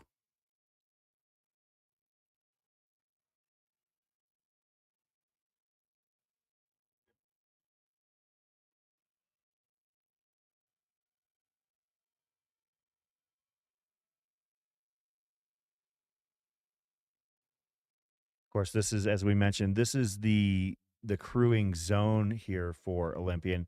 It's there is an aid station that the runners can access if they choose to. Jordan, can we pull that up and show the? So it's inside the bottom floor of Olympian Hall right here, where all the volunteers are, and you can see some of the runners. Later in the evening, this is going to turn into Carnage Hall. And a lot of people, I remember last year vividly seeing people sprawled out all over that floor. And I'm not just talking the back of the Packers. There were people of all levels, some very notable runners that were in a pretty rough way here at this aid station. So not everybody elects to go inside. Some are trying to avoid the sweet embrace of indoor heating at this point in the race. because it is going to get cold. Right now, they are heading, when they're here, they're back down in Steamboat Springs at about 7,000 feet elevation. But the race crests out at about 10,500 feet. So you get exposure, you get elements. The coldest temperatures will be, 20 degrees or below Fahrenheit potentially. So, and this is after at 10,500 feet being in the low 70s, which feels a lot warmer than it sounds.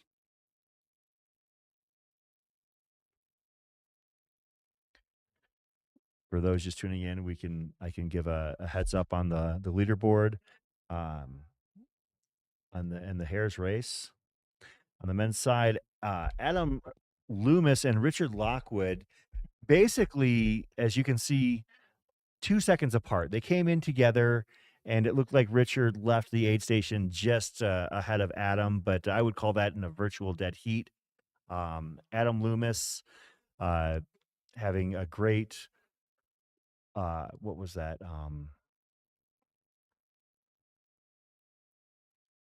A great race at the Bear, actually. And then Richard Lockwood, the 2022 winner here. Tyler Green, no stranger to 100-mile podiums. In third place, Brian Coolmo.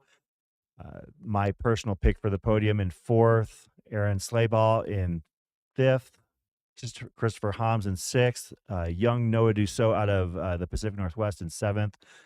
Michael Medina and Carlos Ribal in eighth and ninth. And I think that needs to be updated because, hey, buddy, you got a minute? Yeah. Oh, yeah. Come on in and have a seat. And so let's flip up the women's leaderboard here really quick as well, because we're going to have to address that here. Okay, that's definitely not accurate, because I know that Leah Yingling is in first place, Michelle Yates is in second, and Emily Caldwell is in third. Claire Gallagher's in fourth, and Emily Mann is in fifth, Sandy Nypaver in sixth. So those are the 6 that we know are through Olympian right now. And as we just mentioned, our women's leader, Leah Yingling, we are here with somebody who is very, very tight into her success today so far. Mike McGonigal. What's up? Welcome, buddy. Dude? Good, man. How you we doing feeling? here? We doing okay in here? We're doing okay in here. Hey, can we get the shot? We can introduce our new guest. My microphone sounds Is good. the microphone on? There we go. There's Mike McMonigal. How you doing, Mike? So good, man. We're out here. We're out here. This is it. September of hundreds. We're in the thick of it right now. As you can see, it is a bit chilly out there because. Man, it cooled off fast. Yeah. Well, I'll be honest. I was shocked when Leah just switched into another short sleeve shirt for this section. I thought that maybe she'd throw on like a long sleeve layer or something. She put she had like a light jacket around her waist though too. Oh, smart. So, yeah. And then like, yeah, it took. So September of hundreds. Tell us about that. You've already done September of hundreds, man. September is you hot. did UTMB. So September of hundreds is like a term that Leah and I sort of coined for ourselves over the years, because every September we just find ourselves Doing almost hundreds. every weekend like at 100. Yeah. And usually the weekends that we're not at 100, we're often at like another ultra that's just not like September tends to I had a feeling that was pretty much your entire calendar year, not just the well, kind of, but maybe it started with September. But there's so many great things happening in September in the trail ultra community, right? And I don't know, one of these days I think it'd be cool to like run a few of them. Run a few of them, just yeah. make that a little personal Yeah. kind of project. I love September. It's my birthday. Oh, there you go. So So I think it's a great month for hundreds. What- You get the summer to train. You get usually beautiful weather. And, yeah. One of the things that we've talked about in the recent hours since Leah took the lead here in the race is that it's really early for Leah to be taking the lead in the race. I mean, she is usually somebody who bides her time and paces herself, and it's not uncommon for her in a high-profile, high-caliber field to be, kind of lying in wait in that 15 to 20 range and work her way into the top 5. Yeah.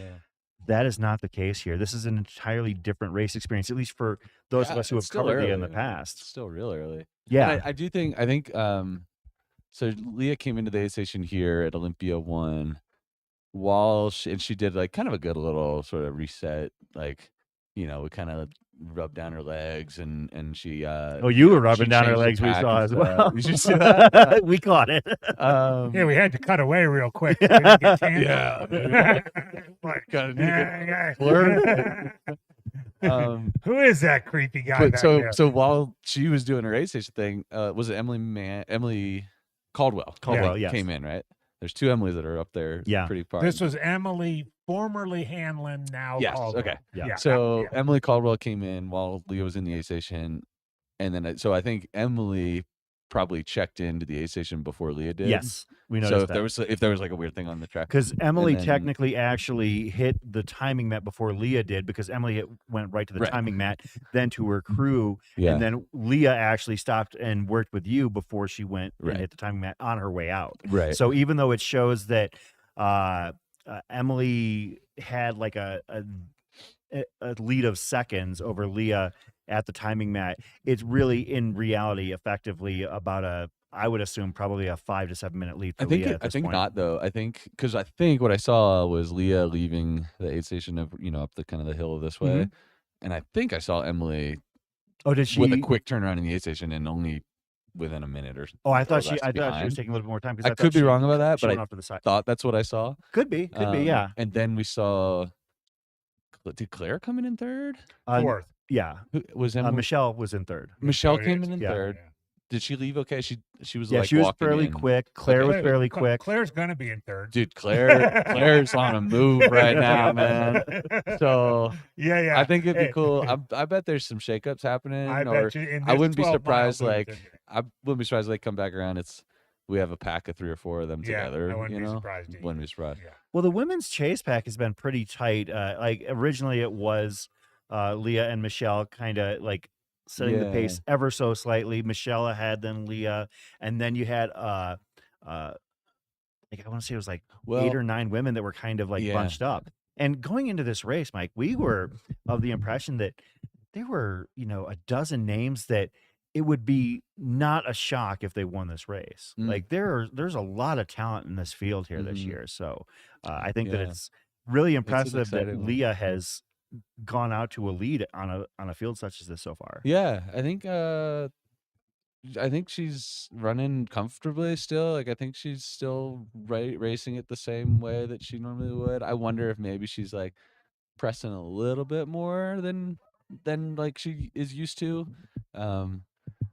But she's also just always running in literally like the most competitive fields in the world. This is true. And like, I mean, obviously this is a very competitive race, but it's not Western States UTMB type Right. Yeah. depth quite. So like, yeah, I don't know. I think it's really cool that she seems to be doing what she normally does, and it is putting her towards the front of the field. And I'm curious to see, because we haven't really seen a race like that before, like maybe that helps. Like maybe that helps her mentally and emotionally with like some adrenaline when it does Yeah. start getting harder later. Like, but now it's like I'm not trying to hang on for top 10. I'm like, if I can keep working, I could get the win or just whatever. Like, yeah, it'd be cool to see how that I think shakes it's out. interesting too from a crew standpoint for you guys. You've crewed her a fair bit, and you're usually giving her an idea who's in front and how close the people are in front of her. Now it's kind of like there's no one in front of her. She's not chasing anybody down. She's gonna know when she comes back here. This 100K in. It's kind of like game on. Yeah. Are you just gonna kiss her goodnight and go to bed, or are you gonna chase her around to these next couple aid No, stations? we'll see her up at Dry Lake. You're gonna for go up to sure. Dry Lake, Yeah, man. You Yeah, gotta do it, can't right? miss it. Dude. Yeah. No way. So Mike, are you gonna run this race next year? Because last year you were running around basically as Leah's caddy with the laptop. That's Right, one of the images of last year that is burned in my head is you using a camera or using a laptop camera as a follow cam for a brief section. That was iconic. That was great. And then this At year least in you my mind it was. and this year you're Are taking you care of even her here on taking the field. pictures this year? Yeah, I've taken. You a do have few, okay. just for Nice. mostly Tyler and Leah. Yeah. The green link. More just like personal stuff, not like artsy stuff. No, yeah, just So Leah came in here at about 9:15, 9:16, and that was about 13 minutes faster than Michelle Yates last year. and a whopping 33 minutes faster than Tara Dower's time into this last year. Was that by intent? Was that by design? Did she think I think can? she's a little bit ahead of the estimates that she had, which Okay. are for like somewhere in the 1940 to 20 lows Okay. range. I think is kind of her. Oh, 1940? Because that would be a course record. Yeah. So No, I think that's I what think she's that's gunning what, for. like it's hard because she doesn't know the course. Like she's never been on the course before, and I haven't really either. So like I don't know. It just seems like the course tends to treat people a little harder than most people expect for Yeah. some reason than the numbers might suggest. So all of her estimates and goals are based on, a little bit of kind of a shot in the dark. Mm-hmm. But that was the goal. And like, she's usually pretty like accurate with. She's very analytical. Always accurate. Yeah. So even on courses that she hasn't done before, she tends to be pretty close when she estimates what a good day might look like. So Well, let's be honest. She's one of the most knowledgeable people in this entire sport. I think so. I mean, Yeah. I think that regardless of whether she's running a race, covering it, Yeah. or whatever she's doing, like I would assume that she, even if she hasn't like chewed the dirt on that particular course, she's done the homework, done the analytics, and comes ready to attack the course with knowledge, no matter what her role is on a given day. Yeah, I agree. Yeah. and But let's say you get up to Dry Lake and it's like not going that great. Yeah. Very totally happen. you know how these things go. Yeah. That peak can become a valley real quick. For sure. Yeah. You got to. It could be 2 a.m. up there. It could be you got to plan for 5 that. a.m. or, yeah. You got to plan for that. Like, do you think that through, Yeah, or do you tend handle to that? be? Do you tend to be like as a crew and as a partner, sort of just I'll just take what comes. Yeah. I mean, we've got a baggie of extra gels and stuff like that. If it's trending slower than expected, like stock up a little bit more and. Yeah, I'm probably not at talking point about that start- stuff. I'm talking about like if there's something going on. Oh yeah. No, she wants to finish. Yeah, she wants to finish. Whether it's her best day or not. Yeah. I think we talked about that. Yeah, she's interested in the Hard Rock qualifier. Keeping those tickets rolling each year. Yeah. Yeah, and yeah, she wants to get another. Aside from UTMB, is this her only other race without a pacer? Probably.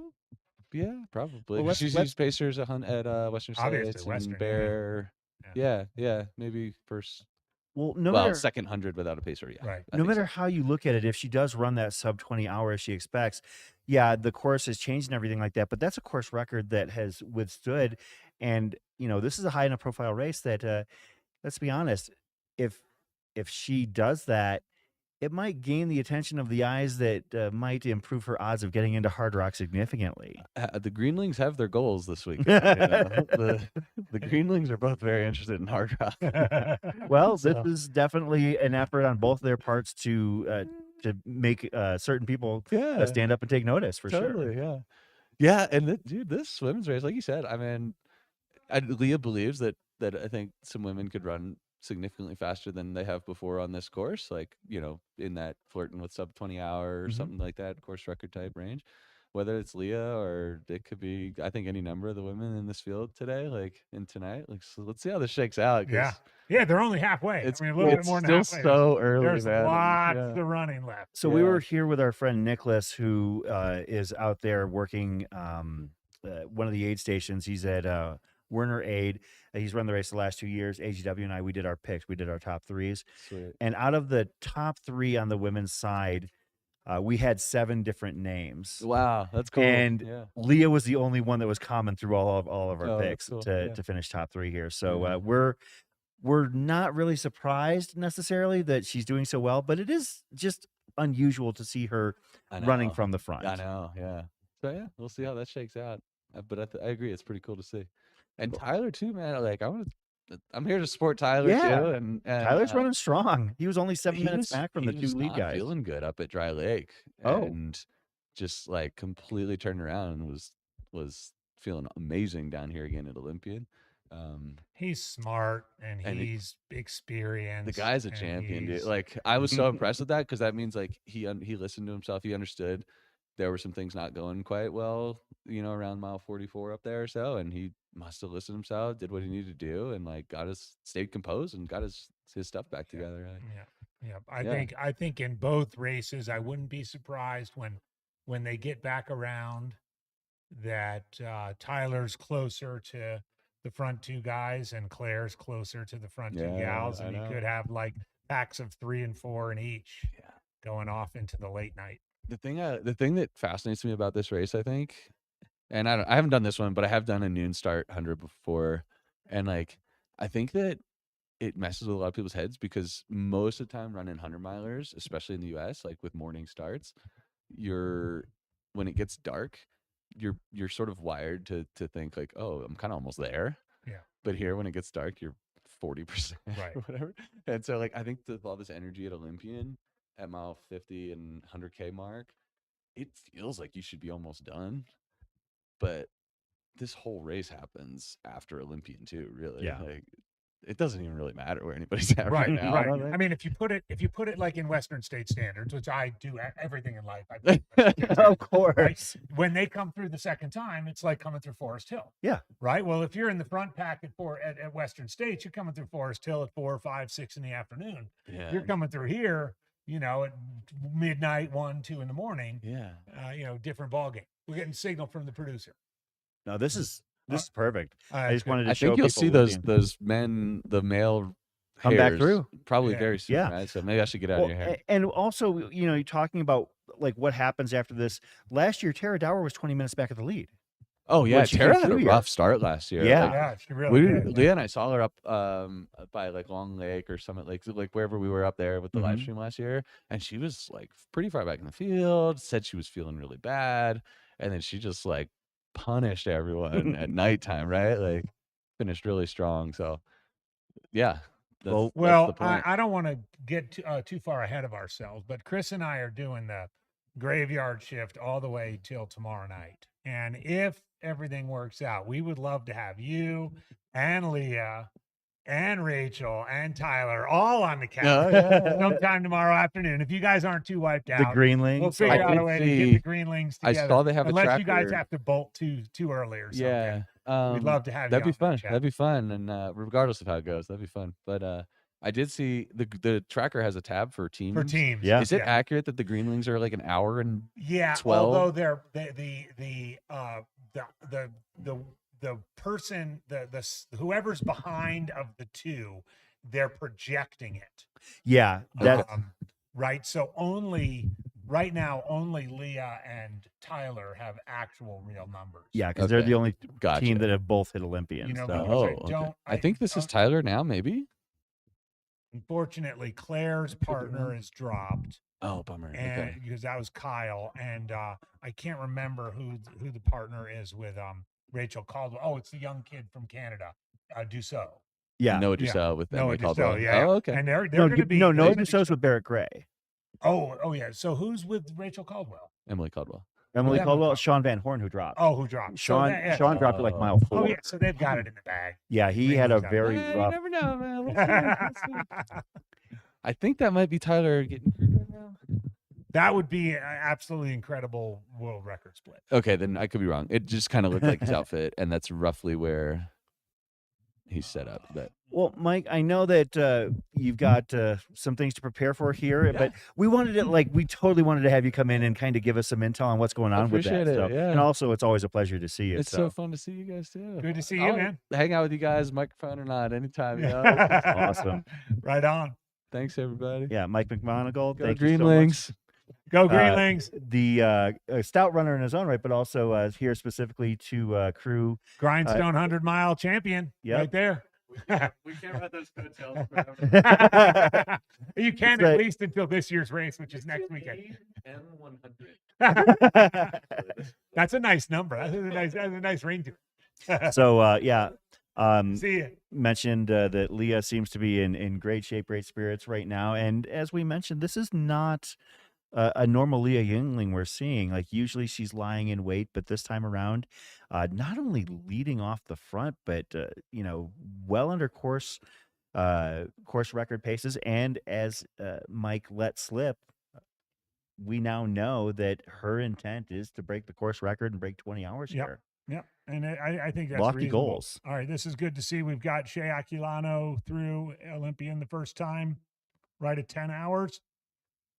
And Barrett Gray, who we're keeping an eye on in her first 100-miler from the PNW, through in 33rd overall, and I believe 12th place woman. Oh, sorry, 10th place woman. So there's your top 10 women officially, wrapping up with Barrett Gray.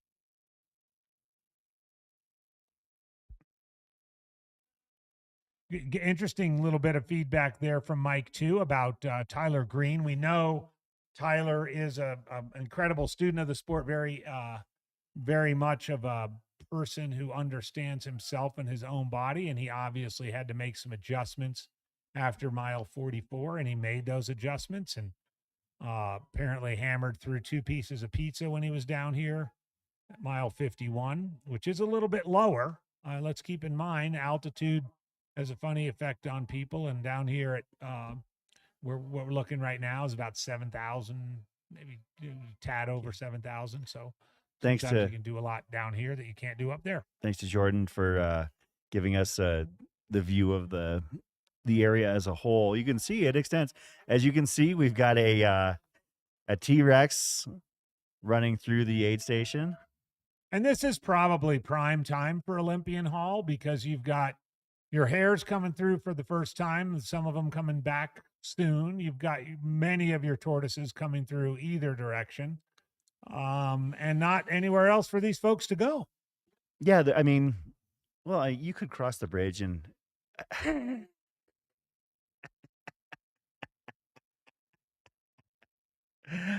I love this sport. You keep it, Jordan. You keep this shot. Don't you lose this.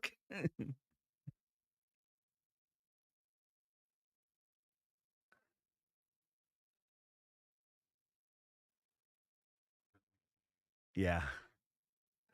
Okay, now we can pivot away, but yeah, that was I don't want to catch the dinosaur going to the bathroom or anything like that. But yeah, okay, so you can see like there's a fairly large space for these crews and runners to find and get themselves a little space to set up. So that right there is the timing tent where they have to cross the timing strip. A few pop-ups for some of the runners, but for the most part here, the pop-ups that are here are a little bit off and a little bit further away, but the setups are more minimal here. You've got maybe chairs, a couple of chairs for the most part, and a bunch of coolers and bags and stuff, but it's not it's not a huge setup because the runners will hit this place at mile 50 and at mile 62, and if your race is going well, it's just all business. You're going to get in, you're going to get what you need, then you're going to get out. And this is the interior of the first floor of Olympian Hall.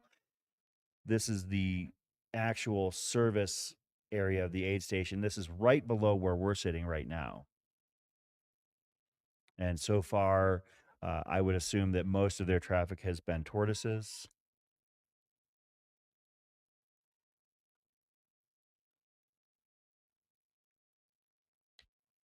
If you're wanting to follow the race as well, you can also do so by clicking the link at the top of the chat that has our leaderboard as well as splits so far here at the 2024 Run Rabbit Run. Peeking over to the tortoise race, might have a little bit of a story to follow here as time goes on. Our overall leader is Catherine Robinson, bib number 370. She is through Dry Lake the second time in a time of 13:58:46. So that's a 50K to go and 14 hours in. Wow. So you're talking, are you talking 21, 22 hours there maybe? Yeah. That would be fantastic for the tortoise race. Robinson, Fruta, Colorado.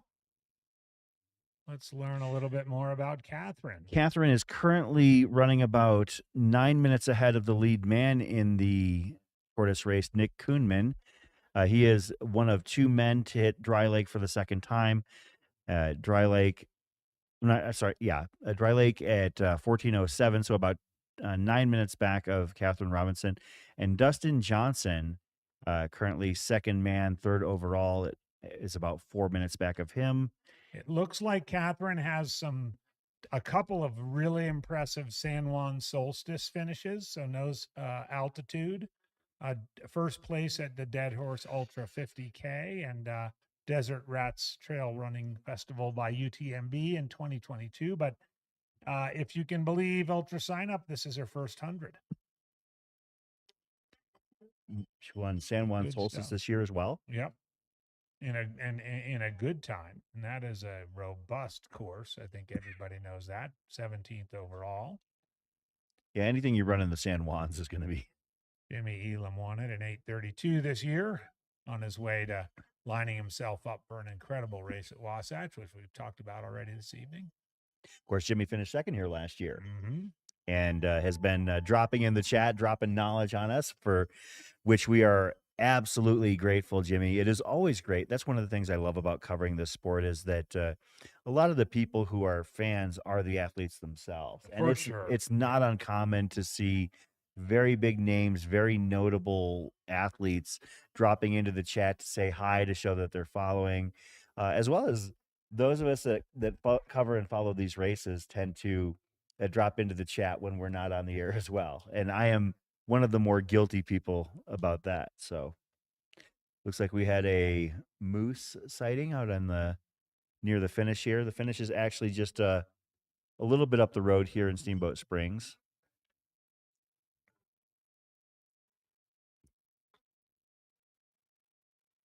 But I do love the setup that we have here at Olympian Hall, where we are so close to the action. That's one of the conscious decisions that Jamil made a couple of years ago in terms of our ultra coverage. We have a studio that we use and leverage in Phoenix, and it's not always plausible for us to get to certain events, like when we covered Mount Fuji 100. I mean, I would have flown there if they would have asked. But yeah, I would have too. But sure. At the same time, it is while we can cover what we can see here in the studio, you don't get the vibe for being there. Right. And that's one of the things I love so much about all of this race coverage, is when we're right there, right on the course at either key junction points or the start line or the finish line. That's what really makes it so much fun, because sometimes when we get done with our shift, or even in the middle of our shift, we just need to get up and reset for a few moments. We can walk right outside that door 25 feet away and look out and see this very shot right here that we've got here. Walk through the crew setups and potentially corral a guest or two along the way, which I think I'm actually going to do here. I haven't seen one of our special guests yet pop in here, but I'd like to see if they would be willing to come in and join us here. So, well, it's probably a good time to do that. I know you like to find your way through the crowd and amongst the people, because you are certainly a man of the people. My partner, Chris Warden, the voice of Mountain Outpost. I hope you all had a chance to tune in to our live stream coverage earlier this year of the Black Canyon 100K back in February, the 5.5 days we did at the Cocodona 250, and the 50 hours straight we did at Hard Rock. It's a labor of love for all of us on the team. Jamil, Jordan, Matt, Bryce, Zach, obviously Chris and I, and the rest of the team, anybody who we can get to volunteer and join us, Tony, guys on the cameras, guys in the drones, Zoe, Don, Ryan, but no, it's all good stuff. And so thank you all for tuning in.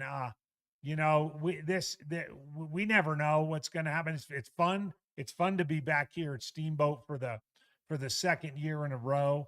You know, Jordan, our producer, he and I, we really got to know each other. It was basically a year ago tonight, you know, late into the night, right here where we're sitting. And then it was a month later, we were shivering in our puffies and our sleeping bags at Javelina. Those of you who think Javelina is a hot desert race, yeah, you know, you haven't seen it until you've sat there in the live stream studio. But no, it's been great, and the friendships we forge among the team and among all of you, you know, the people we get to know in the chat, the people we get to know and who see us at races and who chat with us when we do get out of the studio and say hello. It's just wonderful. And of course, it's not perfect. You know, sometimes the video coverage is a little bit fuzzy. Sometimes the audio blanks out. Sometimes the drone footage isn't as good, or the internet connectivity isn't what we want it to be. But we're trying each time to improve, to get a little bit better. I mean, goodness, Jordan's going to be off next week to the Mammoth Trail Fest out in Mammoth, California for 3 more days of live streaming. There's another Mountain Outpost crew right now this weekend at the Rut in Montana.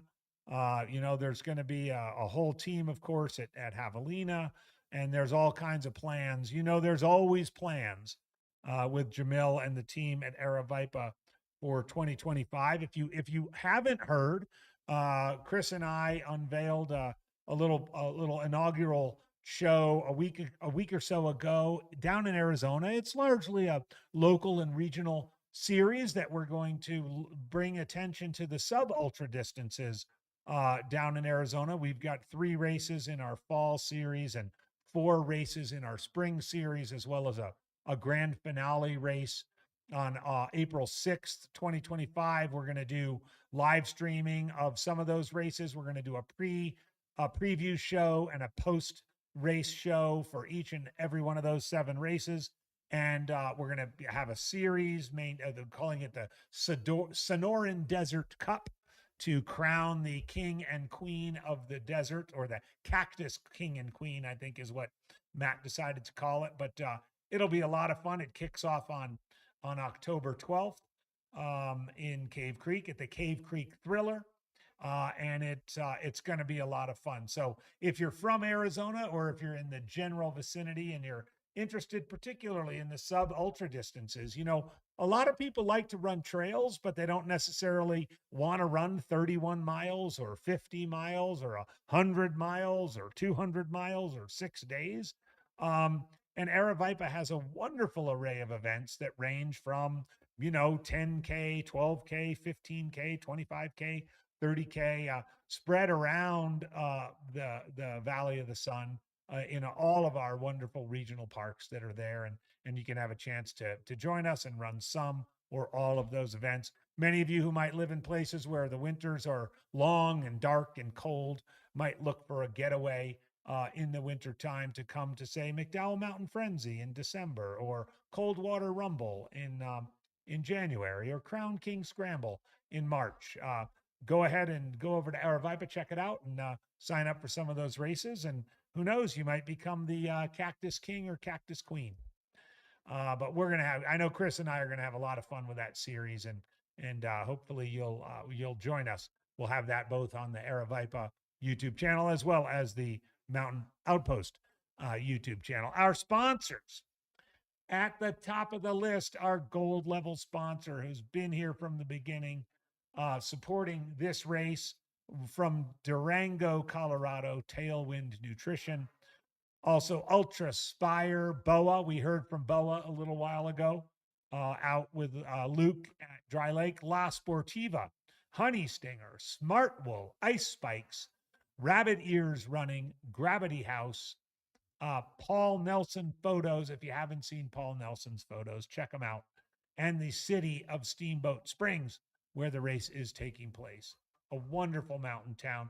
We're in this beautiful kind of ski lodge where the steamboat youth have been training since the early 1900s. There's ski jumps out to our left. There's a training center, high-end training center with with weights and cardio equipment and some incredible facilities.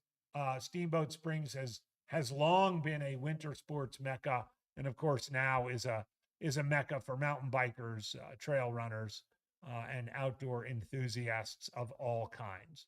And we're thrilled that Steamboat welcomes us to the town every year. A great bunch of restaurants and bars and shops and everything else. And the town is going on with their lives, but you can tell they're excited that the race is here. So thank you, City of Steamboat Springs. We are almost 10 and a half hours into the Hares race, 14 and a half hours into just about the Tortoises race. For those of you keeping score at home, there's a 30-hour cutoff for the Hares race, which means 7 p.m. on Saturday. You have to be across the finish line. And there's a 36-hour cutoff for the Tortoise race, which will be tomorrow night, Saturday night at 9. And as is our custom at Mountain Outpost, we will be here to cover each and every finisher to the extent that we can, all through tomorrow and into tomorrow night. My producer Jordan has given me the signal, so I'm going to pass it over to him. Quick little update.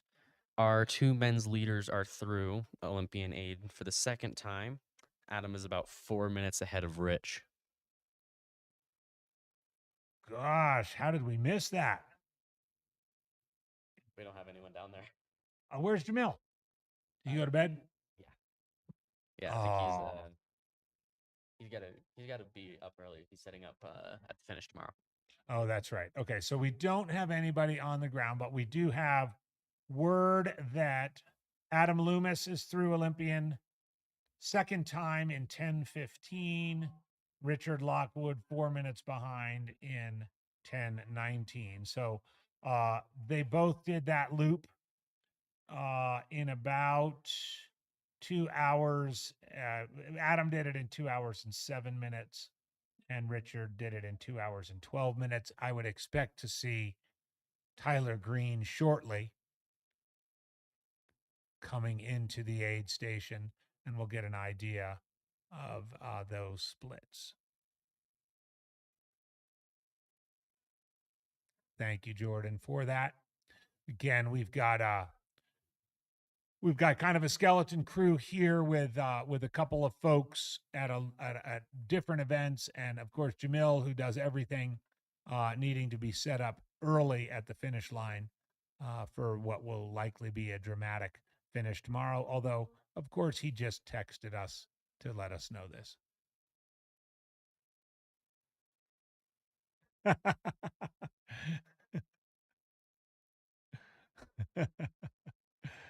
Thank you, Jamil.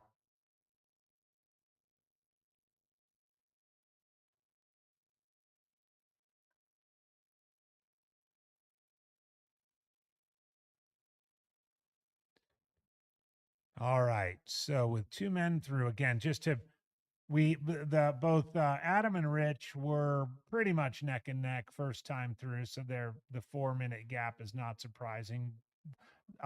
Tyler was 7 minutes in arrears of them, and Brian Kulmo 8 minutes further back, with Adam Slabach 4 minutes further back of him, and Christopher Hamas a minute back of him. So we do know that we've got a men's. We could probably call it a chase pack. I think it's safe to call it a chase pack that would be coming through here, and I think it probably makes good sense. As Chris mentioned, we have a kind of a soft get off the air deadline at midnight, but I think it does make sense to see this sort of front pack of men through Olympian the second time before we ultimately sign off. I do want to give everybody a heads up as we're getting close to 11:30. We are going to go to static cam with no commentary for about 4.5, 5 hours overnight. Chris and I are going to get a little bit of sleep. Dan and Hannes will be on the microphone to bring home the winners of both the women's and men's races tomorrow morning. And then Chris and I will be back on around midday to take us all through to the end of the race. So I know many of you are eager to hear and see how your tortoise runners are doing. And rest assured, as is our custom, once the Hares race draws to a close, we will be directing our attention all across the course to as many different places as we can. Obviously, in the evening hours that we're in the midst of right now, we can't have drones in the air, so our camera footage is somewhat limited at moments like this. But you can be assured that we'll absolutely have drones in the air come sunrise, and be good to go for the entire day tomorrow.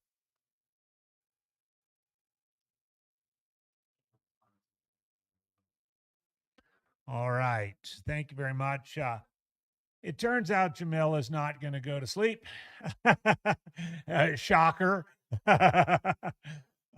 He is. He's going to come back and get set up with his camera, and we'll see some of the action down here. Meanwhile, we're going to get a little scan of the area. You can see this is a big crowd here on this Friday evening in Steamboat Springs. And very excited to have all of you along for the ride on our live stream. Thank you so much for being here. We appreciate it. I know many of you may be getting ready to hit the sack or go on to other things in your life. We look forward to seeing you back tomorrow morning as we conclude our coverage all day, wall to wall, until 9 p.m. tomorrow Mountain Time, to bring home each and every finisher at the Run Rabbit Run 2024 edition.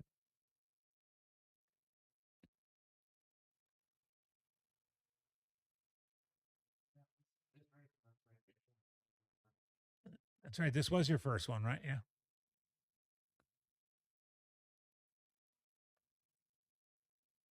And what a year it's been. Jordan reminding me, and I kind of knew this because we spent hours together last year, that this is Jordan's 1-year anniversary with Mountain Outpost. It's my 3-year anniversary with Mountain Outpost. It's probably Warden's 6-year anniversary with Mountain Outpost, I would guess, or whenever live streams started back in the, what did he call them? The dark ages. That's right. The dark back ages. In the dark ages of live streams. Back when our runner tracking involved pointing a camera at a computer screen at Desert Solstice 2018. That's right. The Montreal age of live streams. Now that's a nice deep dive right there. The duct tape the Gatorade bottle to your hand age of live streams. The Cool Max age of live streams. The Cytomax age of live streams. Can I go deeper than that? The Vaseline age of live. Okay, now you could be careful with that kind of reference there. But so I went on a hunt, and you lost our special guest. I did, and frankly, I am going to be very disappointed the next time I see Kevin Goldberg, because I did not expect. He told me he wanted to come on. I told him anytime he wanted to, what and he hadn't come by yet. Fan. What a fair weather fan. I tell you, he only wants us when we're covering his race. That's right. Goodness me. Kevin Goldberg. I told him if I ever run Cocodona, I'm doing it without a phone. He was like, how can you possibly do that? Yeah, I saw him down there earlier, and I said, yeah, anytime you want to come on up, we'd love to have you and have some conversation. He probably went off to bed. Well, it's chilly out there. I'll be honest. I walked around a little bit. I did have a conversation with Arlen Glick. I think he's a little bit too busy right now to be coming in here with us. Otherwise, I would have invited him. But he is crewing Aaron Slaybaugh, Butch, and Aaron is currently sitting in 5th right now. And And he said that that he was actually looking pretty strong as he came through, and seems like he's having a very good day. That was per Arlen, who has had success here at Run Rabbit Run, finishing third here last year. So we should switch everything to Butch for Aaron. Yeah, Sleighball. Butch Sleighball. Butch Sleighball. Okay, we can do that. Well, while you were gone, we did see the first two men throw. Actually, didn't see them through, but we heard they came through. So Adam Lumis with a 4-minute lead on Richard Lockwood, and we're awaiting.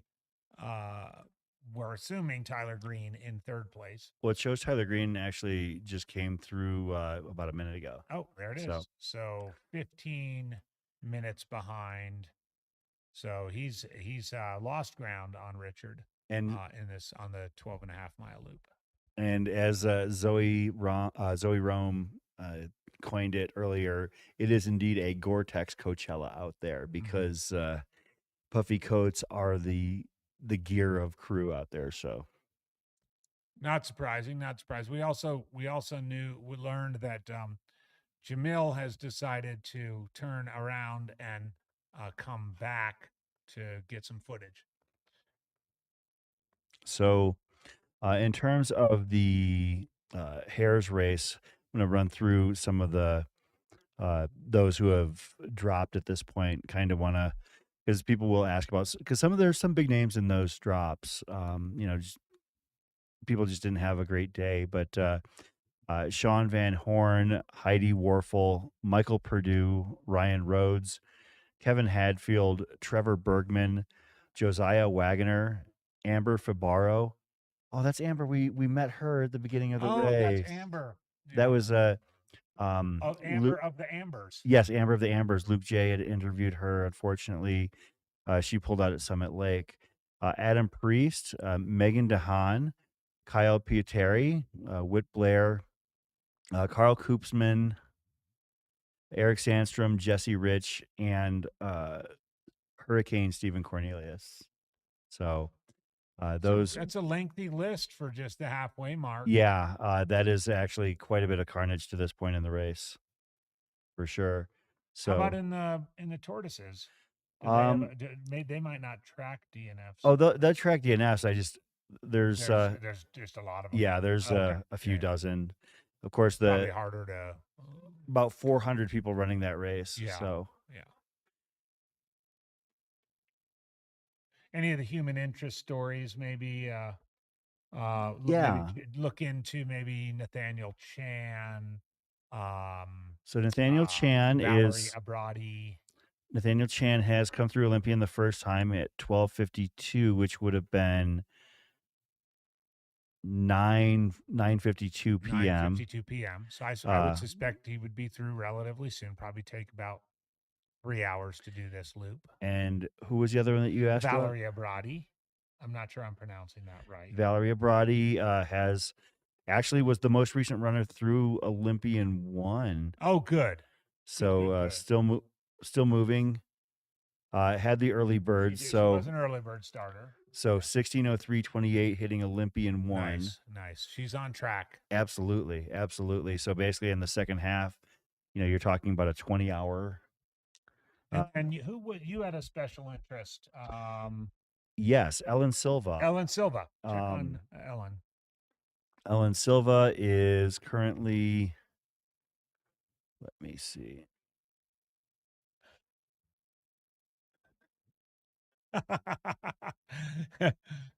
Just got a signal from our fearless leader through the back door. Gave up. What happened? So Ellen Silva actually is through Olympian 1. She's through Olympian 1 at about a time of 14:17. So moving pretty well, looking for. And she took the regular start, right? Yeah. Okay. Oh yeah, she's much too young for the early bird. Okay. So, but yeah, Ellen is 14:17. So you're talking, 31, 32 potentially hours. Okay. So moving pretty well. Very solid. Yeah. As I mentioned, she has top 10 finishes at Hard Rock and Mogollon, so pretty solid mountain runner in her own right. But what was it that I missed from Fearless Leader? Oh, I couldn't tell, but they seem to be working on something. They're all Yeah, always up. They're always up to something over on at the, Mountain over on the Outpost. production side of the screen. Of course, we're going to be on the air here for till the top of the hour from the sound of things. Is that the plan? Yeah, we were thinking we might see this pack of men. But it is 20 to 12. We'll see what Jamil wants to do, but if these chasers have lagged a bit, it might be an okay time to call it a night and then reconvene at 5 a.m. with Hannes and Dan. And of course, yeah, Hannes and Dan in the morning. We'll be taking you through the first part of the day, and then we will come in and mop whatever mess Dan made. That's right. Here, and The call to the bullpen in about the third inning. We're gonna have to long relief. We're gonna have to kill some innings. We're working in bulk tomorrow. We are working in bulk. So if those of you are in the Steamboat area, starting around noon, come on up to the Olympian Hall. Chris and I will be on 9 hours straight.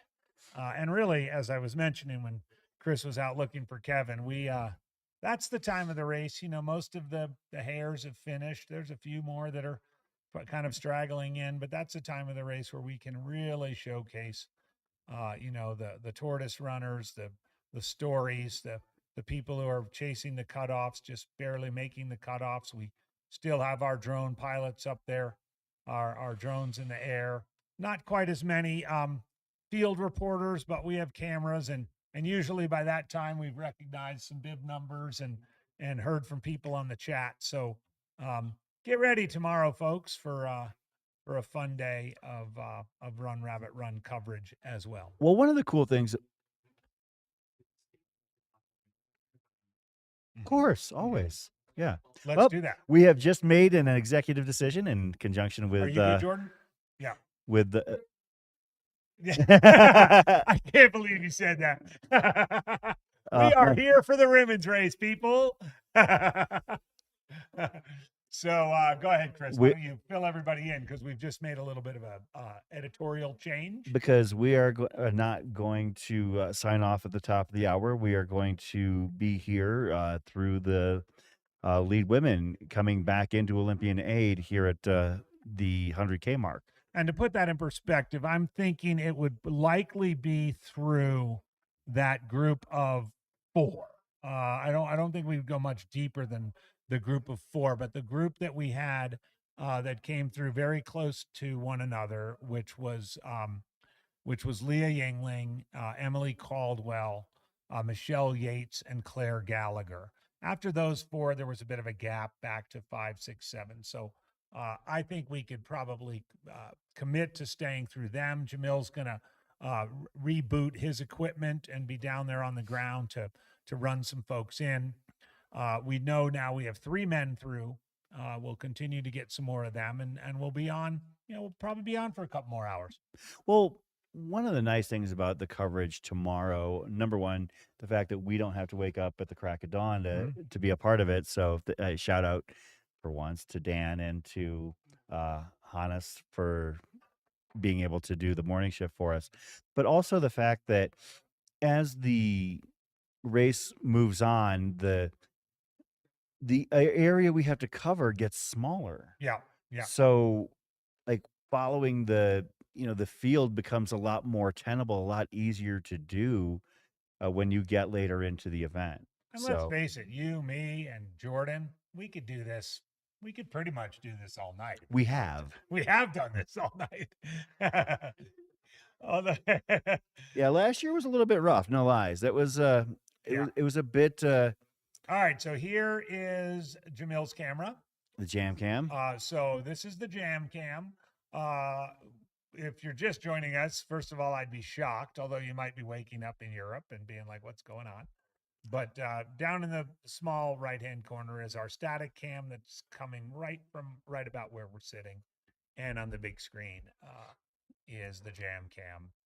I did see another couple of people down there attending to people. Billy Grimes was down there. Billy Grimes, Hard a rocker. hard rock legend. Billy, I guess he's potentially looking at.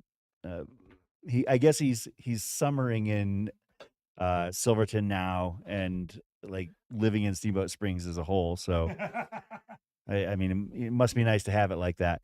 Another person I saw down there was Mercedes Siegel Gaither, who was on our Cocodona broadcast team. I thought she was busy running through the Alps or something like that in some sky race that I can barely pronounce. However, she is actually back in the States, and I invited her to come in here a little bit ago as well. She decided that she would rather probably rest and sleep. So, but yeah, Mercedes Siegel Gaither, excellent mountain runner for the Merrill Racing team. And as I mentioned, I did see Kevin Goldberg down there earlier, tried to get him to come on, but apparently he's got better things to do at midnight. Saw Arlen Glick down there as well, crewing Butch Slayball, who is currently, as far as we can tell, fifth man, and probably going to be one of the next few people to come back through Olympian again. So the most recent man to come through Olympian a second time was Tyler Green, and Aaron was about 12 minutes back of Tyler the last time Tyler and Aaron came through. So that was about 13 minutes ago. So he should be coming through here in the next few minutes. We'll see if, as we've now got the jam cam online down at street level, so to speak. Shout out to our sponsors here. Our gold sponsor, Tailwind, Ultra Aspire, BOA Lacing Systems, La Sportiva, Honey Stinger, Smart Wool, Ice Bikes, Rabbit Ears Running, Gravity House, Paul Nelson Photo, and the City of Steamboat Springs. Actually, I want to shout out to one of our sponsors here, La Sportiva. I have incorporated La Sportiva into my shoe rotation on a personal level, and I happened upon the brand kind of by accident. So last year, when my son and I were taking our annual trip up to Silverton from the valley, I realized, I don't know, maybe about 3 hours into the drive, we were probably somewhere around maybe between Gallup, New Mexico, and Holbrook, Arizona, that I had forgotten trail running shoes. You can't forget trail running shoes when you're going to Silverton, Colorado. So I looked to see what it would take to order them, but it would have been like 5 days after the fact. So instead, what I chose to do was go into town, into Silverton, and I didn't know what I'd be looking for as far as shoe selection goes. I didn't know what they'd have. I tried on every shoe that fit in town, and because when you go into a town of 600 people and you're looking for trail shoes, you're lucky if you've got more than 3 or 4 pairs that actually fit you. So I found basically 2 stores that carried shoes, and each of them had 2 pairs in my size, and one of them happened to be the Bushido 2 from La Sportiva. And gotta say, for discovering a pair of shoes on accident, I was very pleased. I enjoyed wearing them up in the Silverton mountain region. Brian Culmo?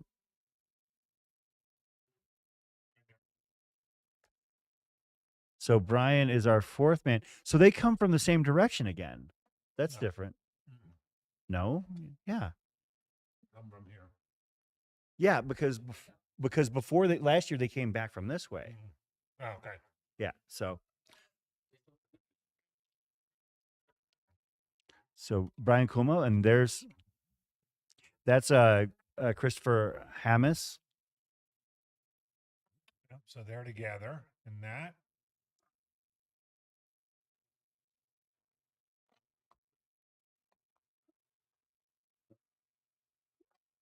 So more of the men's chase pack, so to speak.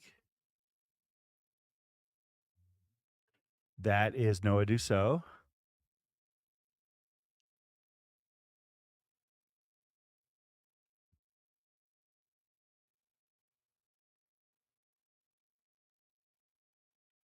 So these guys all did the loop in about, so Como, Butch, Hamas, Dussault, all did the loop in about 2 hours and 2 hours, 25 minutes. And that is that right there is Butch being crewed by the man in the puffy on the left hand side is not as recognizable right now, but that is indeed Arlen Glick. Okay, so that's Arlen doing Butch. Come up here. Yeah, can you try Como's in, Yeah, I got it. and Dussault is in, And then one you're gonna do and Hamas is through. He was there a second ago, so like they all came in like boom, boom, boom, boom. They did. And they were all within 4 minutes of each other the first time through. So, and just to put it in perspective, they're about 26 minutes behind the most recent man through here, who was Tyler Green.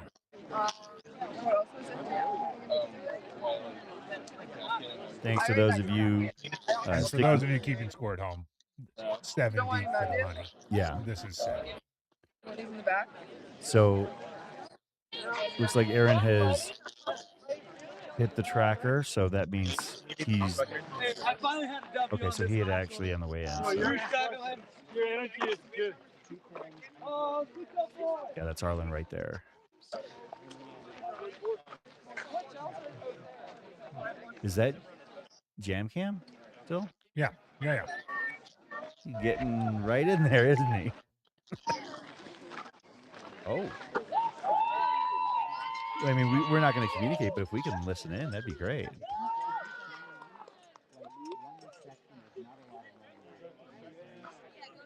And for those just tuning in, we have made the executive decision to stick around until the lead women come back through here at the 63.9 mile mark at Olympian. So as was mentioned, we are here for the women's race.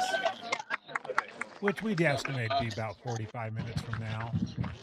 45 minutes from now. So. Yeah, the original plan was to sign off at midnight at the top of the hour, but we don't roll like that here at Mountain Outpost. All right, so they're going back, they're going out.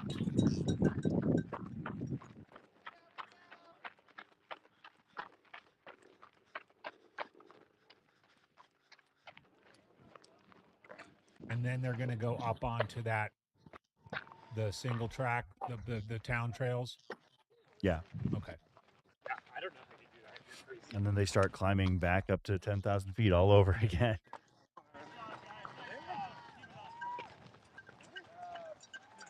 Another man coming through. So this might be Como. Nope.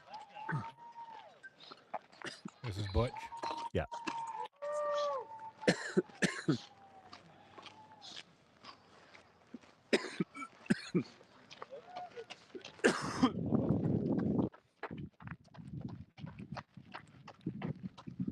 So yeah, they head back up to Summit Lake from this point, and from Olympian they're basically gonna climb about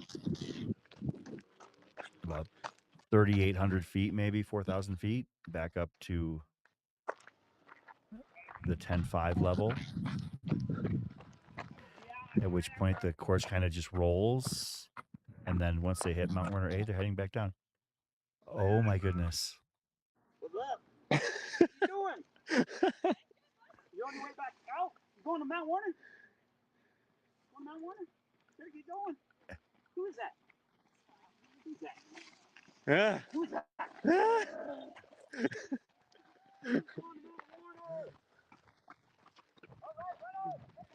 Some more runners coming into Olympian aid.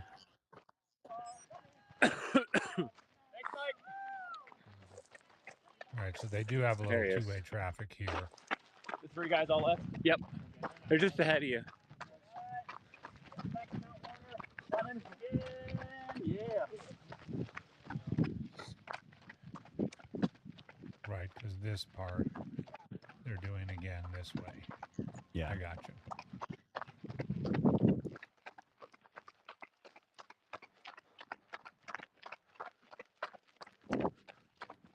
quick little update from the social media. Andy Glaze had to drop out at the roughly 50-mile mark. This is as of 9 minutes ago on his Instagram. In case anybody was following, I just noticed that. All right. That's actually a big Glaze shocker, is a I'll be drop honest. at, Andy Glaze is a drop at I'm mile not sure, 50. to be honest. He was attempting to do his 400 It's a in fucking 8 battle. weeks, so The women's race is a probably battle too, dude. made the sensible Oh my god, choice like to the call top it a 5 day. within a few minutes here on Olympian 1. The top 3 left basically up the hill at the same time. The Less jam than, cam less than an hour. following Brian Como out. Again, these guys are all pretty close It's together. not 10 minutes, but it might be like a half hour for you guys, yeah. Runners 4 through 7. Nah, it doesn't matter for you. Yeah. Kind of the point, maybe. Yeah, go for it. Reminds me of See old ya. friend of mine, Rob Eddy, who I was scheduled to pace at. You guys in the race? Nice. Keep hopping. It's a left turn here. Who I was scheduled to pace in from Brighton and at the Wasatch 100 back, I don't know, 15, Yeah, the 20 years signage ago. is leaves a lot to be The desired. Brighton aid station, kind of like this one, is sort of famous for people dropping out because it has They this should just nice make it go warm that way, indoor right? ski lodge and kind of go in there It's and there's more hot natural. food and warm I'll keep my thoughts and to myself. blankets, and there's even toothbrushes in the bathroom. Anyway, Rob sat there for about 20 minutes and ultimately decided that he was going to end his day at mile 75. And so he walks over to the guy at the front, with the clipboard. Oh, what do we got there? Oh. And the guy with the clipboard, just, kind of grumpy old man. And he says, hey, so why, he's like, Rob says to him, I'm sorry, I'm going to have to drop out. He turns in his number and guy looks at him real gruffly and says, reason?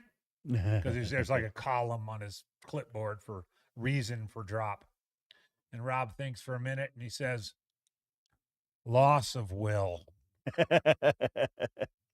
He's And it makes honest. you think, it's like, yeah, it could be, I hurt my knee or missed the cutoffs or had to stop because my body gave out, or whatever it was that Andrew Glaze said. But loss of will, I mean, that's honest.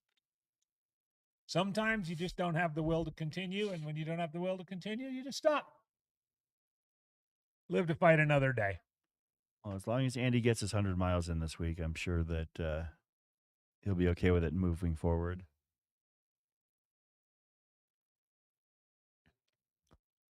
I'm sure he will. He probably just has to do a quick 30 tomorrow. And it's a Friday race. He even has Sunday.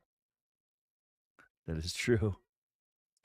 So, yeah, the out times for the last 3 men to come through, Aaron Butch Slayball, 10:49.57, Brian Kulmo, 10:53.49, and Christopher Hams, 10:54.40. We did see Noah Dussault in the aids, so we would expect him to be departing here fairly shortly. Oh, I wonder if he's taking a little longer. That seems unusual. Get this guy some gloves.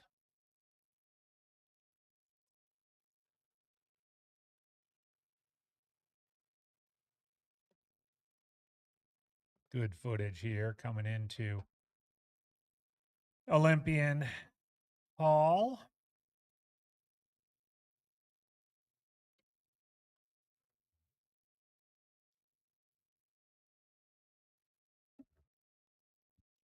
They've got a long slog all the way back up to Summit Lake.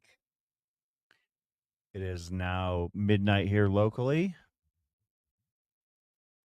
As we mentioned, we're going to stay on beyond our scheduled time to see the top several women come through this aid station.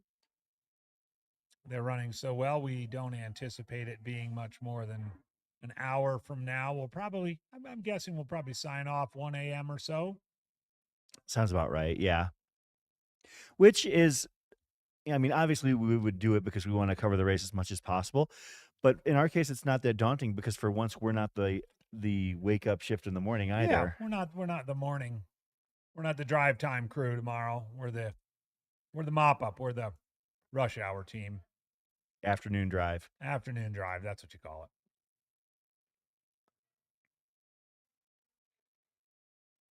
it. In my radio career, I never worked afternoon drive. I only worked morning drive, and then I also What's worked considered more overnights. prestigious, morning or afternoon? Morning drive. Morning is drive. There's more typically- listeners. Yeah, I mean, if you think about the big name syndicated shows, they're almost always in the morning. I mean, there are some in the afternoon, but yeah, morning drive is where it's at in terms of the big money in the field. Which, of course, big money when you were working in Market 153 represented about 25K back when I was in the game. That just meant you had a full-time salary job as opposed to working hourly for, at the time. Oh man, I think when I started in radio, I was making about $6.50 an hour. Yeah. But you do it because you love it. Oh, absolutely. But when people ask why I got out of the business, and because I came to the realization you can't pay your rent with concert tickets and beer. Yeah. Right.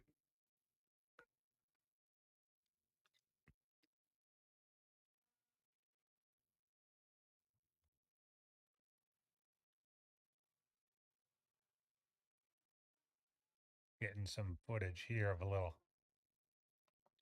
repair job being done here, I guess, or a little. Oh, is blood this test. this is the blood testing that we were talking about? Probably the blood draw. Jordan, are we able to pot up the audio here? This is a blood test. We'll see if We had Travis on earlier today. From CSU, I believe Colorado State. They're able to take the dried blood, and he's going to go over there. He's got it right there, and I'm not. That's not Travis. It's probably one of the people working on it. He's just cleaning it off.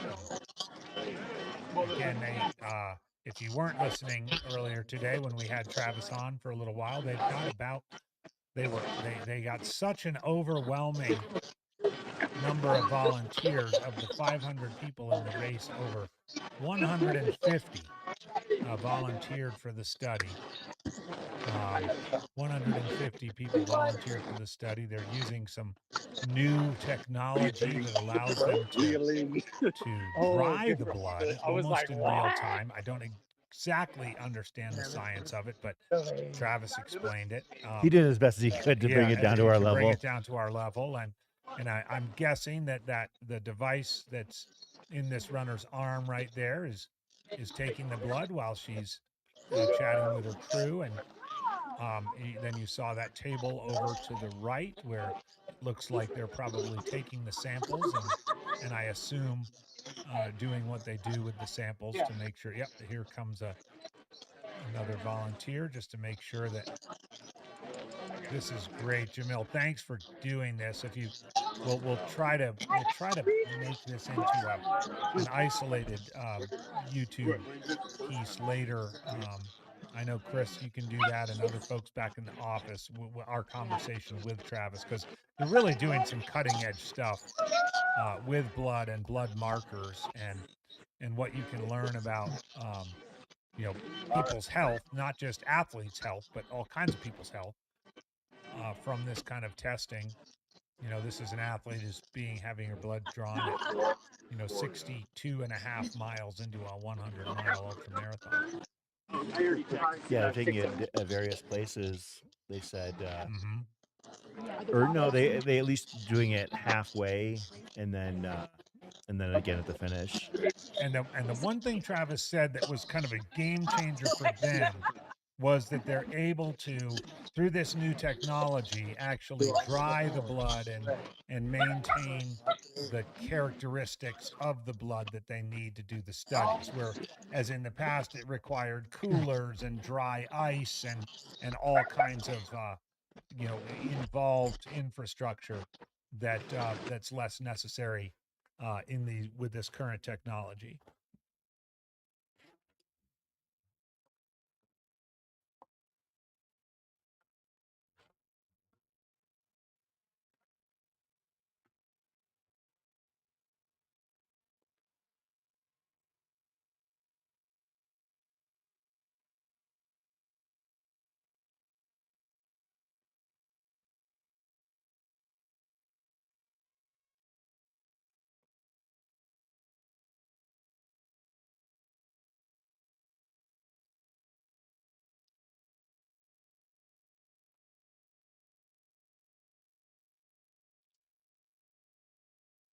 There has been a bit of a lull since the last Hares registered at Olympian 2.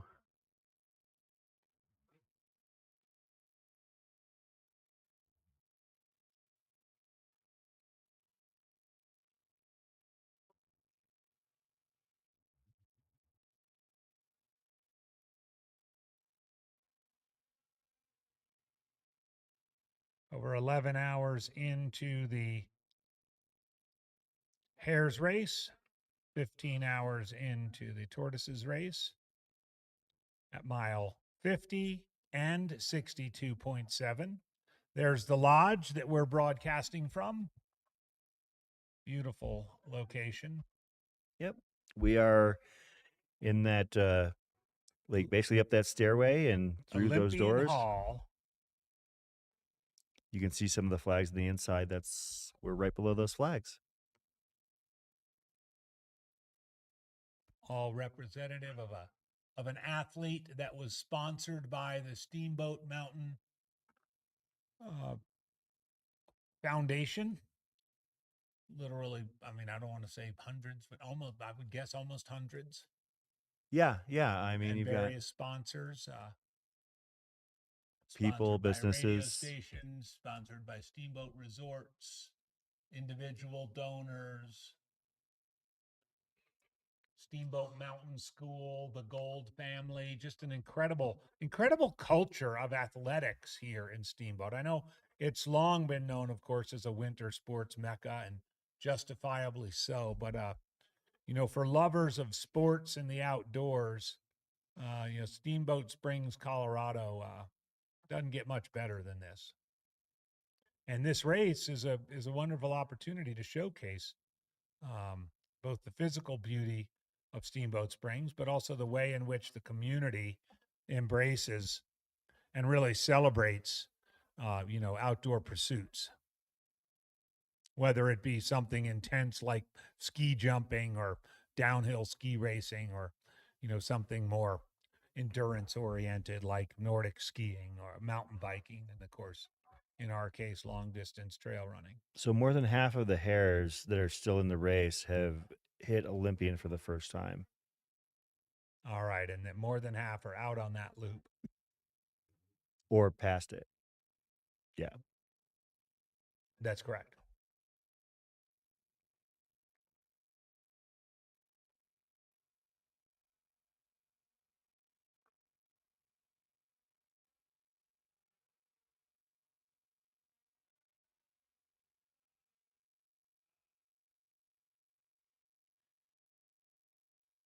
And to give a little perspective, the first place man completed the 12.7 mile loop in 2 hours and 7 minutes. Leah Yingling was here at 9:15. So 2 hours and 17 minutes for her would be 11:32. We're not anticipating she would run that fast, but we're thinking by 12:45. Chris's computer, as is my head, is still on Arizona time. Between 12:45 and 1 a.m., I suspect we might see that lead pack of women returning from the loop. And as I said, we'll stick it out certainly through Emily, Leah, Michelle, and Claire. And we'll take stock and see where we are at that point. But thank you all for joining us, for being on board. You can see there's still plenty of action down below us. Blankets and tents and puffy coats and all kinds of joy celebrating, as my good friend John Medinger likes to say, a weekend of endurance excess.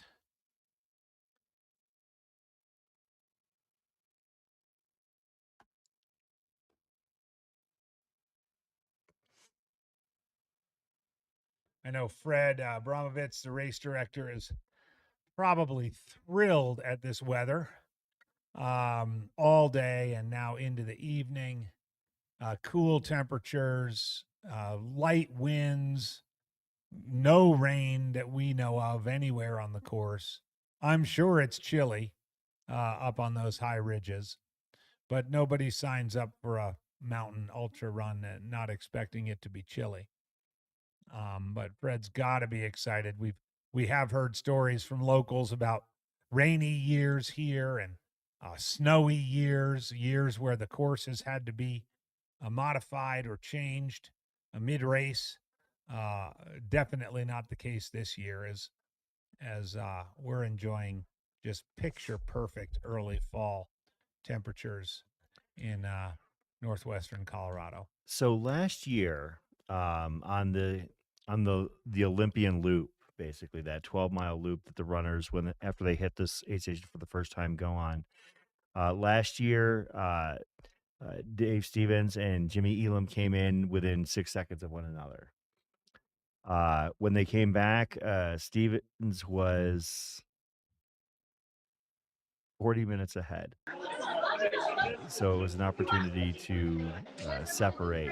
And on the women's side, Michelle Yates was the first one to Olympian, but then dropped. Christy Connect was ahead of Tara Dower by about 13 minutes, but by the time they got back, Dower was up by 2. And Tara got back here at 12:20 in the morning, or at 12:20 elapsed, which was 12:20 in the morning last year. That's neither here nor there. But Leah was 33 minutes ahead of Tara Dower's time last year entering this aid station. So Leah, yeah, like you said, we could expect Leah. I would say we're going to expect her before 1 a.m. Yeah, I was thinking 12:45. Yeah, and 12:45 would put her 35 minutes ahead of the course record pace. So it seems about right. I think she's probably in range, and frankly, all three of them, Emily and Michelle also, and Claire, because I think Claire's going to close. I think we could have all four of them go under 20. That would be amazing. Although I did mention that when I was kind of making my predictions. I thought that the course record, which of course, referring to the Michelle Yates run, was under threat, and I thought that the entire women's podium would come in under that number. Yeah. Which, if they did it under 20 hours, then that would qualify. So this is the interior of the aid station. And we're just above that, so we get the smells of the pancakes. And oh yeah, I smelled some bacon earlier. Some bacon, sausage. I bet you if you ask nicely, you could get something out of there. Maybe, yeah, probably not me. I don't think I could go down there. They would look at me. They would, but I bet you if Jordan went down there, he could get some of that nice stuff. Yeah, you can see they've got the crew. Look at Jordan. He looks grossly underfed.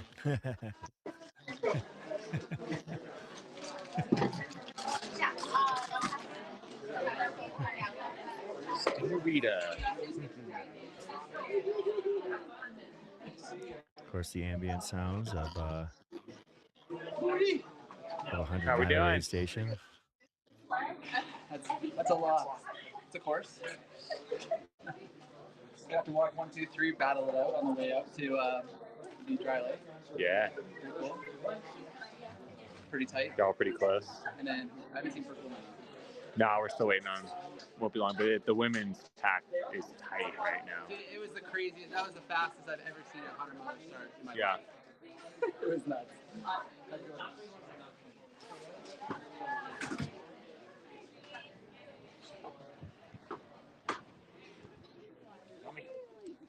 Oh, hey. I'm not sure.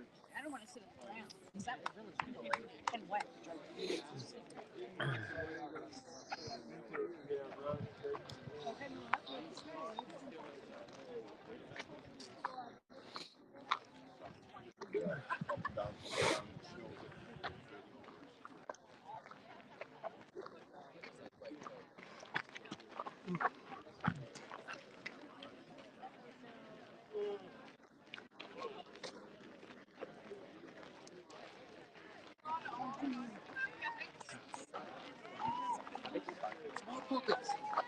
Oh, yeah, there you go. Thank you.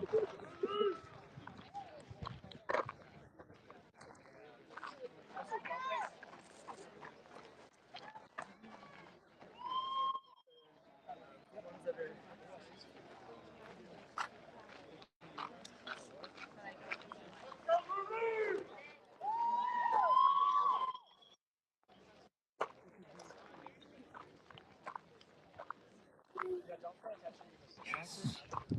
Yes.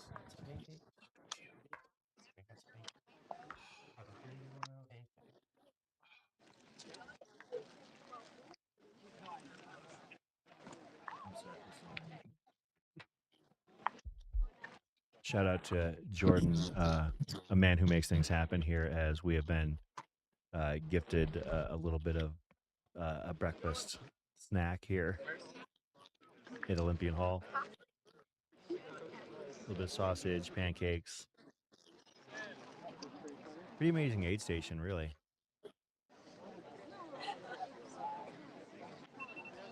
And let's take this moment to wake you all up in the chat. We've done potato chip varieties. We've done favorite potato dish. Favorite breakfast food. Breakfast food. And just to put some parameters on it, we're talking about, a single food, right? So it would be French toast or waffles or breakfast burritos or sausage or bacon. Not some sort of exotic something crazy, right? But favorite breakfast food. And again, like all the other categories, not specific to running, just your favorite breakfast food. Love to hear. Home fries. While we're enjoying sausage, bacon, and pancakes. So Chris is weighing in with home fries. Yeah. Qualifier. Do you simply home fries, or do you have some peppers and onions and stuff cut up in them? I'll eat them with anything in them. What I usually do at home is with onions, and then I will, as we can see, Mike McGonigal getting ready for his runner, Leah Yingling, lead woman, last we saw. It looks like Tom Cruise and Cocktail. But dating myself there. I want usually potatoes well done with onions, and what I do after I get done in the skillet is I'll They're trying to get throw shredded cheese on top in the oven for about 5 minutes. Just gonna creep on your. Gotta get some better lighting down here. Looks like people in the chat weighing in: breakfast burritos, papas con huevos rancheros, yogurt and granola. What's you, AJW? I was born and raised in New York, and in certain New York delis, you just get the basically bacon, egg, and cheese, and it's a sandwich, but it's you just say I'll have a bacon, egg, and cheese, and it's usually on some sort of white bun, and you can put ketchup on it or hot sauce on it. You usually don't put anything else, and it's like fried eggs over medium at best, maybe even over hard. Mhm. So How's it it's going? like that classic New York right. deli bacon, egg, and Alrighty. cheese. That'd be mine. A vote for biscuits and gravy. I actually had biscuits and gravy this morning from one of the local restaurants here. Golden Hour Greg chiming in, hazy IPA. Okay. Love it. I mean, Are you on 60 miles per 60 right now? Oh. Am I going the right way? No. I think that his Maybe answer to one? everything is Oh, yeah, hazy the other way. IPA. Yeah. Yeah, good call. Okay, you go past the timing tent over there up that hill. This runner appears to have gone the wrong To way your or right. forgotten something. Over Yeah, I here. think they forgot to hit the timing strip. It's kind of up Ah, that yes. hill. Thanks to Yeah. Jamil, this person's not going to be a DNF.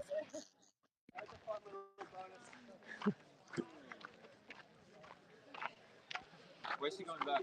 He felt like 3 extra miles. Because he's only. Jordan, what's your been- favorite this is breakfast Olympia one food? for- Oh, okay. I thought he was. So I think I just saved him. He said as he eats pancakes and sausage. I don't know what he did. You don't have to eat breakfast to have a favorite breakfast food. That's fair. It's like a little piece. Like, do you It's really like? bad. They need A-frames. They should have just No. made that. It's There, so much there are more no, natural. there are no parameters other than it has to be a breakfast food. Yeah, you're like, and then everyone's coming in. Like that would be a great way to come in. Maybe I don't know.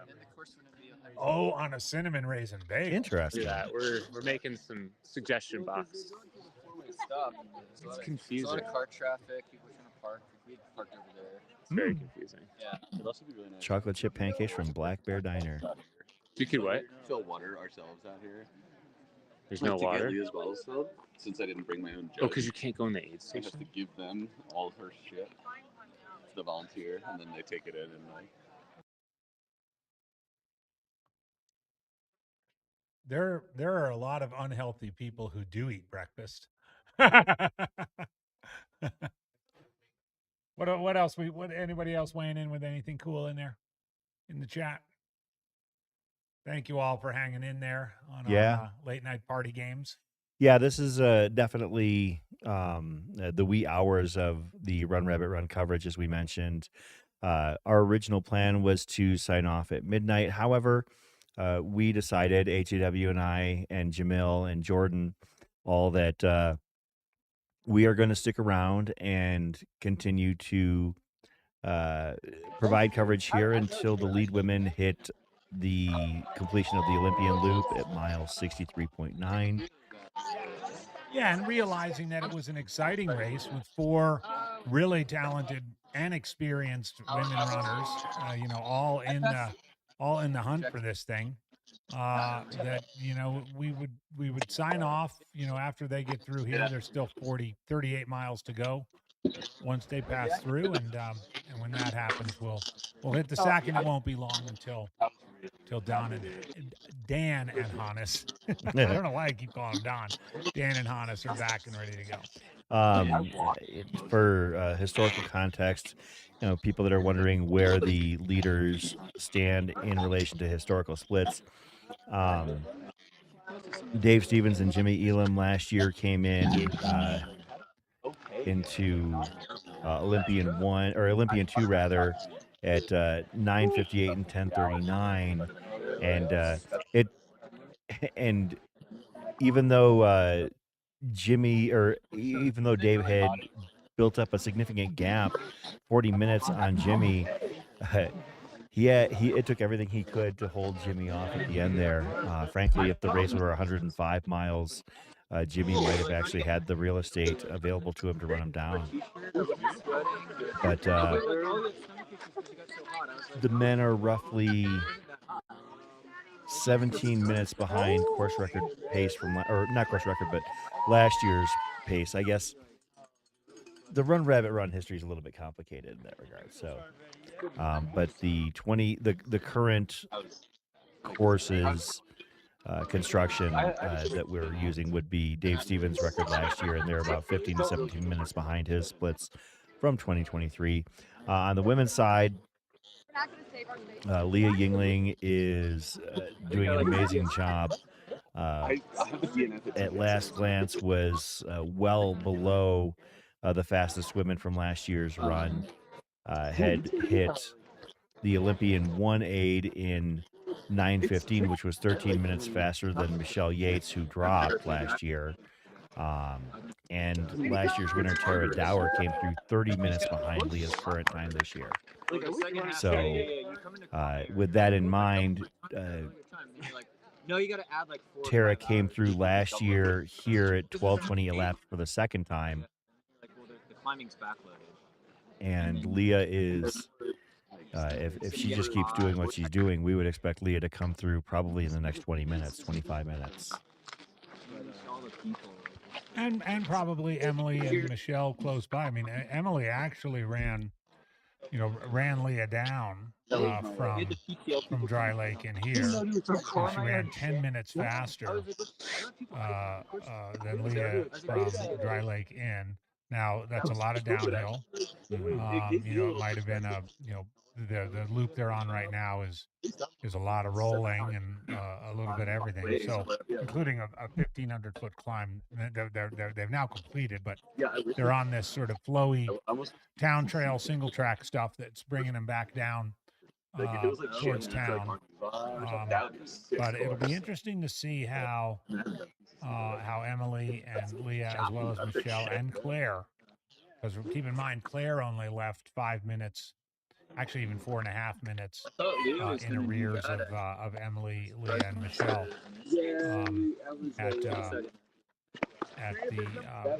first time through Olympian.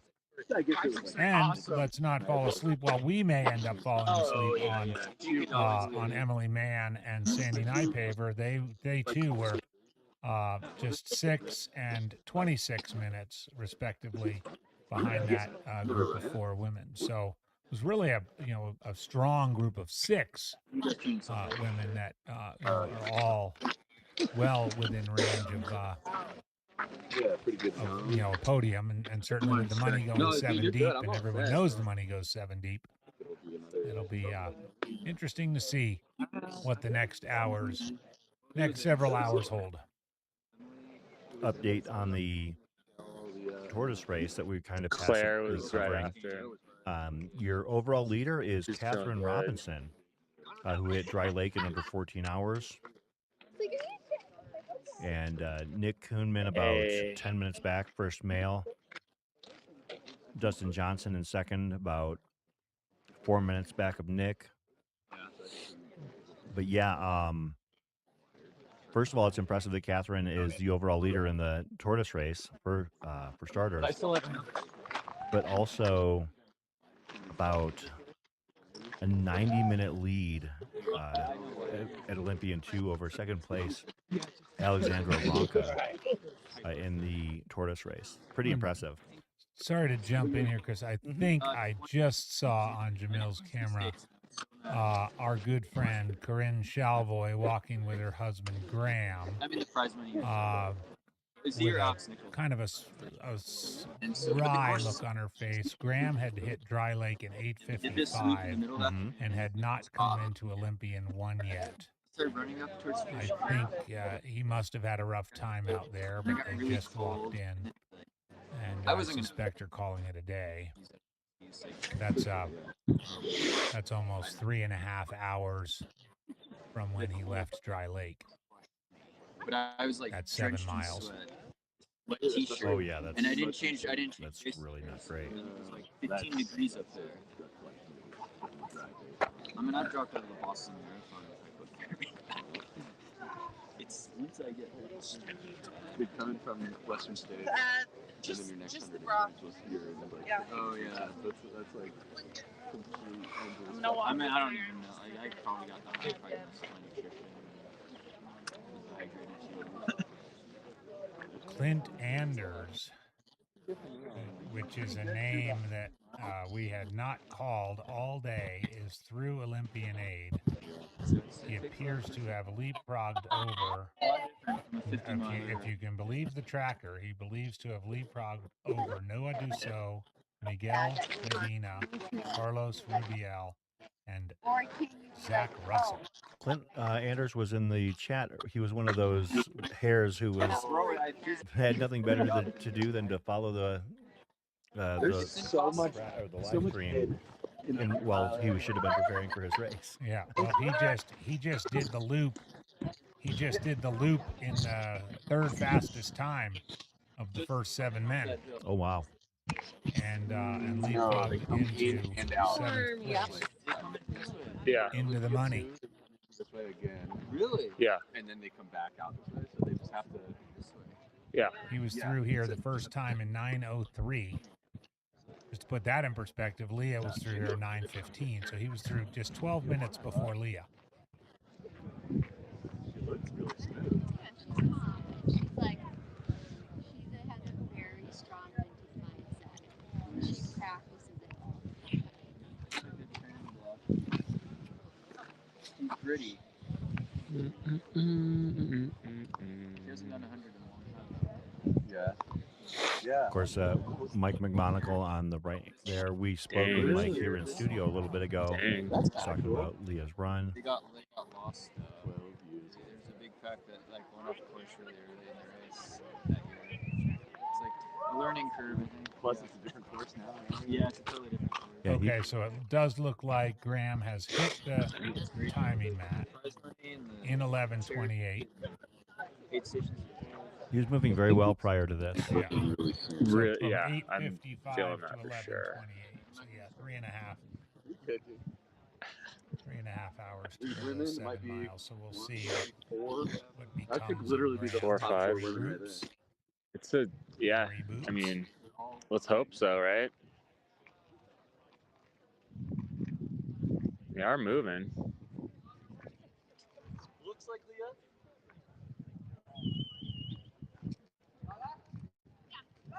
Yes. Here she is, Leah Yingling. No way. What a No loop. way. What a loop. Oh my goodness. No way. She That's just crushed it. She just crushed it. Yeah, you guys all. she is back to, oh my goodness, 11:32. 2:17. She did that in. She did that loop in 2:17. To put that in perspective, first place. Well, now first place man Richard Lockwood, who has hit Dry Lake, by the way, in 11:27. First place man Richard Lockwood did that loop in 2:12. Leah just did it in 2:17, and she is game on. Leah is having an amazing race here. I mean, I'm really kind of blown away. This is easily 10 minutes faster than I would have expected her, even in the best of circumstances. Yeah, it's 15 minutes. Well, I thought 11:45. It's 11:33. Yeah, this is. Or sorry, 12. 12. What a race, Leah! You go, girl. Admitted bias on all of our parts. Leah's a good friend of ours who does a lot with our live streams. Is an incredible, student of the sport. Is The best in the biz as an all on-course reporter. all around great person. 3-time top 10er at Western States. Just a. Who doesn't love Leah? It's just great to see a race like this where she's just, crushing it right off the front. She's not hurrying. Where am I going? And I think that's it. She's gone. She has to cross the timing mat. I will see what that compares to versus the Tara Dower time from last year. Yeah. Thank you. 11:34. What a great run. What a great run. So 46 minutes ahead of course record time. 46 minutes. Yeah, we could be, this could be in the 19, when all's said and done, it could be 19, 15, even lower than that. Yeah, that would be a staggering improvement on the previous course record, Yep. especially for a race of this caliber. This is a race with the largest cash purses in U.S. 100 miles. Yeah. U.S. 100 milers. For By her- the way, that also just puts leapfrogs her right into 8th place overall. So rather than doing what she does normally with the women's field, she's doing it with the entire field. She is. She is. Mike's getting some photos. Jamil's still out there. This is a great run by Leah. Wow. And I tell you what, she looks no different than she did 2.5 hours ago running into town with Jamil. You guys are way ahead of me. Yeah.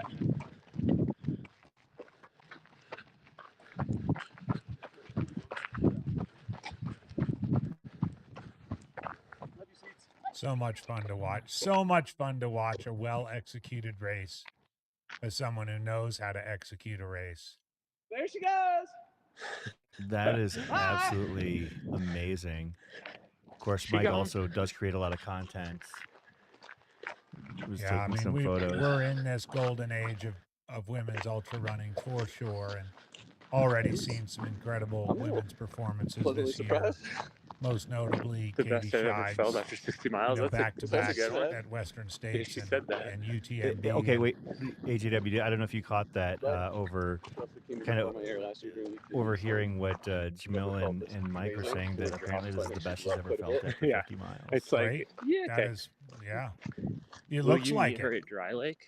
It looks like And it. then I mean, probably she's get at her, like, 100K solid and layers, eh? running like she's running a 10K. Yeah. Is that? She also has pants available in her drop bag at Summit, and like. Oh, good. Yeah, we've got a lot of. Yeah. So I've heard, from what I've heard, it gets fucking cold. Really good stuff. It's I mean, I I'm like already that Leah freezing. goes to the beat of her own drummer. She runs races back east, where she's originally Shorts and from. no gloves. That's how we do it. Like she doesn't necessarily go to the same races every year. She's already said, she's done Once with we get, Western like, the top States. several She's women, we're gonna already on the entrance list like for a the static Cocodona unit. 250 in May of 2025. For winners. She could have easily been back at I'm glad we UTMB stayed this live year, for this. chose This is instead to amazing. come here, Yeah, dude. support Mike at UTMB this year in his run Yeah, they're there. commentating right now. It's just cool. It's just plain cool. You gotta wonder. Oh, I'm sorry. I think. And just to see her execute at this level, and You're knowing the person she is, knowing the way in which she studies the There's people sport, that are tuning trains, in. and, It's awesome. and just carries herself. It's I'm proud to call her a Not, friend. Yeah, somebody's asking about Noah. So Race Noah got not through, made but for I don't think broadcast. he had a time that registered at Olympian 2 because It's like the heart of the heat we of the saw race, him. like, He was getting actually out of part the of that finish. group that came in with Brian everyone's Clumo and Mount Werner to the finish. Like I know last year there was a drone. I think up on Werner. Brian, not Brian, Aaron Yeah, Slaybaugh. we'll have like drone into So- the finish line. for And sure. Chris Hams, But, like, he Chris should Hams, have, yeah. unless he Thought we were decided getting to sit updates down or we missed him or I think we might. something, but I think Jamil would have caught him. We might. Someone might. Well, have gone we about had that. camera I on think him I might- briefly. We did, and, Yes. and all the guys with the cow hats, and so It'll probably be me followed. no, I think Probably my I miles agree. this week. He may not have gone back to the tracker. I'm just trying. I mean, to I hope train. that doesn't It's like end up after hurting Hard him, Rock. but Well, didn't train before Hard Rock, but after I didn't really do anything he, for like. he 6 should have been weeks. through in that group right I around just started- 10:50-ish I elapsed. have like a nice Yeah, little, what a move by like a Leah gradual Yingling. rise. Yeah. I did 30 miles last week. I mean, it's Yeah, Lockwood is through Loomis Dry is? Lake. better than I don't see Loomis's tracker through there yet, but I do see. But no, I don't. Lockwood. I was actually set for 50 miler in 2 weeks, but Yeah, he gained 4 minutes on there's Loomis. is the and California race. and seems to fires. have made a move. So it's like indefinitely postponed. Lockwood So, can like, climb. I think everybody knows that, and that's a whole lot of climbing But from we definitely can't host the here race. to Dry Lake. Looks like Lockwood has actually closed a little bit on Dave Stevens' current course record, the current form of the course record. It looks like he's about 14 minutes back of that, whereas before he was And that fire like blew up and closer to over about 22. So into Wrightwood, and, like burned part of the AC course. And they live at the very Adam last Loomis just hit Dry Lake.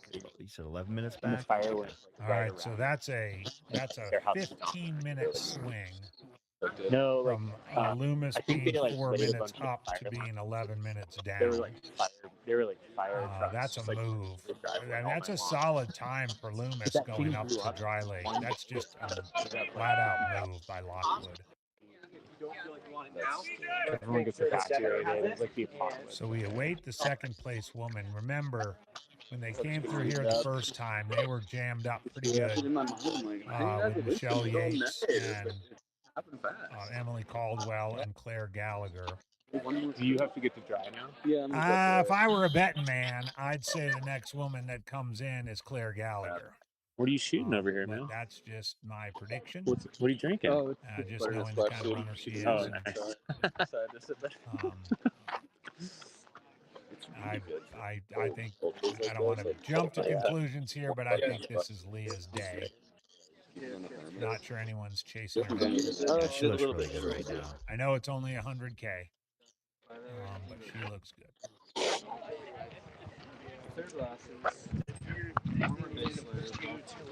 Yeah, we'll see how much time she has effectively put on the women's chase pack here. Just go up into the kitchen there. See more of the tortoises pouring in. Again, if they're coming into their first time to Olympian, they have to be here in about an hour and 20 minutes. By 2 a.m. first time to Olympian. They've got to be here by 7 a.m. So their second time through. Last year, Tara ran the Olympian loop in 2:32. Leah ran it in 2:18. Wow. Yeah. I mean, putting 14 more minutes on that course record pace is absolutely unbelievable. I ran it this afternoon in fresh legs with a couple of bottles in 3:20. Oh boy. He's getting out here solo. It's a fun loop, by the way. If you enjoy running on nice town trails and kind of flowy stuff, and some climbing and descending, and but it's always nice. Nice views and not crazy elevation. It's a fun loop. You come park your car right here and I'm sure the bigger do a 12.5 mile loop. It's cool. I recommend it. He races all the A time. lot of mountain bikers out there, but they're all nice. They're all nice. It's Steamboat. Yeah, but he's not only is Leah leading the women's race, but Tyler Green is fairly firmly entrenched in third right now, as far as we can tell, unless something drastic has happened between Olympian and Dry Lake. But the Greenlings are looking especially fantastic. Yeah, I think they're going to win the team competition. We don't exactly know what happened with Noah Dussault, but I'm assuming he's still out there. I don't know who Lockwood does. Does Lockwood have a team? We'd probably want to check on that. Lockwood is teamed with Stacy Marion. Stacy Marion is currently in 11th place in the women's race. She has been. She was an hour and 6 minutes behind Leah. So which isn't bad. Hour and that would mean Tyler. Let's just play for fun. Like that hour and 6 minute gap holds. Tyler would have to finish no longer behind Lockwood than 106. All right, she looks awesome, man. She looks great. I was shocked when we saw her that quickly, Mike. Shocked when I saw, when we saw you moving into. I'm talking with Mike McGonigal off the camera. I was like, oh man, is he? And then boom, she was there. And I started just like, no way. There's no way that. And she's got her head together and everything. She looks fantastic. And no. Yeah. I thought they were. Yeah, I thought at least Claire would be here by now. Yeah. So for those just tuning in, Leah Yingling has. All right. See you later, man. Is now 46 minutes under course record pace. So, and gaining with each passing stretch of trail. Are you pacing? I'm pacing in my bunker. Oh, a long time ago. Yeah, that's my kind of trail. Oh, okay, you're at New Hampshire. I'm actually a Jersey guy, but I travel up to that. Oh yeah, there's a whites there. Yeah, goes there. Yeah, it's very interesting. Yeah, this is the kind of race. This is the kind of run that could put Claire. There we go. Claire. You were right, Claire AJW. Gallagher. Okay. So Claire Gallagher, second place woman, still feeling happy. While we watch Claire, this is the kind of race that I think could serve notice that Leah could be a viable hard rock runner. I know the Dales picks in general are reserved for people who not only are talented and strong runners, but have a really good shot at doing well at hard rock. And I think Leah would check all of those boxes. So, oh yeah, we shall see now with running Cocodona in May. It may be that she gets a Dales pick in December and decides not to run Cocodona. We'll see, or maybe she has a longer term plan than that. But here is Claire. So Claire arrived. I'm just doing some quick math again. Her she left here a little bit 5 minutes after Leah.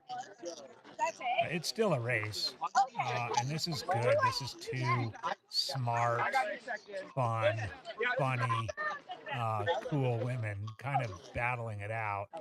She's going. Did she back. check in? Did she check in? Did she check in? Yeah. Did she check in? She needs to check in. Did she check in? I don't know if she checked in or not. You got? Did she? F13. Okay. Like, if she's okay. Okay. I just want to make sure she's like legal and. I guess she went across the mat, or at least got signaled in that it was okay for her to keep going. Yeah, I was a little bit concerned there, but if they're on top of it there, then we should see her split time here real quick. Leah left at 33. Let's just assume it's 40. It's probably 10, 12 minutes.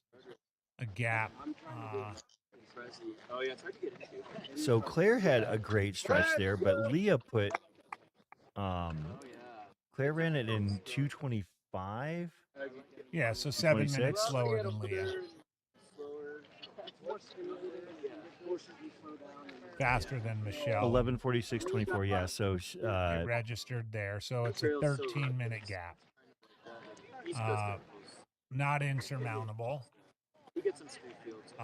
Good to see that Mike stuck around.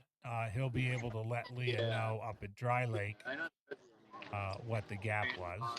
He can also hang out at Dry Lake and see how, if at all, Claire has closed it. But I think that's the race. I mean, I think that's the women's race. I don't want to. I'm not saying anything against Emily or certainly not Michelle.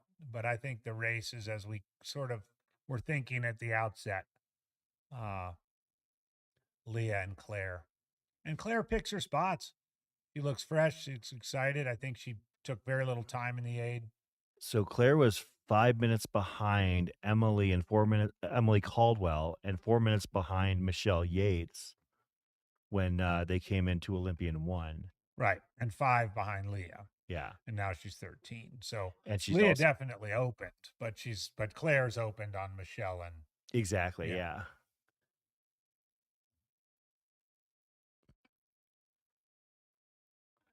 And I think Jamil is gonna hang on here for a little bit longer. Thank you so much, Jamil. We're probably gonna try to stick around to see Emily and Michelle.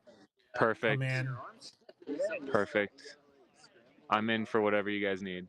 But this is too again depending on Noah, and we're not sure about his crossing the timing mat or not.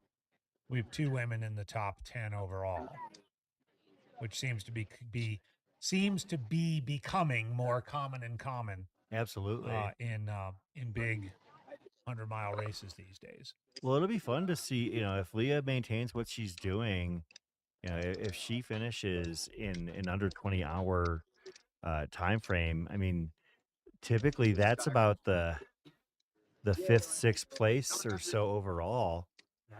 So Christopher Helms ran it last year in 1950 in 6th place, and Leah is looking at 1930. The top, Dave and Jimmy ran sub 18. Arlen Glick ran 1843 last year. Gary Messina 1903. Sean Van Horn 1905. I don't think Leah has those types of numbers in her sights necessarily based on the way she's moving. But sub 20, absolutely. Sub 1950, absolutely. Yeah, she could finish in the top 5 overall, and it wouldn't be surprising in the least based on the way that she's looking so far. We've known Mike and Leah for some time, and we work with them quite a bit, and they're pretty, forthright when things are going well, and from the looks of things are going very well. So. Well, like, I've done speed. Yeah. And So Leah, Claire, yeah, the next woman that comes through here could be one of several that wouldn't be a surprise, because Emily Caldwell, Michelle Yates, Emily Mann all came through within 5 minutes of each other last time here. There's a bit of a gap after the next 3 women, like basically through F5. F5 to F6, they were about 20 minutes ahead of Sandy Nightpaver, and about 35 minutes ahead of Jenna Bensko. So, yeah, we would expect it to be Emily, Michelle, Emily Caldwell, Emily Mann, or Michelle Yates. Of course, as we mentioned, for the cream up the gondola run, Michelle Yates was the winner of that on the women's side, and Joy DeFeo on the men's side. Michelle, as we mentioned, was running in top 5 in the women's. In order to claim their prize, they need to finish the race. And as long as Michelle keeps going, it looks like that is entirely possible. Joy DeFeo, currently holding 18th place in the men's race. We probably are going to see him not too far off, hitting Olympian for the second time. Joey in his first 100-mile attempt, grabbing that $1,000 bonus that, assuming he holds on and sticks around the race to finish, we'll cash it in. Hey, while we await the arrival of our next 2 women, I'd like to just take a moment to just share a little bit more about Claire Gallagher. It's been 5 years plus since she won Western States, and 6 years since she won Leadville, and lots of water under the bridge. Claire Gallagher has proven to be, to have longevity in the sport. And she, as I said at the outset, she chooses her spot. She doesn't race very often. She races where she wants to, when she wants to. She races with an attitude of positivity, and smarts. And I dare say that I see Leah going in this same direction. And we've kind of come through. It doesn't happen as much anymore because on the men's side you've got longevity examples now of Jim Walmsley and Zach Miller. Again, I'm talking about North American runners. I could easily talk about Killian Jornet and others, but we've kind of come through an era. I think we may have a 3rd place woman here.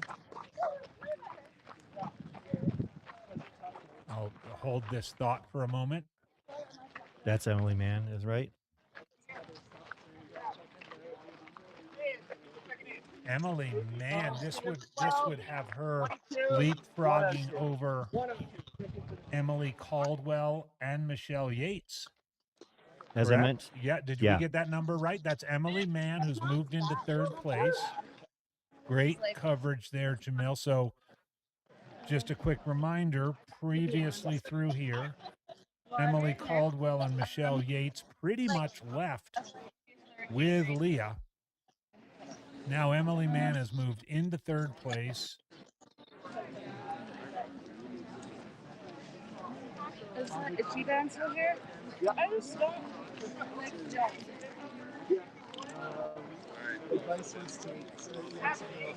Emily Mann, 9:21. So she's hit the mat. So 2.5, 2:33. She did the loop in 2:33. put that in perspective, Claire did it in 2:26. And as we've talked about, Leah did it in 2:18. You're crushing it.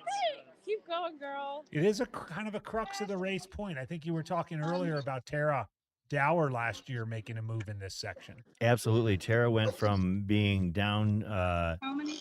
Well, she actually came in 20 minutes behind Michelle Yates, but Michelle dropped at this point last year. But she was 13 minutes behind Christy Knecht and went from behind 13 minutes to ahead by 2 minutes, leaving Olympian for the second time. So, wow, composed and calm. Emily, man.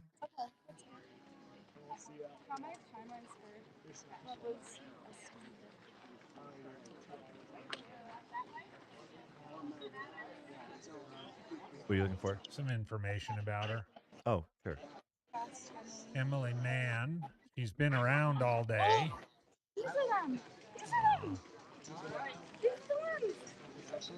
31 years old. And I think I need my electrolytes. Hey, keep crushing it, girl. As far as I can tell, first 100. Canadian. Yeah, I thought I saw him, and then I thought I imagined it. He was like, I'm not sure. First race in the United States, but no, it looked like she had a Broken Arrow Sky race. Second race in the United States. And if you believe Ultra Sign Up, first race over 50 miles. Jordan? There we go. I don't know, that cameraman had some funky things going on with his Did you camera. fall down? Emily Mann, so you talked about in some of our pre-race conversations the the potential for a breakout. We have our women's podium through, but the potential for a breakout performance, and this definitely looks like a breakout performance. I could just finish my thoughts on Claire Gallagher before we close up shop for the evening. I think it's just clear that, sometimes there are athletes in the sport that come and go. They're flashes in the pan. They're here for 12 months, 18 months, 2 years, and then they're gone. And then there's other folks that are in the sport and they kind of just keep around and they stay around and they spread the love. And I think we know that about Claire Gallagher. And I think we're seeing that happen with Leah Yingling. And what a fun celebration of women's trail running we're seeing today. And Emily, man, there she is. She's still there in the foreground. Thank you for getting this shot. There's Emily. She's taking her time, just being composed, working with her crew, making sure she has what she needs and knows where she has to go, and boom, gone. Shoe experts out there. Brett Hornig's probably asleep, but she looks to have some kind of very minimal shoe. It's kind of cool in this day and age of maximal shoes. Brett Hornig's a new dad. He's not sleeping. Oh, that's true. He's probably wide awake, whether he wants to be or not. This is good stuff. So Michelle Yates actually has registered as hitting Olympian 2 as well. Too? Okay. About 2 minutes behind Emily Mann, based on what I'm seeing. So a little bit of a shakeup in the top 5. Leah Yingling stretching her lead at this point. Claire Gallagher moving up to second. That's Michelle there. We're just not used to seeing her with long sleeves, but I can tell by the way she wears her hair. Okay. Yeah.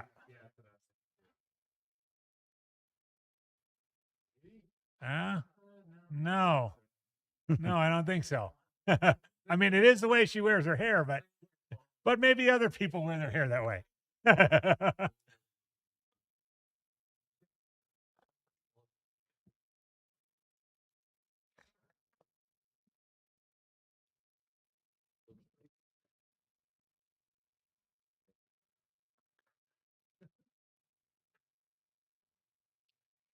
It's about an hour away from the Tortoises.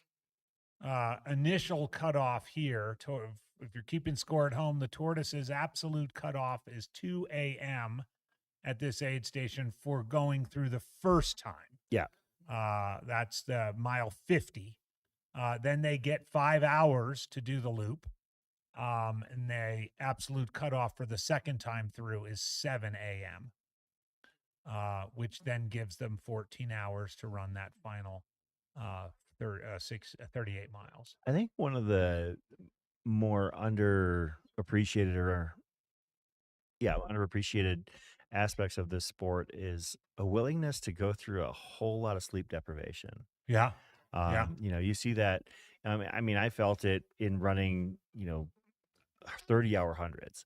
I mean, when you're talking about 36 hours or more, like a Hard Rock 48 hours, it's just, the ability to keep moving, through the night, through the morning, these back of the packers are going to have a second sunset that they're going to encounter, which is an unusual thing, based on the fact the race starts, a little bit later than others. So